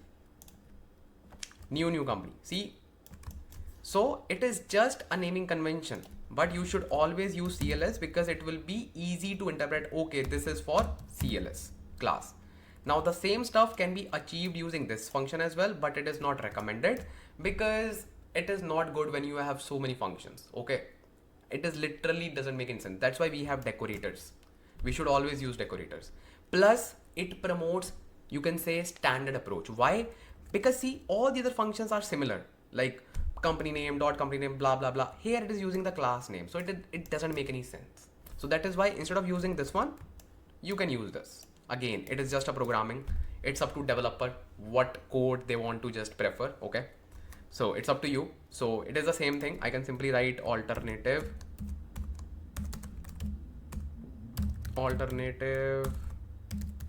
to class method. I know it is not visible, so can't help. So make sense. Let me just use white light. Oh wow, good morning. Let's use this one. This is also good. Okay, perfect. So as you can see now, comments. Now you can see the comments. I know developers like this thing. Wow, yellow color, white color. Okay, but this is also nice. Okay, perfect. So this was all about your instance methods, class methods, and static methods. I hope now it is very much clear. I hope. Now let's see what do we have next. Let's talk about getters and setters. So basically, as the name suggests, getters and setters. Getter function, you can say getter method, is used to return the values, basically to get the values. Whereas on the other hand, setter is used to set the values. Basically to, let's say, set the instance attributes. So this behaves exactly similar, but syntax is a little bit complex, but the concept is very easy. So first of all, we'll try to have the concepts clear in our mind. Once the concepts are clear, then we will just switch to getters and setters, because getters and setters can be achieved through your normal functions, normal methods as well. But once you grab the concept, getters and setters are like your go-to buddy for all those things. So let me first make you understand like what are the getters and setters concepts, and then we will simply try to shift our code to getters and setters. Let me just so first of all, let me just turn off the lights. Woohoo, perfect. So basically, let's say let me first of all remove this class method. We do not need it, or maybe let's keep it, no worries. So let's say we are trying to create one method which is called show me. Okay, show me. Makes sense? And obviously we need to use self because this is just an instance method. Okay, within this it will simply show us all the details. Okay, or I think we already have a function which is similar to show me, because it is just showing the information. Let's use this one. Okay, perfect. So we are using this info function, and let me just cut and paste at the top so that you can actually focus on this. Okay, perfect. Perfect. So basically, what this function is doing, this function is returning all the things: employee name, employee department, and company name. Makes sense. That's what a getter function does. Makes sense. Now let's say I want to change the value for this particular object, or basically object is employee 1. Let's say the values before were Priya and IT. Okay, so I can simply say employee1 dot info, and I should see those stuff. Okay, perfect. Now let's say I want to change the value. How I can just do that? I can even use like this. If you think you can use this, let's say employee1 dot emp name equals, let's say, Priya. She needs to add one more a. Okay, and employee1 dot employee department equals, let's say, HR. Let's say now if I just call this function, what will happen? Let's see what will happen. It will work. Okay, so this is the basic way to update the instance attributes. Makes sense. But we just talked about that we should not do this from outside the class. We should have a function for it. So what we will do now, we will simply create a function called def change info. Okay, and within this we will simply get employee name, or basically new employee name. Okay, and then new employee department. Makes sense. Within this, what we will do, we will simply say self dot employee name equals new employee name, self dot employee department equals new employee department. Makes sense. So if we just run this, what will happen? We can even change our info from this function, because we will simply call this function and this will simply change employee name and employee department for that particular instance, which is employee 1. Let's do this. I will simply say employee.info, then I will call this function employee1.changeinfo. I will simply say Priya and HR. So we should see this difference. Perfect. It worked. It worked very well. So this function is called getter, and I'm just talking about the concept. Okay, this is your getter and this is your setter. If you just want to use traditional approach, like achieving the same results without using getter and setter. Okay, so this is your getter, this is your setter. Now if you just want to use getter and setter method the way that we use within the class, let me just tell you now, this is really game changing. Let me just comment it out. So we know that this is our getter function. Make sense? This will be our getter function. We will simply add a decorator here. We will simply say property. That means this is our getter. Make sense? This is our getter function.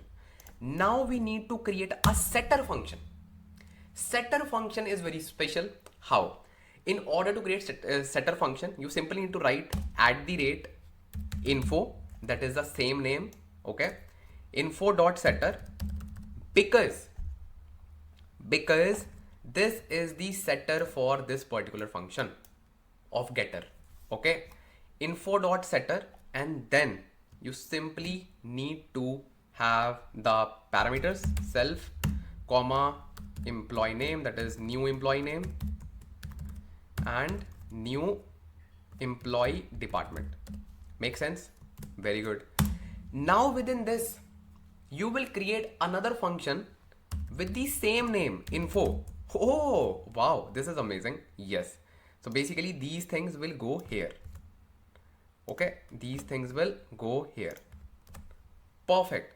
So this way you will create the same function with the same name, and this will be your setter, this will be your getter. Don't worry, you will not be confused while calling it. Don't worry. I will just show you how to call these functions. So basically this will perform the same stuff like self dot something like we are doing here. I can simply copy and paste it. Perfect. So what it will do, it will simply make the changes in my particular attributes. Make sense? Okay, this is my setter. So now in order to use this, there's a different way. First of all, let's make sure like everything is fine. Let's run this. Okay, error. Where's the error? Unexpected indent. Oh man, this indentation. Oh, we may need to use this. Nope. Wait. This, oh, no. Wait, am I using the same name? Info, okay. Dot setter. Yes. Oh, silly mistake. You do not need to indent your function within the setter. I was like, what's wrong with this syntax? So let's see if it is fine. Yeah, it is fine. Now you will say this function is also info. This function is also info. How we will call these functions? There's a special trick to call these functions. Now this time, if you want to call this function, obviously you will first of all create the object. Now you will not call these functions like this. No, you will simply say print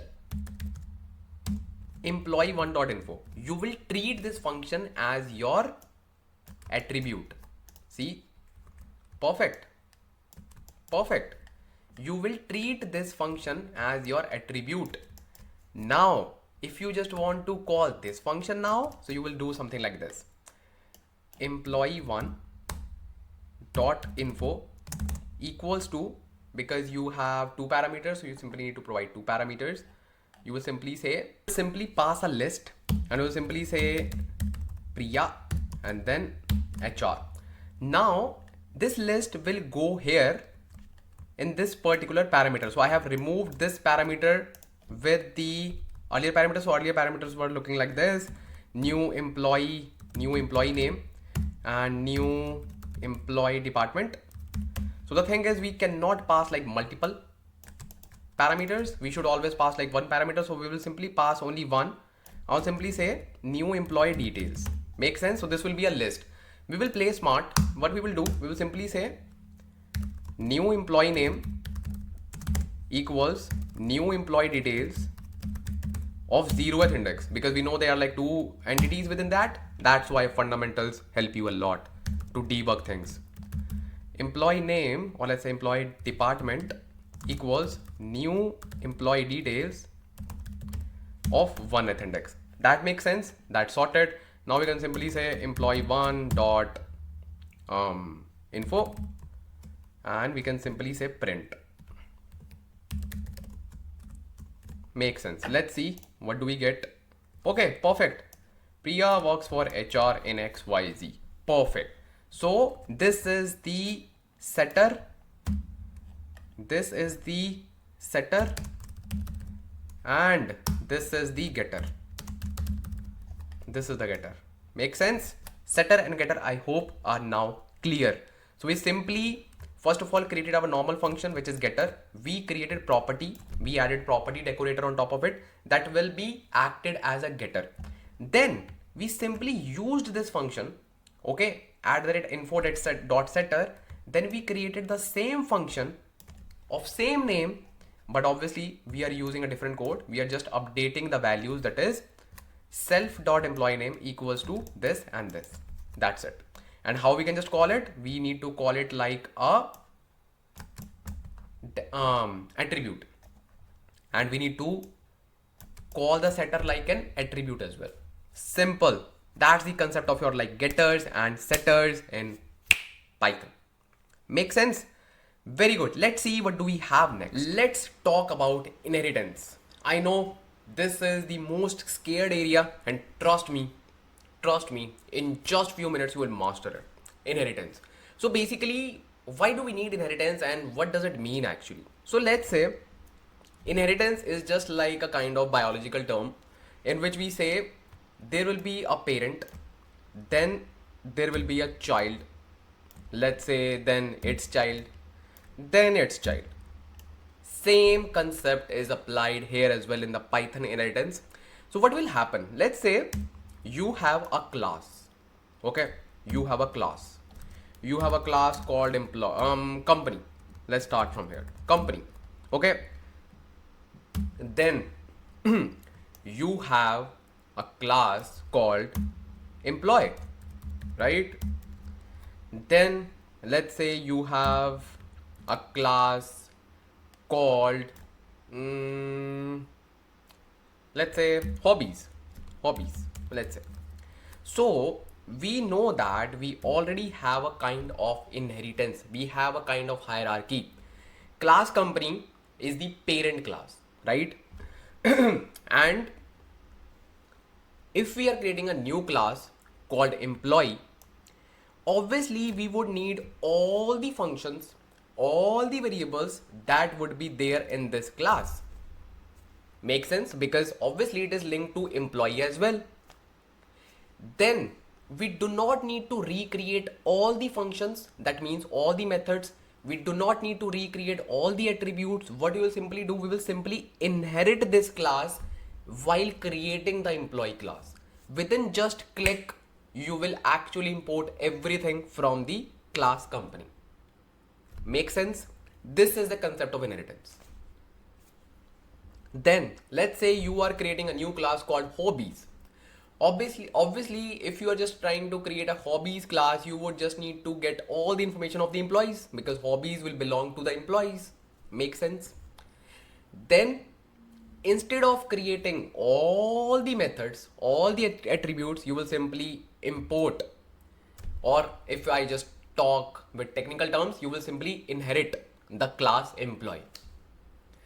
We have so many levels. Actually, we have single level, okay, we have multi-level, we have multiple level. So these are three major inheritance levels that we're going to talk today. Let's actually get started with the single level inheritance and let's see how it behaves. And for this inheritance topic, I was first thinking to just touch up from the, you can say, top, okay, but then I thought like let's actually dive deeper inside this topic, because this is really helpful, and let me just show you how you can just work with inheritance. So let's start fresh. Let's remove all the things. Let's say we are first of all creating a class called company, okay, perfect. Within this we will simply create a constructor, or let's not start with constructor. Let me just first show you the concept, then you will simply dive deeper with complex scenarios. So let's say you have just a simple function called company info, okay, which simply turns company name is let's say XYZ, okay. That's it. This is the class. Then you created a new class called employee, and within this you have a function called employee info, okay. Within this you are simply saying employee name is let's say anything. Let's say Priya. Who is Priya, man? Just say Rahul. So this is the second class. Now I want to also call this function from this class. So instead of, let's say, copy pasting it here and recreating all the functions, I will simply say inherit company class while creating the employee class. That's it. Now what will happen? If I create employee one object just for this class, okay, I will simply say employee. That's it. If I say employee one dot employee info, you will say that makes sense, because we know that we can just access that particular function, okay. What's wrong? Wait. Oh, self. Okay, self. Let's run this. Perfect. Employee name is Rahul. This is like very basic stuff. Can I run this function as well? Because there is a separate class and there is no object for this class. Yes, you can do that. Really? Yes. You can do that. Perfect. How it was possible? How? Because you inherited this class. That means all these functions are accessible from this class as well. This is your single level inheritance. Single level. Okay. Let's now make it complex because now you understood the concept. Let's make it complex. So the thing is, this is very simple if you just want to understand the concept, but actually in the real world, you will have constructors as well. And when we have constructors, it becomes hard to work with inheritance. Let's say you have a constructor called def init and then self, obviously, then company name. Okay, very good. And you will simply say self dot company name equals company name. Makes sense. Same thing here as well. You have constructor here as well. You will say, what's the big deal? Why it is a big deal? I will just tell you, wait. Here it will be employee name. Okay. Employee name. Perfect. Makes sense. Now tell me one thing. Will it work? Will it work? Will it work? No. Why? Because the answer is simple. Let's make this, you can say, function a little bit complex. I am inheriting company class and there's a reason behind it. So if I want to use functions, or you can say even the attributes. So let's first of all make it dynamic. We will simply say f and then self dot company name, right? Okay, makes sense. This is perfect. Similarly here as well, employee name is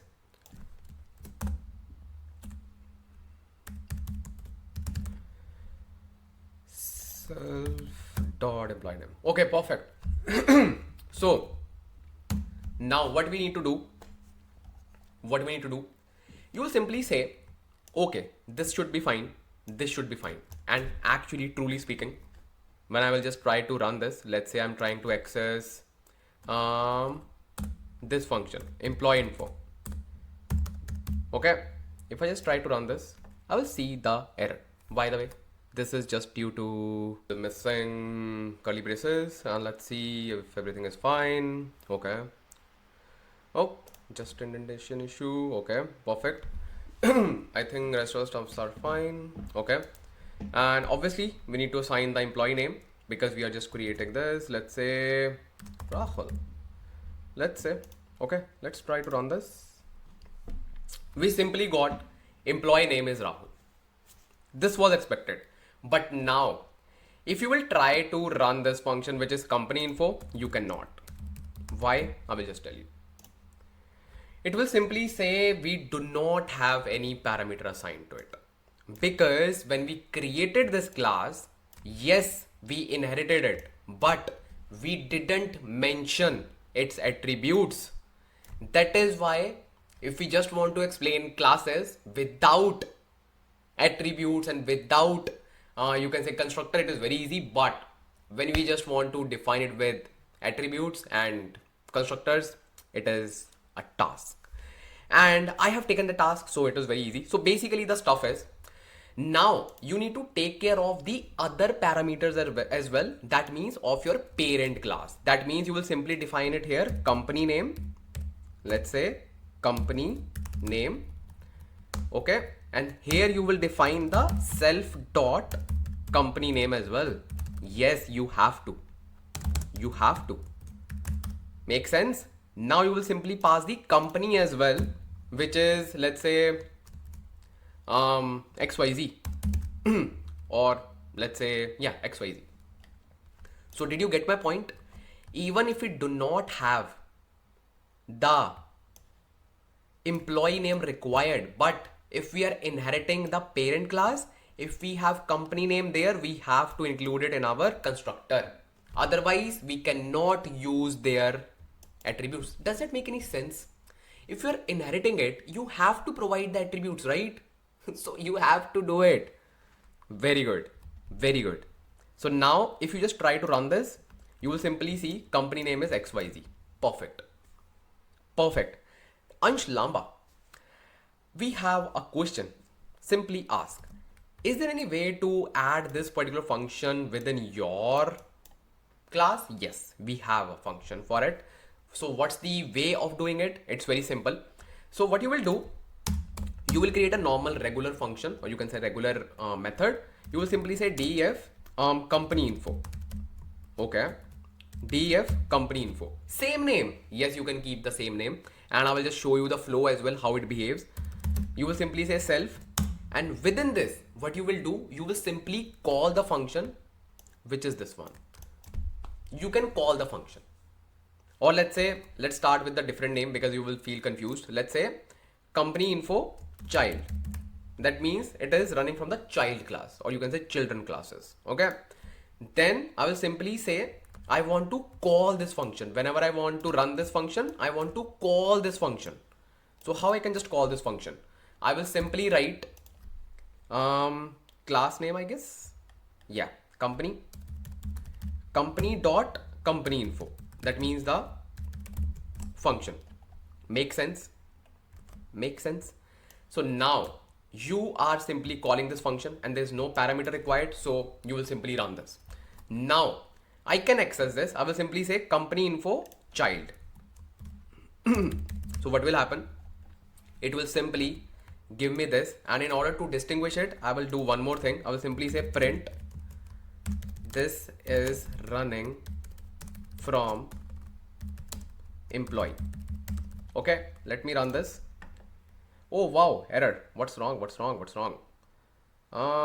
Company now encompassing one required positional information. Oh, makes sense. So basically it has the self, right? It has the self, so you have to just provide the self.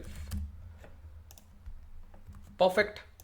This is running from employee, and we are getting company name is XYZ. Wow, that means we have literally called the parent function, the function from the parent class into the child class using this approach. It's called company.company info. That means employee. That means basically the class dot method, simple, and then self. You can even use something called as super keyword. I do not recommend it. Okay, you can use it if you want. Ansh Lamba, why don't you recommend it? And what is this function? Basically, this particular command is equivalent to this one, super keyword, super dot company info. Okay, let me just comment it out and let me just run this. See, same results. So what is this super function? Super function means you are actually accessing the function from the parent class, which is just one level up, This is handy when you are using single level inheritance. This is a mess when you use multi-level inheritance. So why you want to add a mess? It is fine, you should know about it, but I would recommend you to stick to this approach. Which one? The above one. Why? Because it will remain the same in multi-level, in multiple, and in your single level as well. So just to make things clear, you should stick to this one. But yes, you should know about super keyword as well. Make sense? I hope now it makes sense. Now, one real-time approach. Let's say in this particular DEF constructor, I have so many attributes and I do not want to pass those attributes because it is a task. It is literally a task. I do not want to write self dot. I cannot. Let's imagine I have 100 attributes. So you can use this function here as well. So what you will do, we know that we have to use this because this is the children, or you can say child class employee name. But for the other thing, you can replace this with like this, company dot init, and then you simply can pass all the variables. Let's say self, then obviously it needs company name, right? You will simply say company name. That's it. And from where it is getting company name? It is getting company name from here. Okay, it is getting company name from here. It will simply pick the company name. Oh, so we can just comment it out then. Yes, you can comment it out. Let's run this. Perfect. It is running fine. So this is another way of doing it. So that means you are receiving company name, okay, and within this you are passing this particular function, this particular parameter here, and this way you do not need to write self dot self dot self dot, because let's say I have one more attribute, let's say country, okay, and this is country name, or let's say just country, okay. So this is country. Obviously I will receive the country from the object, let's say US, let's say. So here I will simply pass the country as well, and I need to include country in my constructor as well. See, that's how the chain works. You will see, and obviously we are not using country, so let's use it here. Company info, company name is this, in let's say country, self dot country. Make sense? I hope so. Perfect. In US. Very good. This is the complex real world scenario of inheritance. This is the real inheritance. Okay, makes sense. So this was your single level inheritance. Let's say you want to create multiple inheritance. Before discussing about multi-level, we will just talk about multiple inheritance.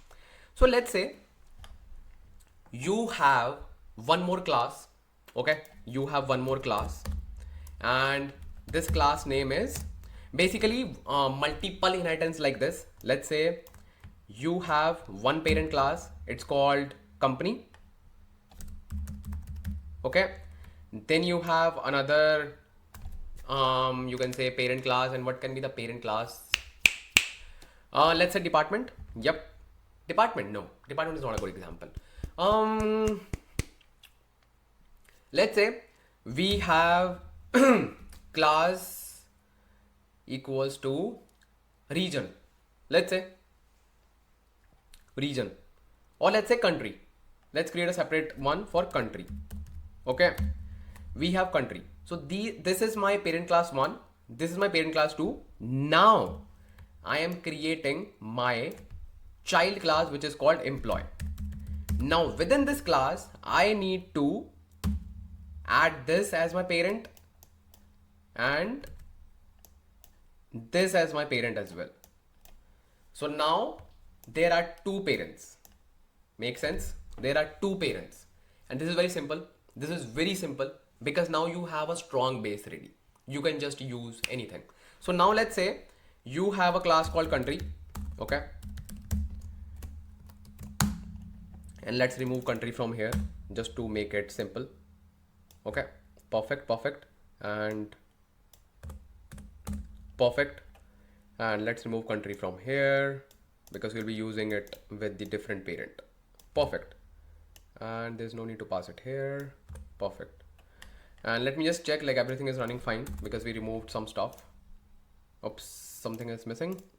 Oh yeah, we need to remove it from here as well. Perfect, now I think it should be good. Perfect, yes. Now let's create a new class. It's called country, right? So we will have a constructor def init and then self, and this will be, let's say, country name, or let's say just country, or let's say country name. I will simply say self dot country name equals to country name.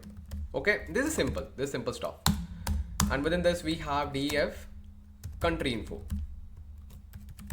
Okay, makes sense.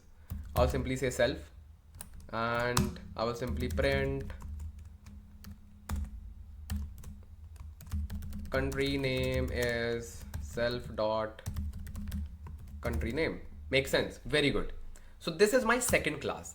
Now I want to include this class as well in my employee class. Very simple. You simply need to write country. That's it. This is inherited. Wow. But just to check your fundamentals, what do we need to do next? What? We need to include the attributes of this class as well in order to use it. in order to use it. Very good. And how we can do that? We will simply say, and what is a better way of doing it basically? What's the better way of doing it? The better way of doing it is using this method, company dot this. So this way, first of all, we need to get the value from the user for the country. I will simply say country name. Okay. Then I will call the second parent class. The name is country, I guess. Yeah, country dot init, and then self and country name.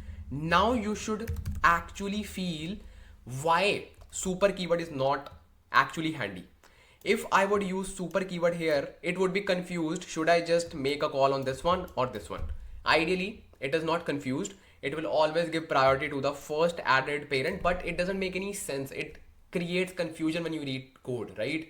So this is the best way to use the class name whenever you want to just make a call. Okay, very good.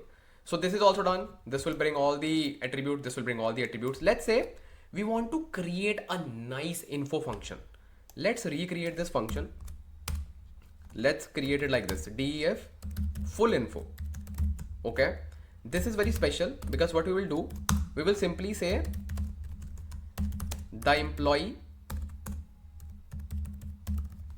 and then employee name, which is self dot emp name. Okay.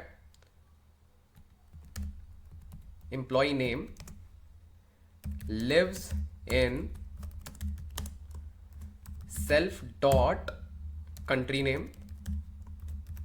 Oh, so we are actually accessing this keyword, this basically attribute as well. And how? Because now this attribute is the part of this class employee as well, because this is inherited using the parent class, plus we have also assigned the attribute within this class as well, so that we can actually inherit and use all the things. Very good. Now you are getting all the things. Very good. Lives in country and works for self dot company name. Company name or com name, I guess. Com name. Yeah, com name. Makes sense. Very good. Now let's, maybe you can say, add another function here. Okay, let me say country dot country info. Let's call this function as well. Perfect. Our class is ready. Multiple classes ready. Just to show you, this is our parent class 1. This is our parent class 2. Okay. This is parent 1. This is parent 2. And this is our child class, which is inheriting both the class. Make sense? Very good. Let's actually try to run it. Okay. And obviously we need to just give US as well here. And first of all, we simply run this just to see the errors. It is saying self.country name equals to country name. Where? Oh, we added a space. No worries. Perfect. This code is fine. This code is fine. Let's try to run this. I want to run emp1 dot full info. Okay. Let's see. Wow. Very good. Very good. Now I want to run emp1 dot company info child. Basically not company info. This is like your all info. Let's say all info. Okay. All info child, because this is running from the child. Very good. So good. This is your multiple inheritance. Bang on. Very good. Now finally let's talk about multi-level inheritance. So basically it should be clear to you, I think, because you are already well versed with inheritance. So let's say this is your company class. Okay, this is your company class, and then you have a class called department, because within company we have departments. Okay, so this will simply inherit this company class as well here, like this. Then you have an employee class. Let's say an employee class. So here this time you will simply, oops, oh man, let me just redraw. So basically, let's say this is your employee class, sorry, company class. Okay, very good. Then you have department class with company class inherited. So far this is just single level. Now it becomes multi-level because it will simply be inherited by employee as well. Now when employee will inherit this department class, it will automatically inherit this company class as well. Wow, this is multi-level. This is multi-level. And do not worry, this is also very simple. Very simple. Let me just try to explain you how it will work and how you need to work with decorators, not decorators, basically constructors, because that is the most crucial thing. So let's say this is our company class. This is fine. Okay. And for now, just forget about this employee class. Let's first create the department class. Class department. Okay. And within this, we have def init, and let's say self and department name. Okay, very good. I will simply say self dot department name equals department name. Makes sense. Okay, very good. This is the simple thing, and let's create a normal function for company name. Not company, department info. Department info. Okay, very good.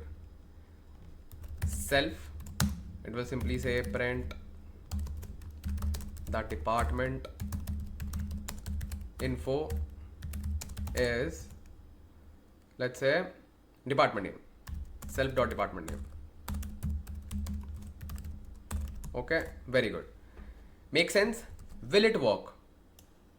The answer is no. Why? Because we are not inheriting all the things from here. That means if I inherited this department class, I will not be able to access company class because I'm not inheriting all the things within this department class. So it's my duty to inherit all the things. That is company name. Okay, and now I need to call this company function as well. So company dot init. Okay, and within the self, then company name. Make sense? Now I'm good. Now I'm good. I can even show you, let's say department name, or let's say, oh yeah, this is very good. Let's try this. This is very good. Let's say I'm creating a function called info. Okay, department info. Okay, department info. So it will simply say department is this one of self dot com name, I guess. Self dot com name. Yeah, self dot com name. Perfect. So this is my function, and it is already using this value because of inheritance. Now we will simply inherit this. Perfect. This is done. Now I will simply use employee class and I will inherit department. Wow. I will simply inherit department. Very good. This time, what I need to do here, I will simply say employee name. Obviously for employee, I will simply say department name. Okay. And then I will simply say company name, or you can say com name. Make sense? So this is fine. Self dot this. Now, this is the trickiest part. Now, I simply need to call this function only. That's it. Why? Because this will automatically call this function. See, it is already inherited. It is already inherited, but you need to make sure that you provide all the parameters here. Make sense? So I will simply say department dot init. Okay. Self, and department name is your department name, and then company name is your company name. You can even write something like this. Okay, so this will pass, this will go to this will go to here automatically. Okay. Then once it is done, that means we have access to all the parameters. Let's create something called like this, which is info. Okay, and we need to write it like this. Indentation is important. Very good. This is my all info. Now let's see if we are able to pull this information. Okay, and we will simply say employee name is self.emp name. This will be fun. Let's test it. Let me remove all the other code. Okay, let me remove all the other code. So now is the thing. Let's test it. Let's say this is my object. Okay, this is my object Rahul. Department is, let's say, HR, and the country, not country, company is, let's say, ABC. Okay, let's see if we have any errors. No errors. Wow. I will simply say emp1 dot all info. Let's see what happens. Perfect man, perfect. Department is HR, ABC, Rahul. Let me try to call department info. Let's see what happens. Very good. So what will happen here? It will simply call department info. Okay, here it will simply call department info, and obviously this object is for employee class. See, this object is for employee class, but this function is inherited because we inherited department class. Makes sense. And all the parameters that it needs, such as department name, com name, we already inherited it here as well. See, now is the fun part. Can we call this function company info? Yes. Let's test it. Okay, let's call this function. Perfect. Yes, we can do that because this particular object, this particular object is of this class. We are calling this function because this function is part of this department class, and this department class is inherited here, and whatever attributes it needs, like com name, we are already passing it in the department name. That's why it is important to pass all the attributes every time. Wow. Let me just show you something else. Let's say there's a scenario where we have the function with same name in all the classes, parent, parent to, children, whatever. So in this particular scenario, let me just show you what will happen. Let's say we have a function called def show me. Okay, and this does nothing. This will simply say I am grandfather. Okay, because this is like child's father's father, so grandfather. Okay, it has same function, it's called show me with same name. Okay, same name. It will simply say I am father. Okay, and here as well it will be having a function called show me. It will simply say I am a pro. Okay, now if I call this function emp1 dot show me, which function will be called? Just tell me in the comments right now, with a heart, with a lovely heart. So it will simply call this function. You can see it. See why? Because it takes the priority over its inherited classes. Okay, this makes sense because this is a local function, and obviously local things get priority. Let's say I don't even have any function like this. Now I have the same function in the department and in the show me as well. Now what will happen? Okay, it will simply say I am a father. Okay, why? Because the second parent will take the priority. Okay, now if it do not have a function here as well, then only it will say I'm grandfather. Okay, makes sense. Very good. So this is your multi-level inheritance. I hope now you know all the things in inheritance. I hope that this session was really helpful for inheritance especially. because I genuinely written so many things that I will explain this, I will explain that. Let me just check that I covered all the things, because I want you to know all the things. And just to mention all the things, like let's say super keyword, those functions calling and all the things. And I hope we did it very well. Wow. Wow, wow, wow. Multi-level is also done. Okay, makes sense. Okay, now we can say that, yeah, it was a good one. Because this is really important. This particular session, like inheritance, is really, really important. Make sense? Okay. Now, we gonna cover something called as multi-threading. What is multi-threading?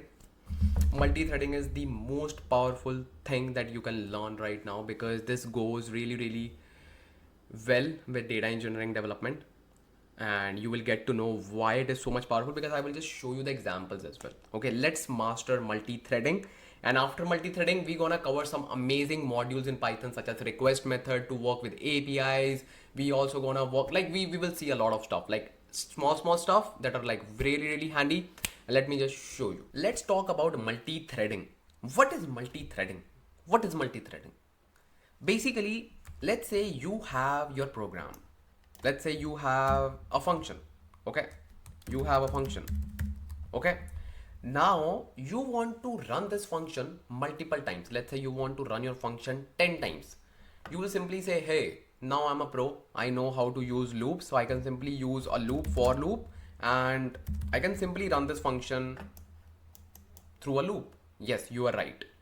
But the issue is that loop will run in sequence. That means that loop will first complete your first iteration, then it will go to the second, then it will go to the third, then it will go to the fourth, then so on till 10th. Yeah, so what's wrong with this?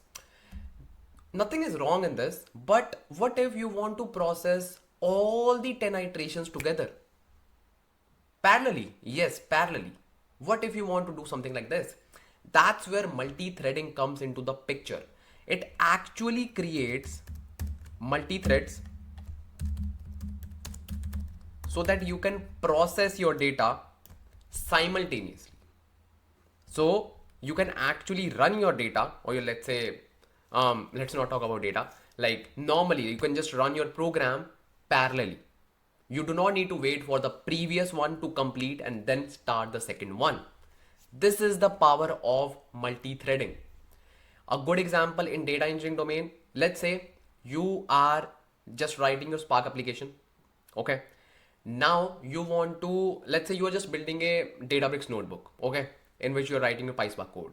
You want to perform the same things, all the same things for different tables, all the same things. So if you just want to, let's say, run it through loop. So first your first data will be loaded, then second, then third, then fourth. Let's say you have 100 tables.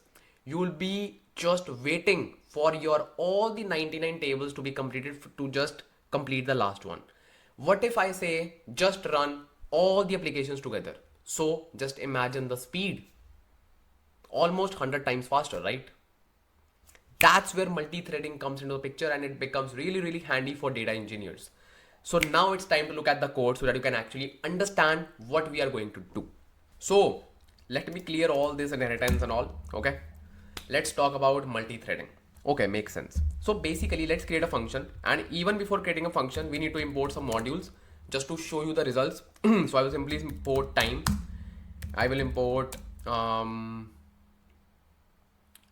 random, and then I need to import from futures dot concurrent, I guess. Import thread pool executor. Okay, let's run this. Let's see if all the modules are right. No module named called futures. Maybe from future. No module named called future. Wow. So I think, let me just see what's the exact module name. Concurrent.futures, not future.concurrent. Okay. From concurrent.futures. import thread pool executor. Makes sense. Now we are good to go. Let's say, first of all, I will just show you the traditional approach that you do without thread pool executor, or let's say without multi-threading. Thread pool executor is the module that is the best if you just want to perform multi-threading. Okay, there are many, but this is the best one. So let's say you have a function def my function. Okay, then within this function, obviously it takes a parameter, let's say px. Okay, px. Okay, what it does, it will basically print I am px, just to see like what value it is getting. Okay, I am px. I took how many seconds? I will just talk about this. So basically we're gonna use something called as time function, because we will be using something called as time.sleep. Okay, because this function is so quick that it will not actually show you the difference. So that you can actually see the difference, we will simply use time.sleep method. And what we can just use in sleep method, you can simply say 2 seconds, 4 seconds, 3 seconds. So this is a very good module that you can just discover. You can simply say time module, or let's say time.sleep method, and in which you can simply say time.sleep. If you just want your system, or let's say program, to sleep for 6 seconds, you can simply say time.sleep 6. That's it. So now I don't want to give the fixed value. No, I want to give random value. I will simply say random.randant, and I will simply pick a random value between 1 to 10. Okay, this is the function that we use to provide random value. Make sense? Very good. This is the function, that's it. If I want to run this function, okay, I will simply call it my function. Okay, and then I will simply say, let's say 101. Okay, what it will do, it will throw an error. Oh, it's randant. I just did a typo. So I am 101. I need to just write this as well. I will simply make a variable called wait. I took wait seconds. Make sense? So why it is taking now long? Because it is performing sleep operation. Okay, let me just run for one more time. Okay, so what is happening here? It is simply performing some sleep, but if I just want to get the value of sleep, if I just want to see like how long it took, I need to just use something else so that I can show you how long it is taking. So for that, what you can do, you can simply, I will first store this value in the variable. Okay, like this. Okay, then I will pass this value here, which is wait, because this way I can even store this value here. Let me just run this. So you will actually see how long it is taking to sleep. So this time it took 5 seconds. Okay, let me run it again. So this time it took 2 seconds. So basically, what is the purpose of this? Let's say you are processing your data. Okay, sometimes your data can take 5 seconds. Second table is taking 2 seconds. Third table is taking 10 seconds. Fourth table is taking, let's say, 6 seconds. So this way, every table's data size will be different, right? So I am just creating that environment so that you can actually feel that you are processing the data. Okay, makes sense? Very good. Now, let me just give you the table names. Okay, let's create a list. I will simply say tables, and let's create, let's say, orders, products, okay, customers, then let's say reviews, and then one more, let's say cancellations or cancels. Okay, make sense? Now if I want to process my data without multi-threading, what I will do, I will simply say for I in tables. Okay, then simply, oops, what is this? Yeah, so simply pass this particular parameter through loop. So now what will happen? Let me just show you what will happen. This time we need to simply run this function through a loop. Okay, so how we can just do that? Obviously, first we need to define this function outside the loop like this. Okay, like this, and simply we'll call this function one by one. Okay, we'll simply say my function, and one time it will take orders, then products, then customers, then reviews, then cancels. Make sure that you are having that vibe that in the real world you will be having hundreds of tables. Okay, very good. Now let's run this. Now let's see what will happen. We do not know which table will process first. Okay, obviously it will be orders, but yeah, I'm just telling you. So px is not defined. Obviously this is not px, this is I. Okay, so now we are not using multi-threading. What it will do, it will simply first of all process orders. It can take any much time, then products, then customers, orders, products, customers, reviews, cancels. Let's run this, and it depends upon the data size. Okay, orders table took 3 seconds. Now let's, next table took 3 seconds. Wow, next table, it took 8 seconds. Wow, next table, it took quick, it took 10 seconds. Whoa. Now the last table, cancels, took 8 seconds. Perfect. So did you see what is the issue? Let's say I have hundreds of tables. I need to wait for first table to complete, then second, then third, then fourth.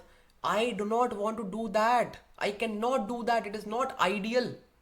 So instead what I want to do, I want to process all the tables together in parallel. Now what I will do, this is my function. Okay, this will be remaining the same. This will remain the same. I will remove this loop because I do not need loop. Loops are slow. We will use multi-threading. How we can just use multi-threading? So we will use something called as with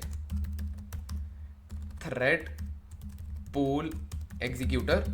Okay, with thread pool executor. Now you need to say maximum executors. Let me just see the syntax so that I do not make any mistake. Yeah, so max workers. Now this is critical. Max workers you need to pick as per the length of this particular list. Okay, you can simply say length of tables. Why? Because you need all the workers to working on the individual item, right? So this will basically create the workers for you. It will create workers. How many workers do you need? Simple, the number of tables that you have, so that you can individually run that, and all will be running parallelly. Okay, so max workers as this, and then you can simply, let me check the braces. Max workers is this, this as executor, if I am right. Yeah, perfect. So now you have created the executors equals to 5, because we have 5 tables. If you have 100, it will create 100.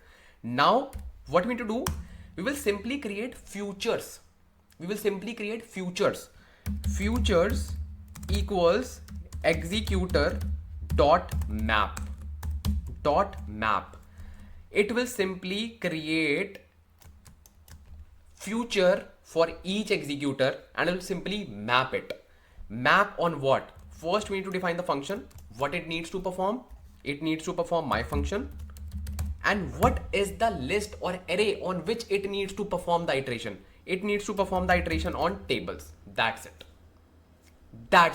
The moment you run this, you will actually see it is running. Okay, I am customers, I took 1 second. Now everything is running parallelly. Okay, I am products. See, orders and cancels took same time, so it just ran instantly. So can you see that it actually ran parallelly? Because these two things actually appeared immediately. That means it didn't wait for it to complete. It immediately brought it. Makes sense? And even if you do not trust me, let me just comment it out, and let me just put, let's say, 3 seconds. you will see that all the things will be done immediately at once. See, done.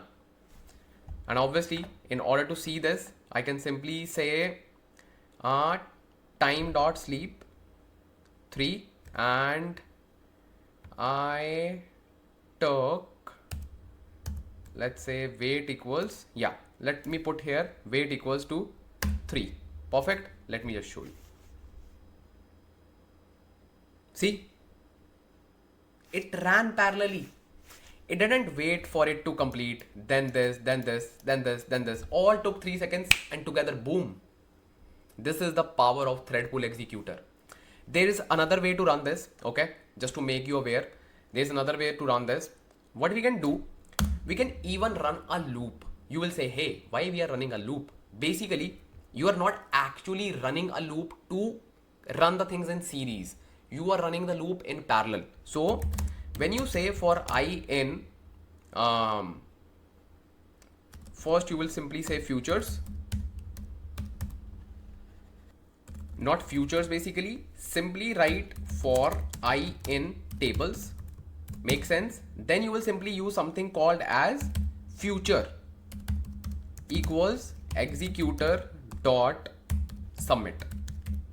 Now what you need to submit, obviously the function name is my function, and what's the value you are submitting? You are submitting I, that means only one table. So basically what this loop will do, just try to understand. This loop will submit first of all this value, which is orders, but it will not wait for it to complete. It will immediately go to products. It will simply pass this. It will not wait for it to complete. It will simply give customers, then reviews, then cancels. So it is not your traditional loop, for loop. It will simply use a loop to give the value to this I only. Once it has given the value, done. Second value, done. Third value, done. Fourth value, done. Fifth value, done. Make sense? Make sense? So this is again like subjective to developers. I personally use map method because I like that. Some developers use submit method, so it's up to you. If you just want to use submit method is used to create future individually, but map method will create all the futures simultaneously, like in parallel. Okay, this will also give you the same results. Let me just run this. My function is not defined. Oh, my func, not function. So it will give you same results, which is boom, 3 seconds. So this is the another way to do that. This doesn't mean that, okay, it will first run the loop. So that means it will first create the future and then it will wait for it to get completed. No, its only task is to assign this variable I. Once it is done, it is done. Let me just show you graphically. So what will happen? First of all, it will get the future equals to orders. So it will simply provide orders. Okay, done. It will be released. It will be released for processing. Immediately, it will give products. It provided that value, it will be released into a thread. That means similar to all the values. So it will be released like one by one, one by one, one by one. It do not need to wait to get it completed. Make sense? This is your multi-threading. I know it is a little complex, but just try to rewatch this part because this is something new. It is not complex. This is something new. When I was learning about this, this was new. I tried it. I just played with it, and literally you will fall in love with this as a data engineer. Okay. So just focus on these things. These are really, really important. And now let's actually master some of the modules that we have, something called as request module, because being a data engineer, you will be making a lot of API calls. So let me just give you a strong understanding of request module within Python. Let me just tell you. So let's try to master request module. Basically not master, we will just see a glimpse of it, because request module is basically used to make some API calls from Python. If you do not know about API, API stands for application programming interface. That means, let's say you are a user, okay, and you are working as a data engineer, obviously, okay, and your organization's data, okay, is sitting on a third-party application. Okay. Now, in order to fetch this data, we will work with API. We will work with API. So whatever data we want, we will simply send the request to this API. This API will go, let's say these are your databases. Let's say these are your databases within the application. Okay. So this API will go to the application. Okay. It will send the request with all the details, credentials, sensitive information, ID, password, everything. Then it will simply bring back the data and you will receive the data back in the form of a response. That is the high level architecture of request module that we get. Basically, we simply use this API. API is the middleman between you and the application from where you're trying to fetch the data. Make sense? So we simply say, hey API, just go there and bring the data for us. It goes there. It simply shares all the information with the application that you are the guy. These are your credentials. Can I take the data? Application will say, yeah, you can. Then it will simply bring the data and it will deliver the data to you, so that you cannot directly connect to the application. You do it via API. You do it via API.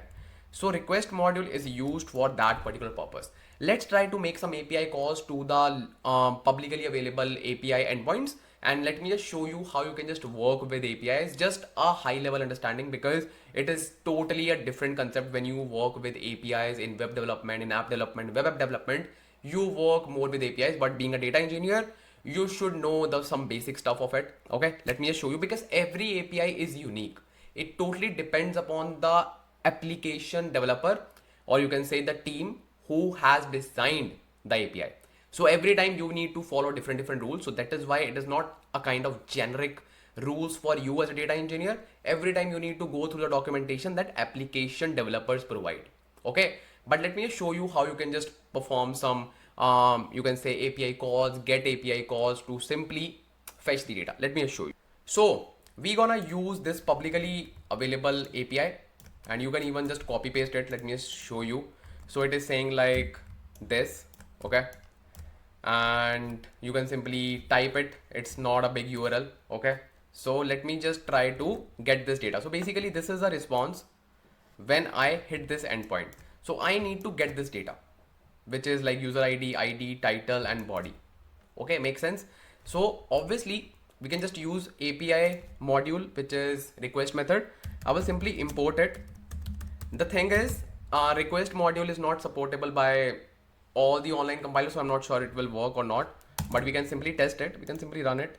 See, no named module request, because sometime they have not updated the compilers. No worries, we can simply go to a different compiler. I can simply say online Python compiler, and let's try this GDB one. Okay, this GDB one. Okay, makes sense. So we can use this compiler for API calls. No worries. I will simply say import requests. Okay, let me just run this just to make sure it is running fine. Oh, it is running fine. Very good. We can use this. So now what we will do, we will simply first of all fetch the URL. URL is this one. Okay, let me just copy and paste it. And here I will simply use response equals requests dot get. Requests dot get. So get method is the method that we use to fetch the data. Then I will simply pass the URL. That's it. Let me just run this. Perfect. So we can easily make this API call to this particular URL. Okay. Now we have some status codes available in API. The success status code is popularly known as 200. If we have any error, we see 404. So similarly, we have so many status codes. Let's see the status code for this one. I will simply say print response dot status. Okay, we do not have any status. Response is not defined. Response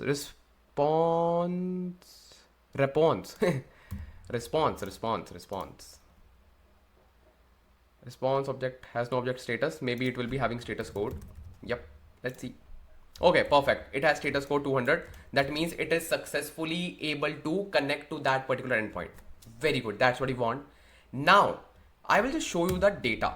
What response did we get? We get response as print response.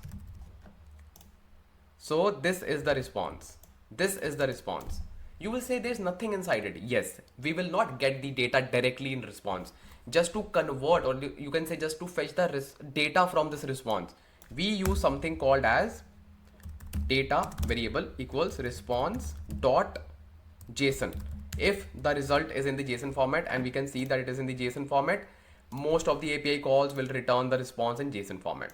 Now I can simply print this data. Wow, this is the data that we got: user ID, title, and everything. This is the way to make API calls to the API endpoint, or basically to any URL, using requests.get method. It is very handy. You can even work with status code, you can even work with data, you can even fetch directly the data. Once you have the data, you can even write the data as well. You can even write the data. Make sense? Make sense? Make sense? Okay, very, very, very good. So this was all about your request method.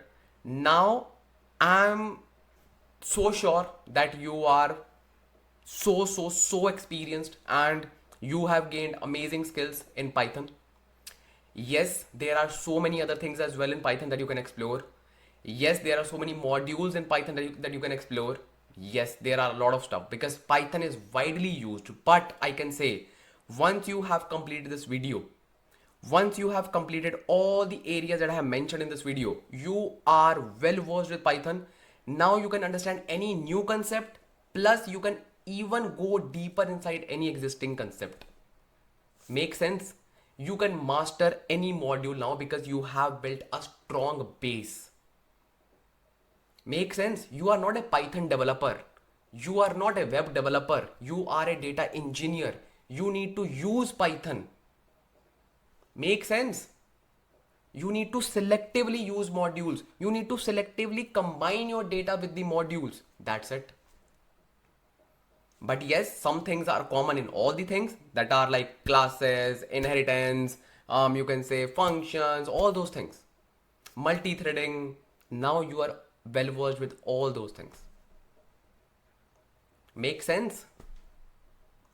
So we have a very good module, which is OS module. By the way, OS module will only be working with your local machine because obviously you need to just work with files. But we do not work much with OS module as a data engineer. We work with some alternatives such as DB utils, which is Databricks utilities, notebook utils that are developed by Azure, notebook utils. But yes, you should have some basic understanding of the OS module. Basically, let me just talk a little bit about OS module. Okay, let's go here. I love this UI, truly speaking. Okay, let me just talk about OS module a little bit, and then I will just provide you some resources that you can explore because there's not any kind of logic behind it. It's very simple. So basically, we can simply say import OS. Okay, let me simply run it. A module you have imported isn't available at the moment, obviously, because this is just a online compiler. You need like real machine, real folders, real storage. Okay, but still I will try my best to explain you some basic stuff that you can just refer the documentation that I will just show you. Basically, OS module stands for like operating system module, in which you can actually perform a lot of stuff. For example, you want to create a folder. You want to create a folder. You can write something similar like os dot make directories, and then you can simply provide the path, any path. Okay, path of your local machine, like local is C, users, your name, and then folder. Let's say you want to create or let's say remove the folders. You can do that. You can simply say rm dirs, as there are like so many modules. I will just show you there are so many functions. Then let's say you want to dynamically fetch the location, or basically absolute path of the Python file that you are running. You can simply perform something like this: os.path.abs path, and you can simply write something like this. Oops, like this. So it will give you the absolute path. Basically, this module is used when you are making some file management. but I know we data engineers work directly with the cloud storage, Azure, AWS, GCP. That's why we use cloud utilities. But yes, you should also know about operating system of Python as well, because both are interlinked. If you understand dbutils, it will be a piece of cake for you. If you know OS, dbutils will be a piece of cake for you. Now it's the best time to just show you the OS module. So you can simply say Python OS module. Okay, and let's try to see like Python OS module. So you can see there's so many functions, and you can even go through this documentation. Okay, you can see there are so many stuff, OS objects, OS things. You can even just refer official documentation as well. So it is nothing but just a file management. That's it. That's it. See, it has like so many classes, fs.paths, so many stuff, get environment, all these things. If you have like environment variables, so these things are like much more used at the time of deployment. Okay, make sense? Makes sense. But still, I will recommend you to just go through these documentation examples. See, this is simply saying os.getcwd. This is basically the current working directory. You will simply get like this. So this is a very good example. Let me just give you a quick overview. Let's say you just want to get the current working directory of your file. You will simply run like this and you will get the output like this. Wow. Let's say you want to create the folder. So you can simply use os.make directories. I just showed you. Okay. So you can simply create directory like this, and this is the code for you. Nothing, you just need to define the parameters, paths, that's it. That's it. Then let's say you want to list all the files and directories within the folder you are working with. You can simply say something called as os.list directory. What it will do, it will simply give all the folders, all the things within the folder. It is just a file management thing that you can do as a data engineer. Make sense? So you can simply go through the documentation. These are important. Yes, not very important, because you can get started with these modules directly on the cloud as well. Okay. So it's up to you how you want to get started, but I would recommend you to get started with this. That is all about your Python for data engineering masterclass. I hope I covered all those things which are very, very important, because I wanted to make sure that I will cover all the non-negotiables. I know there are much more important stuff as well, but these are your non-negotiables. That was the agenda of this video as well, so that you will cover all the important stuff for data engineers. Make sure that you are covering all the things with deep knowledge. Okay. I hope you liked this video. I hope you loved this video. On my channel, you have everything that you need to become a data engineer. So just go on my channel. Okay. Just watch any video, because every video is covered from scratch. Just master any technology and you will become an efficient data engineer. Trust me. Okay. So just click on the video that is appearing on the screen and I will see you there.